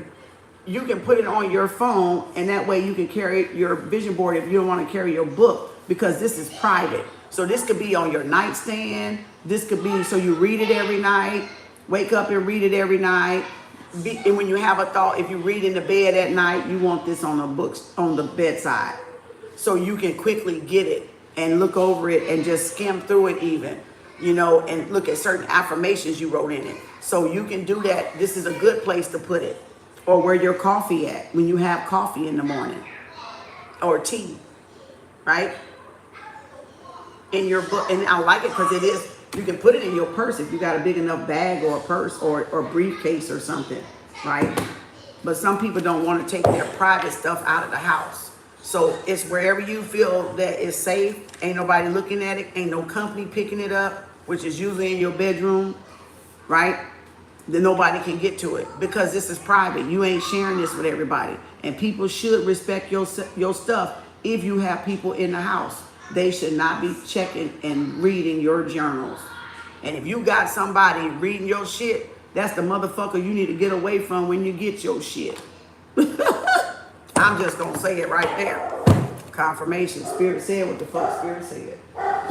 If you got people reading your dream journals, your affirmation books, you need to get away from that motherfucker. You do. You really do. You really honestly do. Because that's not, no, that's disrespectful. That because a wife want a journal, it don't give a husband permission to go read her private thoughts. Right? Because you could be doing, because you could be doing something like root work or writing out what happened to you as a child, and you may not even have shared it with them yet. And if you have journals and you're getting psychiatry help, take those journals there. If you don't feel like you want to talk to the person, write it down and share it with the therapist. Hey, y'all, stop. Better Health, right? Do that betterhealth.com stuff. What was I finna do? I don't even know what I was finna do, y'all. Child, I done got discombobulated. All right, so we're gonna get off, give y'all a minute. We'll be back for pop-up today only, 1414. That's today only. If you want to pay your regular price, 25, 35, 35, 45, 45, because I shortened and took one of them off so that I can have less categories. All right, beware of scammers in account. I will not be asking you for readings. You come find me on my board, on my website. KemArts.org is my website for all my merch, my books, my ebooks, my music, Linktree, and Spotify leads you there. And this is the regular prices, but today only $14.14. The portal was yesterday, so I gotta put the date up here. I got the date up there. 10/11 today. It's Venus Day Friday. Actually, we got date night questions tonight too. So let me take them down. If I don't, I will forget. Hardly initiated dating questions when we come back and pop up. So hopefully y'all enjoyed this manifestation class. Okay. Thank you for all the donations. Thank you on my YouTube for all the donations. I see y'all down there super loving and super chatting and stickers and stuff. Thank y'all, everybody. Appreciate y'all. Peace, love, and prosperity. What'd you say? Run that board back. Oh, run that board back again. All right. If it don't say this shit, it ain't me, y'all. It ain't me. It's, you got a scammer. You got an imposter. I got a gobbledinger. Okay, so this is my shit. Y'all know it.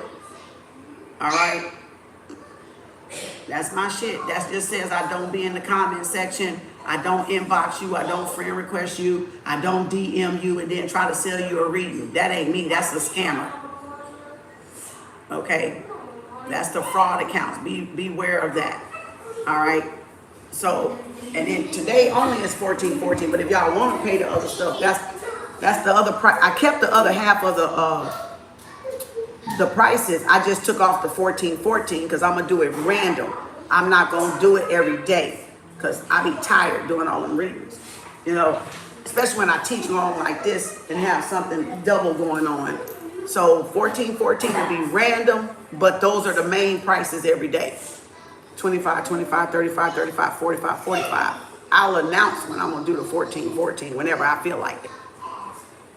And Spirit say, yeah, do it, okay? Because I know that's helping some of y'all out anyway. But what else? That's it. Full moon Thursday on the 17th. All right. Return, and I got cord cutting on my website. If y'all want me to do a cord cutting to handle y'all shit for y'all, it's a whole ritual. I don't just, you see the cord cutting. That I did more than that cord cutting. You don't see what I did with that cord cutting. So I have to go through a whole overhaul. If you want cord cutting from me, it's on my website. You gotta pay. Because I go through a whole ritual. You just was seeing everything already set up, but y'all didn't see the ceremony or what the fuck I did. All right, so I have to prepare myself. I have to meditate. I have to ask spirit questions. I gotta go through all that shit. It ain't just me sticking 2 candles up and throwing some herbs on the fucking goddamn thing, is what I'm telling you. So it's a ceremony. It's a ritual. And it's only 3 people can do it at a time. I'm not doing one-on-one because that's gonna be very time consuming to do that. So I'm doing 3 people at a time. Every Monday, you can get on my calendar for a cord cutting if you want a cord cutting done. But you are required to do some things too. So you're gonna have to become a member on my website so you can see in the description box. Because if you're not a member on my website, you can't read what's in the description box. So you are required to do some stuff too, okay? That way, it's a participation thing, okay? On both ends. Only 3 people. 3 people at a time on Mondays. 14th, 21st, 28th, until I want to just give it a break for a minute. Like I did Reiki. And Reiki long distance is back too. And I got my mentorship for y'all that need getting to the root of something. Coaching, mentoring is on there too for y'all.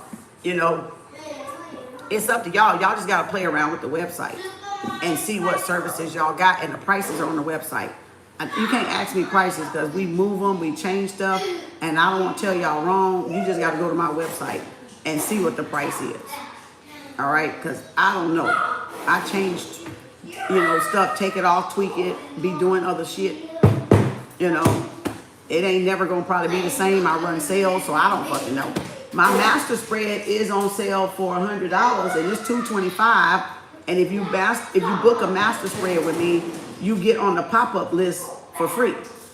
So you get to, while you're waiting on your excuse me, master spread to be delivered, I'll put your name on the next pop-up that I have because you booked the Oktoberfest master spread that's on special for the month of October.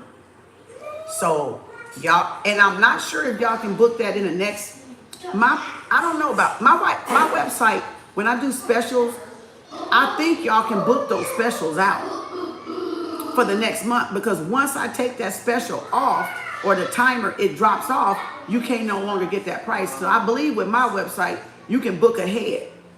You can book the master spread for $100 all the way to December, I believe. Maybe in January, I don't know. That's the only time you're gonna get it, because when it drop off for this Oktoberfest, you ain't gonna have it. It's gonna be the regular price. So if you thinking you want a master spread now for that price, you might want to order it in October. You see what I'm saying? Because I don't even know if I'm gonna have it in November, because I know it's Thanksgiving and I know it's Christmas and I know this month is Halloween and it's fall. So I don't know if I'm gonna carry it through November. So see if you can go through November, because I don't know. It may even drop off in November and you might want it at the beginning of the year. So, or pay the regular price, whatever. So I think mine you can book out the $15, $35, the $50 one questions, or the $75 one question, the cord cutting, whatever. The cord cutting is gonna be delivered a video. You don't have to be available because it's a video, but I want y'all to set the intention. And when I get ready to do it, you can even write me a note when you book it. So like how y'all do for the questions and stuff, you can write the note so I can have that information of who you're trying to cut. You can use initial, I don't know what you can do the birthday, you can do the name. Well, you can do the name and the birthday if that's the case. But you can give me a description of it, because I gotta go and do that meditation on that before I do the cord cutting. Y'all get what I'm saying? That's confirmation. Just go check the website out. The prices on pop-up are not the same prices on my website. Okay? The prices on pop-up are not the same prices on my website. Those are two different things. All right? Let's go eat. Because I need to eat. They ate something. I need to cook them something. So let me go cook them something so they can have some dinner. And we can do pop-up when I come back. How about that? I hope y'all enjoy this book, because I'm enjoying this book. I'm loving this book, because all my studies in affirmation, now I get to talk about them. And now I get to tell y'all, like, this is what you're going to run into. This is what you may run into, possible. Maybe not. Maybe you might run into something different. But at least you'll be, if you do run into something that I'm telling you, you're going to be like, shit. That's what Kem was talking about. See? Because you're going to run into your ego going to try to stop you if you don't recognize those red flags that of the old relationships that you settled for. You know, when you knew something wasn't right, but you allowed them in your energy anyway. Well, now y'all going to learn to be harder on yourself and put those boundaries and standards up and those non-negotiables up, so you don't break your own red flags. It ain't about the person's red flags. The red flags are for you, so you don't break your own boundaries. So you don't lower your own standards. People think that we're doing red flags for them. You're doing red flags for yourself, because you know the relationships you went through and came through and endured. That's why you're putting the red flags up. And if you're going to break your own red flags, that means you're going to break your own word. That means you're not holding yourself accountable. All right? So how are you going to be accountable with $1 million if you can't even hold yourself accountable while manifesting $1 million? What you do with the least, you're going to do with the great. Ooh, bars, girl. Kem Arts bars. What you do in the least, you're going to do in the greatest. So how do y'all want to hold yourself accountable? You want to skip and dip on yourself? Or you want to get exactly what you manifest? You want to settle on yourself? Or you rather be the high value, high man? Everybody got to choose whatever they want to choose. Everything is a choice. Even not choosing is a choice. Just like no response is a response. So when somebody don't answer you on a phone text or a phone call, that's the response. They busy. They doing something. Don't chase after them. If you've been a man and woman, why you didn't call me? What you were doing? So you're accusing them. Why you avoided me? Why you didn't answer my call? You work off that phone. No answer is an answer. No response is a response. Y'all need to be okay with people not answering y'all back. And if that's your cycle of fussing with people that don't call you back, that's your cycle you need to break. So then you learn not to harass people, because your emergency, like she said earlier, is not their urgency. They may be busy. They may have a bad day. They may have a bad day. They may have a bad day. So let people have their bad day and process their emotions how they process their emotions. Sometimes they don't want to be talked to when they're going through stuff emotionally or physically or draining or tired or demanding. Some people want their space. They don't owe us no explanation of why they didn't pick us. Why it took you five hours to call me back. Why it took you a whole day. I know you saw that missed call. Yeah, and I know you know I got shit going on too. Whether you think I got it going on or not. Something's always really going on. But then again, nothing's really ever going on, is it?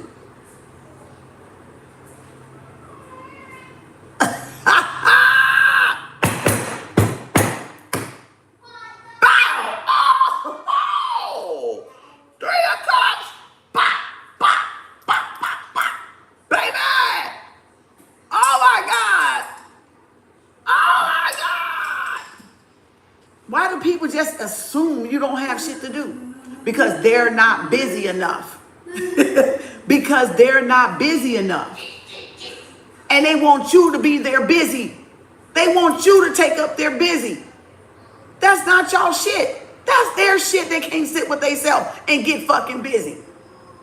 That's why people always, where you at? I need you here. I need to be around you. I need to be under your armpit sniffing. Because they're not busy. And they don't have no plan for their life. They don't have no goals. They don't know where they're going. And they're dependent on other people. So yeah, let them sit there. Don't be that woman. Because you know why? You will not attract a high value and a high woman like that anyway. They ain't finna stand for it. They not finna stand for it. You didn't make their money. They made their money. You ain't paying their mortgage, they're paying it. They don't owe you shit. They don't owe you a phone call unless they choosing to call you. And when they choose to call you, be grateful, because that means they thought about you. That means they're thinking about you. Stop thinking about somebody that's not answering your call, ain't thinking about you. People don't have to call you every time they think about you. If they come to your mind, that shows you they thinking about you, because they projected that thought for you to go, oh, I wonder what they doing. They're thinking about you. They're just not picking up the phone to call. They can be like, ooh, I hope so-and-so doing okay. I ain't heard from him in a while. I do that all the time. Oh, I hope so-and-so doing okay. Man, it's been a long time since I seen that one or ran into that one. Not getting mad because they not calling. That's low vibrational frequency stuff. That's somebody insecure. Right? That kind of, see, that's where I had to, even though I didn't do that stuff I did when I was married. But after I came out of being married and did healing, that went away. When men told me what they told me, I took them at their word.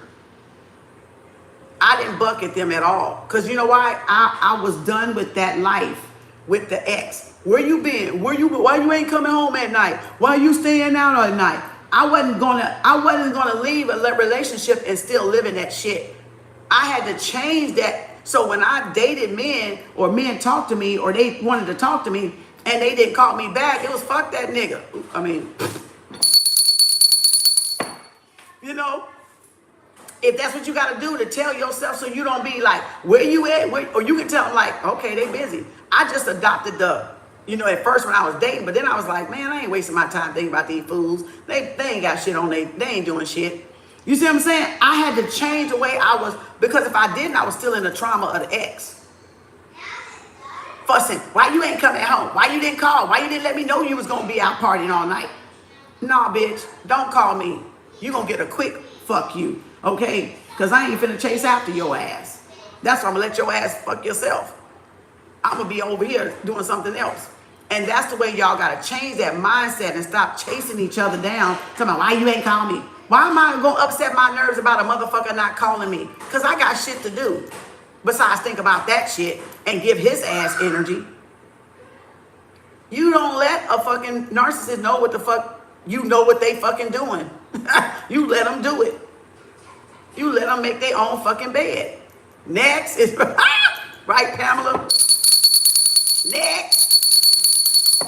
If they don't have, and you didn't even gotta be a next. You just don't got that to complain about. It's not important. Because when you get busy and don't be able to call him, would you want him around harassing you and accusing you? So don't do the behavior that you did in those past relationships. That's why I just showed you, you gotta do the root work. Because I'm gonna be $1 million, be a $1 million bitch, and every man I see, whether he got money up there with me, and I'm gonna accuse him, that motherfucker gonna leave my ass alone. And be like, bitch, you crazy. Crazy with money. I would hate to see you when your ass was pumped. So y'all see what I'm saying? Don't do it. Cut it out. That's how you change the red flag. So now if I got a man, another red flag for me. So if I got a man that's getting pissed off because I missed the call, or because I was busy, knowing I work for myself, knowing I got stuff to do, and he can't be patient, oh, red flag. Sometimes, yeah, it takes a second to say, I'll call you back. Now that they can do, but some of them don't even have to do that. They can say, I'll call you back in a minute, babe, I'm with a client. Or I'll call you back in a minute, I gotta wait till I get out of here.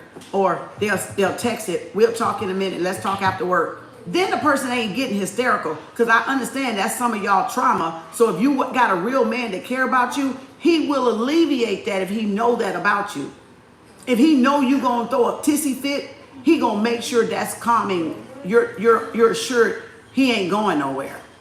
He ain't gonna feed into it by doing it every week, every day, and every fucking call, playing with your ass like that. Now, bitch, you done fucking pissed me off, and now I'm gone. You see what I'm saying? Because you trying to take me back to some shit I fucking healed from. And you ain't finna play with my emotions like that. And you're not gonna play with, and you're not gonna play with my emotions like that. You see what I'm saying? So that's how you know when people playing with your emotions. When you heal for something, don't let them try to put you back in trauma you healed from. That's a red flag, and that's immediate. Cut the fuck that motherfucker off. Nip that shit in the fucking bud. Cause you ain't finna, cause you fucked up. You ain't finna make me feel like I'm fucked up. Y'all get it now? That's the games y'all playing. But you ain't gotta play that with no person when you know yourself has healed. Not fake fucking healed, not dress up fucking healed, real fucking healed. Cause all you gonna do is see it trickle down in the, where'd that board go? Way over there. All you're gonna do is see it trickle down from the money, from the relationship, to the career, to the home, to the way you travel, to the way you move, to the way you breathe. That ain't fucking healed, y'all. That's just that energy moving to those different houses until you fucking face it. And it's gonna be in your face until y'all fucking face it. I wouldn't be a good teacher knowing that and then not teaching you that.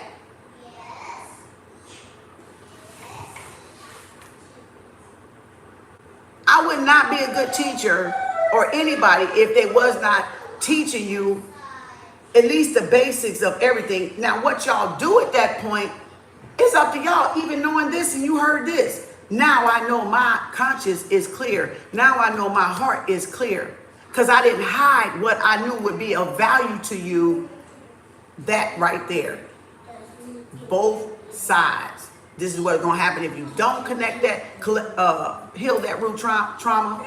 You're gonna still be in the cycle. And this is what's gonna happen if you do. Y'all get it? Now it's up to y'all to choose, not me. I gave it to you plain.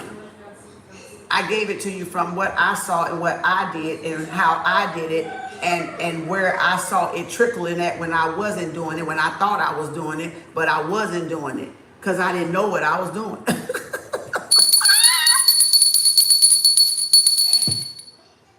Oh, Lord. See there? You see there? I'm going to be better student in this class. Thank you, Riri. This is why I love your live talks. You be speaking to me. Thank you, Angie. Thank you. All right. Thank you, Queen. Thank you. It said, they stole mine and I swore I would never do it again. And I don't have people in my house, so I don't know where it went, and I kept my house like Felix Uller. Damn, so somebody stole your fucking journal? Girl. See there? See? Because y'all ought to know. See what I'm saying? That's why you can't have everybody in your house. That's why you can't have everybody in your house. I've had people still on my altar. And ain't been a lot of people in my house, so I know who did it. You see what I'm saying? You cannot steal off people's altar. You cannot move people's altar. People can't even touch your fucking altar until you give them permission. I train my kids, my grandkids, even though they used to do it with their little hands, but now they know because they're older. But even now, if I ask my children, go get something off my altar, can I do that? Because they knew the importance of an altar. So if people coming in your house and they taking stuff off your sacred altar, they got to curse like no fucking other. So your guides, your ancestors, child, let me tell you, when they kick ass, they finna kick fucking ass. Because that is your spiritual, my hair tingling all over. Woo, that was confirmation. Because they finna get them motherfuckers because they deliberately did something deceptive. They stole something. That's like stealing from the pyramid, the tombs. Y'all, don't you ever steal nothing off nobody's altar if you don't want the worst curse of your life. Literally. It don't matter how motherfucking small that shit is. You can think it's a feather. You can think, oh, it's just a feather. They ain't gonna miss it. You think that. It can be something you think ain't got no value. Don't ever take nothing off somebody's altar. You just cursed you and probably your family too. It can be just that deadly. It could be just that motherfucking deadly. Google it. Google it and find out. Google it. You can steal their spiritual stuff in the mail and get fucking cursed and get fucked up. And I've had people do that. Steal my spiritual shit. And they probably fucked up right about now. They whole world upside down. They probably don't even know why that motherfucker upside down. And I didn't even do nothing back then. I just said, Spirit, you get them. Get them. You know what they did. You know who did it. Get that ass. And I left it just like that for Spirit to get that damn ass. Don't play with nobody's spiritual shit. That's like you going in a church, taking something out of a church. That's like you going in the bank, taking the money that belongs to other people in the bank. And it ain't yours, and you ain't even got a bank account in that motherfucking bank. Y'all deadly. Y'all playing with some deadly shit, taking people's spiritual shit. I don't care if it's a bracelet. If I put a bracelet down and somebody run off with it, that's karma. That's karma. If I didn't give it to them, and they stole it. Y'all respect people's altars in their home. Respect their mail, period. Because you don't know what is in that mail and what it's about or what it's for. Don't do it. Because when you get them repercussions, that karma back, you're going to be wished you'd have gave that motherfucker back to them or mailed it. They ain't going to even want it, but you're going to wish you never taught it. And you're going to wish you never fucking touched it. You know, karma's a motherfucker. A snitch. That bitch is a snitch. Energy is, the energy is a snitch. So again, all right, so what else? That's it. We're going to do Hardly Initiated, y'all. Appreciate y'all. Thank you for the love and support. Thank y'all, everybody. $14, $14.14 pop-up readings today. And if the rest of y'all want to pay what y'all pay or pay the $14, have it your way. So again, thank you. I appreciate everybody. Love, peace, and harmony. Hope y'all learned a lot. Let me know down below in the comment section. Oops, excuse me, I'm trying to burp. Other video, if this helped you understand, overstand, superstand root work and why shadow work is really good. All right, and why so you can break those going around the wilderness 40 days and 40 nights, and you can spiral up. You can grow and expand up and stop repeating the loop, the karmic cycle, right? 40 days and 40 nights type of, analogy. So, and you can grow and evolve, and you can grow and evolve with the people that want to grow and evolve with you, or they're going to evolve out of y'all energy. So that's why I say you got to know who you're going to take with you, or who's there, who was supporting you from the beginning. You're going to take care of that person. But everybody else that talked about you, doubted you, non-supported you, you know what I'm saying? You ain't taking everybody, because everybody ain't on that level. And a person that ain't got nothing to live for will help you lose everything. Or a person that ain't got nothing to gain will help you lose everything. And then you'll find yourself trying to build it back up. So be aware of that. Protect your space, protect your energy, protect your frequency, protect your vibe, protect your emotions, and protect your mind. However that means to you, right? Because we already know what it means, because I've described it several times. Right? Blessings to and around you, sister. Thank you, Pamela. Thank you, Patricia. All right, y'all. We out. Peace and love. Thank you, Irma. They got to move out your lane. That's right. They got to move out your lane, out of your frequency, out of your sphere of influence, your rotation of your planets, because they don't align. They don't align. Good analogy, Timothy. Thank you. They got to move. Because it's like a tornado now. If they ain't gonna move out of there, that energy gonna throw their ass out of there. It's gonna be like a tornado. It's gonna be like shoot, shoot, and everybody gonna be, and it's gonna be like this, because you're gonna be whipping like this, and they ain't gonna be able to get next to you, because you like, oh yeah, the tornado. Like, I can't even get next. Every time, god damn, god damn. Because you're gonna become the tornado. You're going to become the storm, and you're going to eject everybody out of there that don't need to be out of there. You're going to start, your energy like that Kundalini going to start spinning from the root all the way up. And it's going to, and everything, like a tornado, everything going to go scatter everywhere. That's your aura.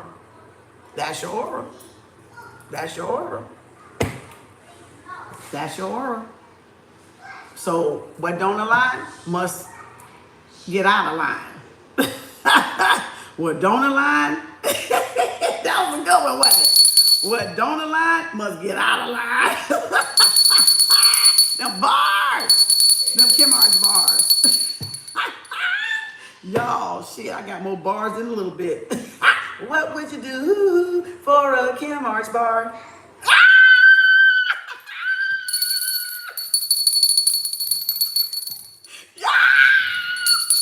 Okay.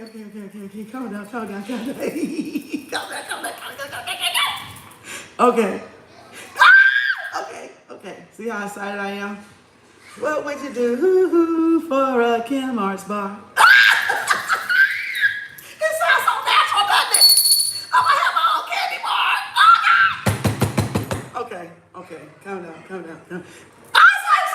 Okay. See? You see how like you embody the energy, the excitement. And it's weird because I'm doing it online where y'all can see me. But this is what I'm showing you. You can do it in your house. You can do it when nobody's looking. Washing dishes, washing clothes, taking a bath, taking a shower, walking in. You can just get excited about your own manifestation. Nobody got to be around. Y'all just happen to be looking at me because I'm not ashamed to share it in order to show you what you need to be excited about. If I won $1 million in a lottery, how excited would you feel if you won it? If each and every one of you won $1 million in a casino or in lottery, how would you feel about it?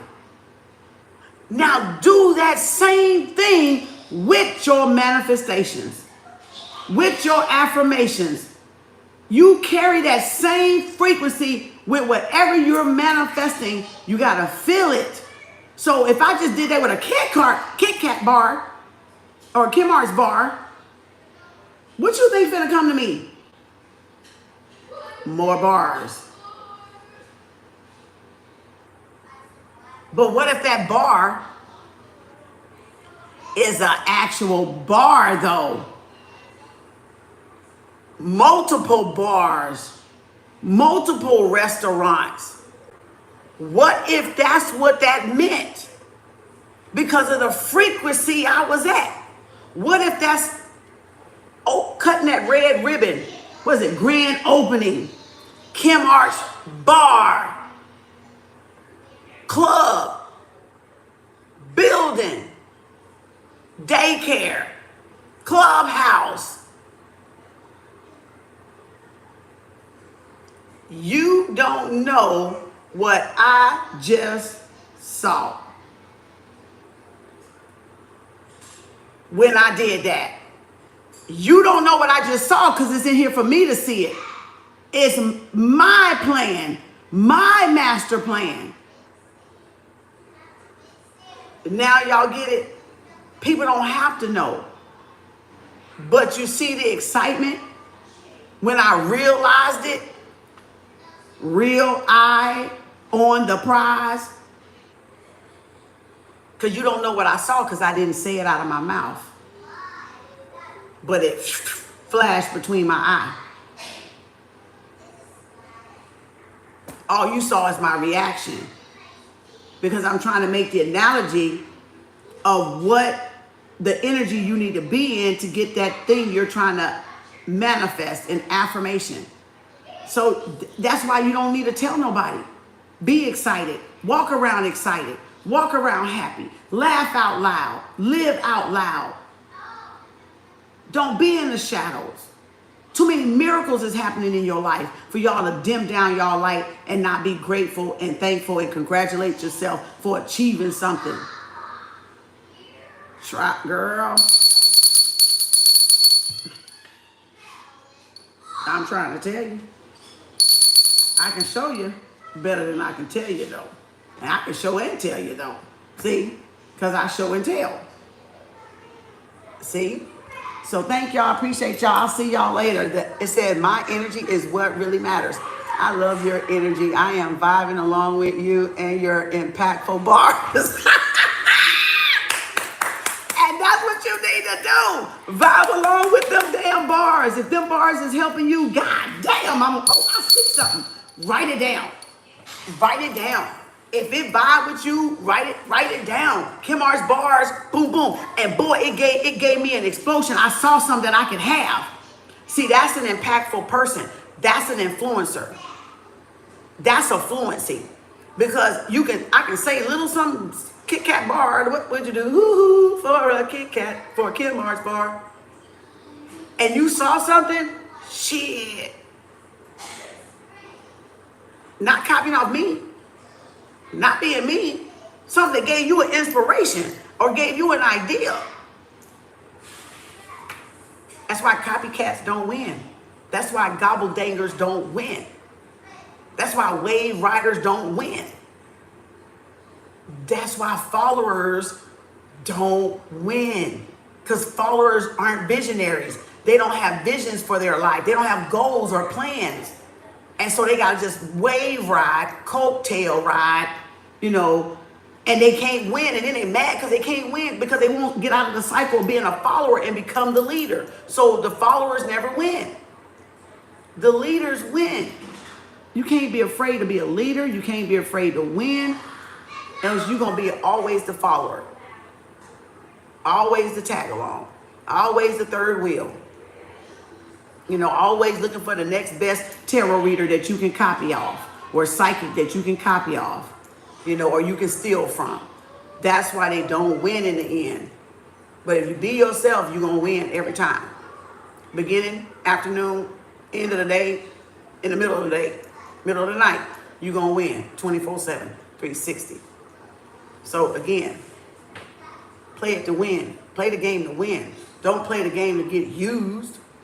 Play the game to win. Play your own money game. Learn your own money game. What I mean by that, Kim, I'm glad you asked. It's 2:03. What do I mean by that? Be real with what you want. In abundance wise, in prosperity wise, in success wise, in money wise. Be real with what you want. That's playing your money game. That's playing your money game. Don't covet somebody else's money. Don't steal somebody else's money, because that's not going to get you no more money. It's going to get you crumbs, what you think is money. But then now you gotta get that karma from stealing somebody else's money. So play your own money game means how much money you want to make in this lifetime that would make you okay, feel safe and secure, happy-go-lucky, take trips, travel, buy land, buy farm, buy buildings, buy retail, buy cars, buy homes, buy apartments, buy duplexes. Open up an SPCA for dogs. What? Dog spa, veteran hospital. What is your money game? What is your money game? What is your money game? And play your game. And you can't play your game until you plan. You got to plan. So if you got a game and you know your money game, now how do you plan your game? Like what I said, writing it down and making it plain, creating it. Vision board, writing it, journaling, scripting, whatever, memorization, whatever. Confirmation. See there? It's really that easy, but it ain't that easy. It's really not that hard, but it takes focus and concentration. And that's what's hard about it. And that's what a lot of people can't do. They don't know how to focus and have concentration on their affirmations. And that's what makes affirmations hard, because you got to put some skin in the game. You got to pay attention. You got to pay attention. You see what I'm saying? You got to pay attention to it. You got to put reminders up. You know, if you got to set your time on your watch to, I want to say another affirmation at 3 p.m., then set the time to go off at 3 p.m. No matter if you're at work or not.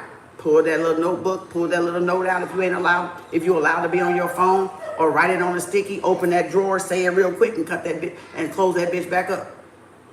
I'm just saying. Or write it in a notebook. Hey girl, hush your mouth. Or write it in a little notebook, small like this, and write some good affirmations. 3 o'clock, oh, let me see my affirmation. Pick that little notebook out and write at work and be like, oh, okay. And put it back in your purse or your bag you take to work. And then there you go. You sit in the middle of the day. Oh, there's always a will and a way. More bars. More Kem Arts bars. Say it that day, because there's always a will and a way. That day. Okay? Oh, Lord, y'all ain't heard me. Y'all ain't heard me. Y'all ain't heard me. You can put it on the little bitty flip pocket ones that you can put right here. If you can't have your phone out or stick it in your back pocket, put it inside your desk drawer at work. And then when you got a little 10 minutes, you ain't doing something, flip it out, boom, boom, boom, read it or write something in it, write a thought down, an idea down, put it back wherever you got it, stash that, and boom.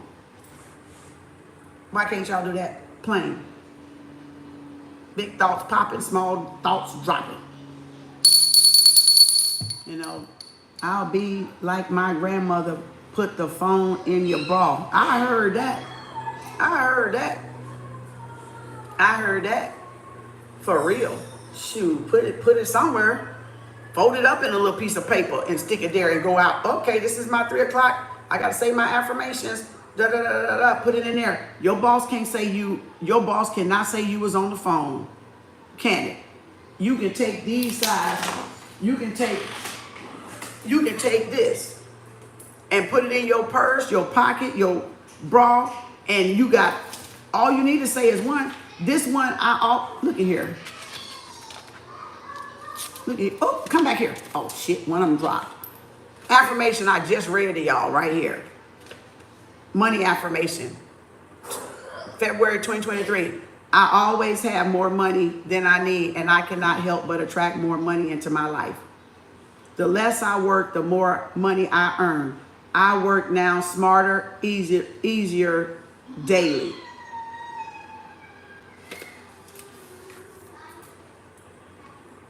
Three o'clock come. I always have more money than I need. I cannot help but attract more money into my life, Ashay. The less I work, the more money I earn. I work now smarter, easier daily. 5 o'clock come. Oh, time to go. Let me say it right now before I get to the house because the kid's going to be on my nerves. Because you want to be in the high frequency. Because remember, you're always manifesting. So you don't want to manifest when you're agitated because you're going to manifest agitation into this frequency, which means it's going to be turbulent. It's going to be a blockage. You ain't going to quite get it. So that's why early mornings and before people wake up and late at night when they go to bed is the perfect time for affirmations. When there's no distractions or when taking a walk in the park or something. Or around the block or outside grounding. And they can't say you was on your phone, can they? Jobs can't say you were on your phone with a little affirmation. What do you got there? Ain't none of your goddamn business, bitch. I ain't on the phone. What? They don't know what you fucking reading. You can write plenty of them on here and stick it the same way, fold it up. It can be 2 pages. I just pulled off 2. And you can fold it up every day until it get crinkly. When it get too crinkly, rewrite it and keep going to work saying your damn affirmations. Watch that shit come to pass. Y'all think I'm playing. Say these bitches 3 times a day and see what will happen in the next 24 hours.